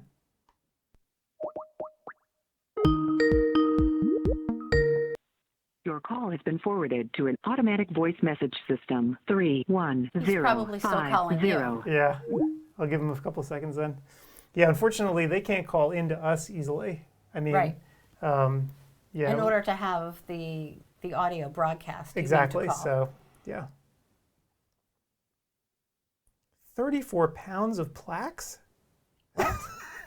Okay. Okay, while we're waiting for this, if you saw the video from the Contact Lens Museum, right, Patrick there will take, all of your old antiques, right? Your Right. optical stuff. Right? So while we were there with my father, my father has a whole bunch of degrees from Columbia University. And of course, my mother doesn't want them sitting all around the house. So, and he had some old diplomas up on the walls from defunct universities there too. So Defunct. So, I mean, Columbia Optometry School closed when? Ivy League, they don't do that anymore. So anyway, my dad had these diplomas and he's like, oh, do you want them? Hold on, it's like an air raid siren. Okay, I will. Maybe give another second because. Yeah. Yep. Because he'll still be calling you. Okay, I'll let him know. So what's the 34 pounds? So Paul has these diplomas. He's going to give them to Patrick to put in the Contact Lens Museum. And they weigh 34 pounds total, according to UPS. Wow. So for all of you who are ever visiting the Contact Lens Museum, just let me know what it looks like when they're all hung up. And now I understand, after all these years, why my mother didn't want them hanging around the house. I mean, I thought they would be Well, if he has them framed and Yeah. matted, and he has, say, 4 of them, I can kind of see that. Oh my God. That's a lot. Your call has been forwarded to an automatic voice message Oh my God. system. 310. Maybe you should take the call. Maybe you're being directed to another phone number. I don't know. Huh.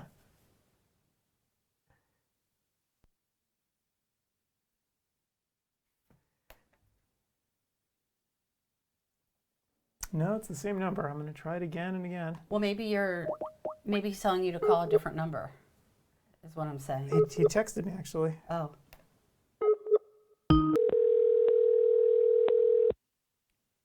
Adam. Ah, Paul, you made it. Hello. How you guys? I'm good. You definitely want to turn your computer down. I can hear us in the background. Are you watching us? No, that's interesting. Is there an audio as well? Is that any better? Yep, sounds great. Mm-hmm. Wait, Okay, no, I can good. hear it. I can hear it again. Wait. Yeah, do you have your computer on? My computer is on, but I'm not. There's no sound. I mean, I'll block that sound. Or pause the video. No, there's no video going at the moment. Hmm. Okay, close. Any better? Well, let's try it again. Here, test, test, test. Can we hear ourselves in the background? Oh, we can. Yeah. I'm on. Should Is we that ring you yourself back? or mine? But I don't. I'm happy to call you. Huh. Are you on speakerphone? No, because I've got my headset in so that I can hear you better. Hmm. Why don't we try to ring you back? Maybe we Yeah. just have a bad connection. Okay, Yeah, let's that's fine. wait. Do you hearing it now? No, I'm not hearing it now. I'm fine. I'm just here. Yeah, I think it's better now. I don't know what happened. Wait.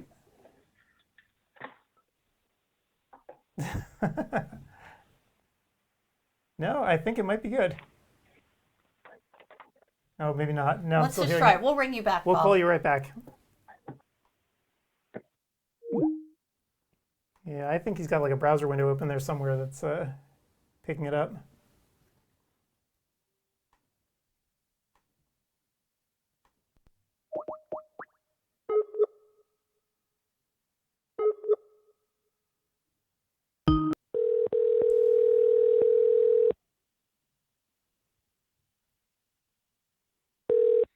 Hello. Any Hey, better? let's see. I think so. Any better? Yep. Yes. Yep. Yes. Much better. Okay. Good. Good. All right. So how you doing, Paul? You've had a busy work day today, right? Yeah. So this week I work one Saturday a month, so it was a busy day. And we got that Saturday. Yep. Oh my gosh. Well, we've been talking about you all day today and your company. It's funny. I was trying to tell everyone we've known each other forever, right? I've known you since I was a teenager. That's scary. Which, Yeah, you've known me since 1986. oh my God. That's scary. Wow. That's amazing. But one thing that I've always appreciated about you is how you've remained on the cutting edge, right? Right from the beginning, all the way through now. I always find that remarkable. I don't know how you do it and how you keep up with these trends, because I would have been very tired by now.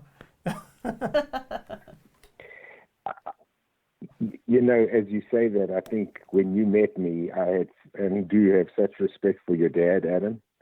And I think that we were privy I think if you look at how things evolve, sometimes you just land up in circumstances that's the crest of the wave. And if you think of from 1977, where hard contact lenses were becoming gas permeables and soft lenses were coming into the market, that's the wave and the trend. So it's been part of a passion, but it's of interest more than anything else, other than what the purpose of this journey is. Yep. That's very philosophical. I think I need a glass of wine if we're going to be talking like that. That's fine. I've got tequila that keeps me going. Tequila? Oh, I will be on the floor. But I like the way you think. Oh my gosh. So meanwhile, Paul, Okay, well, Paul, thank you. You've been scaring people. Your company's been scaring people. So most people, as you know, don't live on the cutting edge like you. So we were talking about Eye Care Live today. I'm actually putting it up on the screen right now so people can see what it's all about.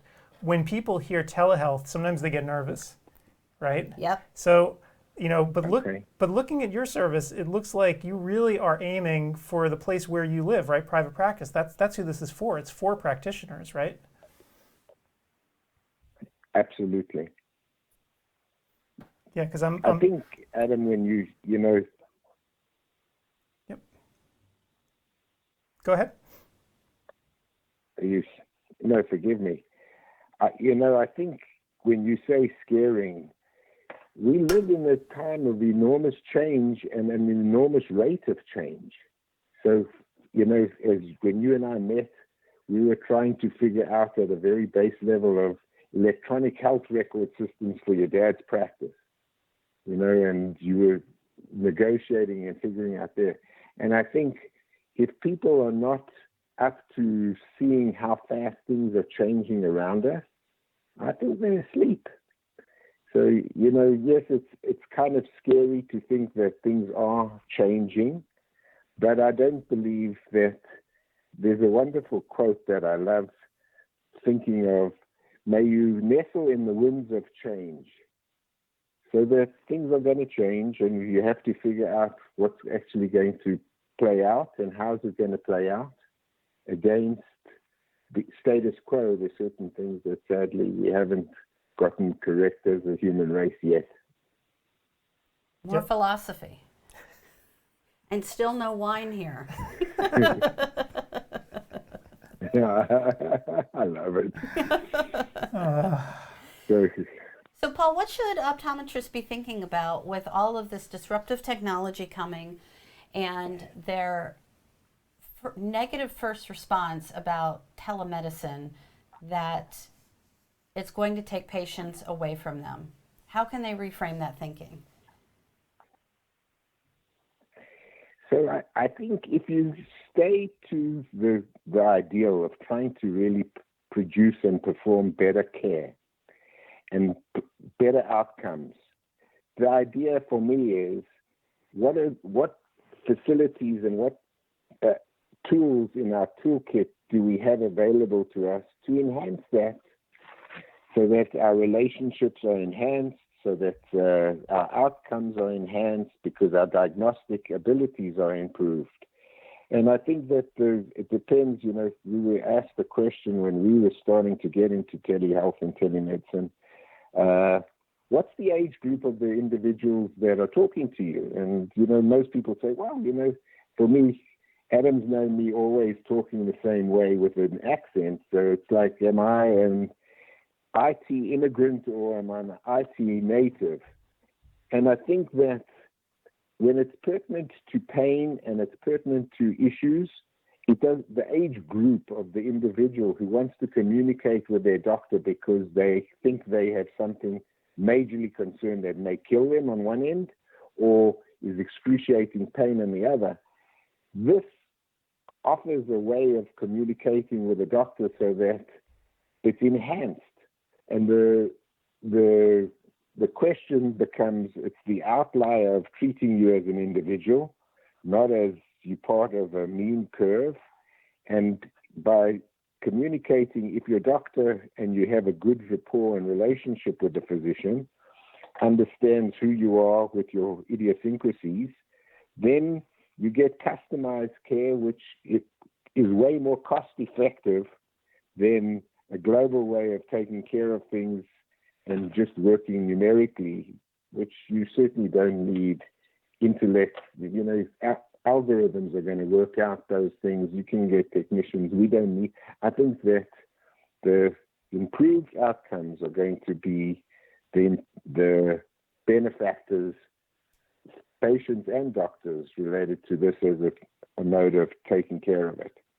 And when you ask about considering when the fax machine came about, all of us had to have a fax machine to communicate. Well, everybody has a cell phone. So you're talking about what's happening on the planet. This is not me just being in an isolated little community. And so as long as you've got an internet connection and you've got a cell phone, you actually have access to really fabulous level of service and individual care. Right, and let's actually talk about that for a second, because concretely, right, like you have a good example that you give, right, even in your own practice, where a patient on vacation, they have a red eye, right, and they're in the middle of nowhere, they're far away from you, but using these tools, you're actually able to keep much closer to them than you would have been able to otherwise. Absolutely, yes. So, I think that for us, I grew up in South Africa, and the idea of a physician coming to give you a house visit was commonplace. Then I moved to the States in the 70s, and people look at me as if I'm out of my mind that somebody's going to do a house visit. Yep. But then go full circle. At the concierge level of practice, at the highest level of performing care, physicians go to where their patients are. And if economically you can make it viable so that it's not outrageous from a cost point of view, everybody wins. I think we are in this wave of change of economic service and providing.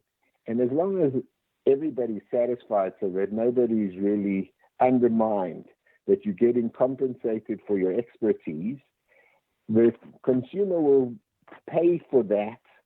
And so it doesn't necessarily, as long as you don't have third-party people manipulating and saying what the value is. But, I think we all recognize that we have individual ideas of what is important to us. And as such, we subsequently can pay for the services that we feel is important.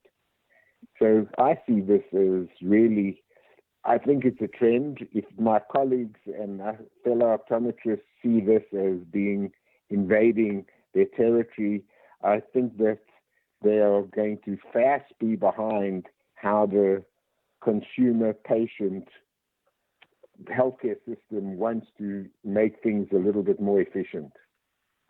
Yep. You can talk about, I was recently in New York.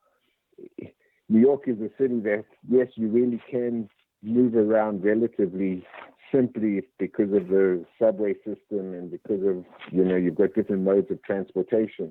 Los Angeles, if you get caught on the other side of a traffic jam, there's no way you can be moved to where you need to be moved. Yep. And so, level of service and care, the patient wants to see a practitioner. How long do they take getting in their car? How long is that visit? How long do they spend with time in that visit?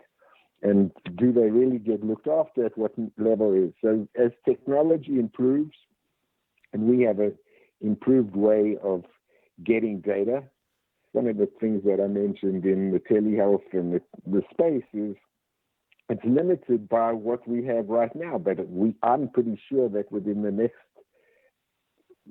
short while, I won't even give a time reference, things will become better and better, and you'll have more access to things that we didn't think we ever had access to.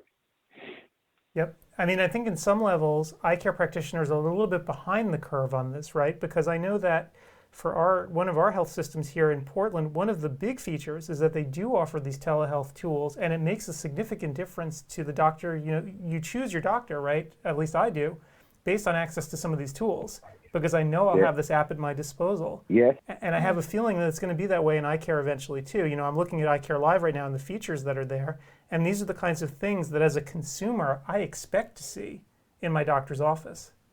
Interesting. Yes. Adam, 100% agree with that statement.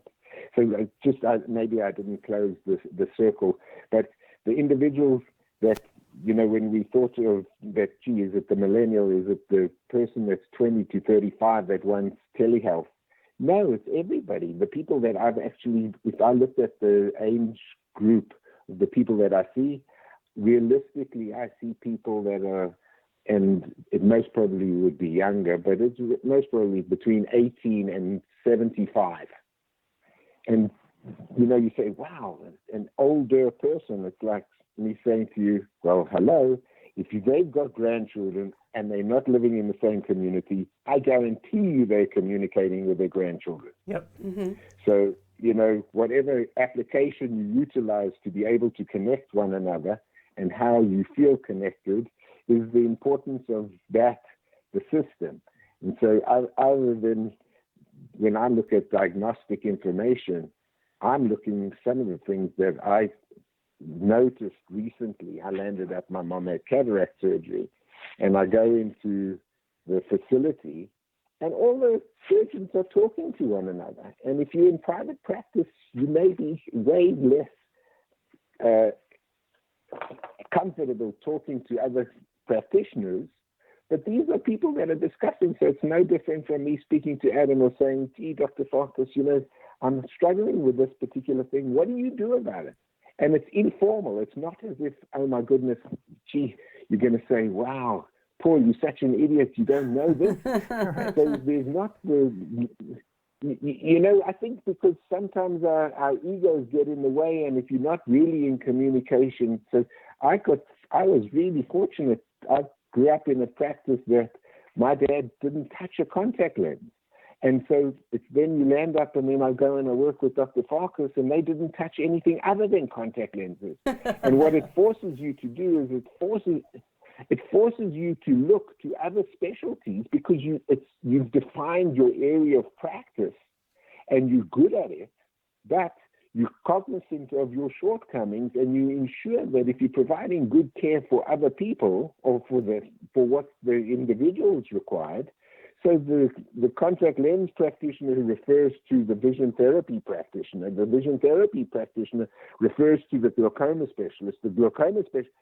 And the only thing that I see in the bigger scheme of this, for me, is that as long as we somehow, and my hope and my prayer is that we decrease the silos, so that as long as I'm cognizant of what I don't know and I feel comfortable to then say, please, can you help me? And we still maintain, as the case, we need generalists. We need primary care physicians. We need people with an overview that actually can direct patients into where they need to go to be looked after. And, using resources that the more diverse the practitioner's experience, the more, even if I don't know what the answer is, the solution is, and I sincerely believe this is what's going on in technology, is going and searching to find something that actually finds the best way of integrating it. So I hope that the telehealth component, iCare Live, minimizes the silo effect, enhances doctor to doctor, doctor to multidisciplinary practitioners, that you actually start to see, wow, there are much simpler ways to take care of people. And then if that's the case, we should be embracing this with everything we have, rather than being resistant and, oh my goodness, somebody's going to take a patient or I'm not going to be able to make a living. I don't believe that to be the case. Yep. So maybe that's my perspective on it, is keeping it at such a global way that it really helps everybody. I mean, I think, there's going to be a tipping point where this is just going to be an expectation, right? It's sort of like how, there wasn't an Uber and then suddenly you can't live without it, right? The mass of population is going to hit a point where it just becomes a thing that is and that you have. And I worry sometimes that some people won't realize that until it's too late for them. I don't think you're wrong. Well, no, so we're all on the same page with that. I think that the biggest challenge relates to who, I was privy to be part of a think tank, thanks to President of NECO, Howard Purcell. And the idea of what do students want, what at an academic level, how much are the professors and the real specialists integrating the real world with the needs, and how much do we communicate with other faculties? So that becomes a fundamental. When you say about Uber, it's like, Uber's fantastic. I heard recently that the idea of having somebody be limited to drive, we limited to drive at 15 to 16, we should have a limitation on the upper end, because the reflex, not because you can't see, but because your reflexes are too slow. And until Uber then gets actually usurped by driverless cars, Uber's the next thing until that happens. So it's just hopefully moving us forward as a society. Yep.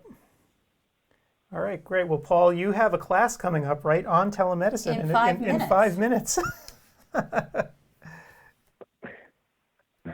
Well, I would like to have been better, so forgive me. I will make an apology before, because I'm very enthusiastic about this, and I think in the realm of trying to be impartial, I'm exceptionally partial to this. I think that everybody should be utilizing the system. Yeah.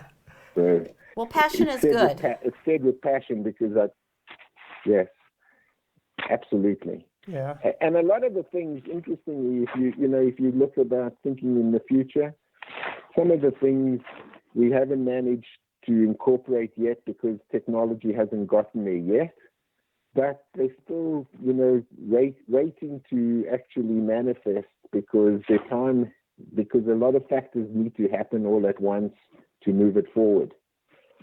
And I think that if we can embrace change, and if we can keep to ideal values of saying, gee, I really want to provide as good a care as I possibly can, I think that's the aspect for me that keeps you saying, yes, I'm uncomfortable. I know that I know less than I'd like to know, but I know hopefully more than I knew yesterday. Yep. All right. Well, Paul, I guess you're on your way to your class right now. Thanks so much for being here and talking with us today. I want to sit in on your class, even though I'm not going to be able to get to it now. I'm going to actually watch, because I have a feeling that we're going to be hearing a lot more about telehealth and iCare Live in the months to come. as more people start to adopt it again. I'm really feeling this is like an Uber kind of thing where it was nowhere, then suddenly there was a confluence of technologies that came together, and then it's suddenly everywhere. And I'm getting the same kind of sense here. Agreed. Adam, thank you very much indeed. Very much appreciate the opportunity to put it up and look forward to doing more. Absolutely. All right. Well, have a great class. Thanks much, Paul. Thank you very much indeed. Thanks, guys. Bye. Bye. All right.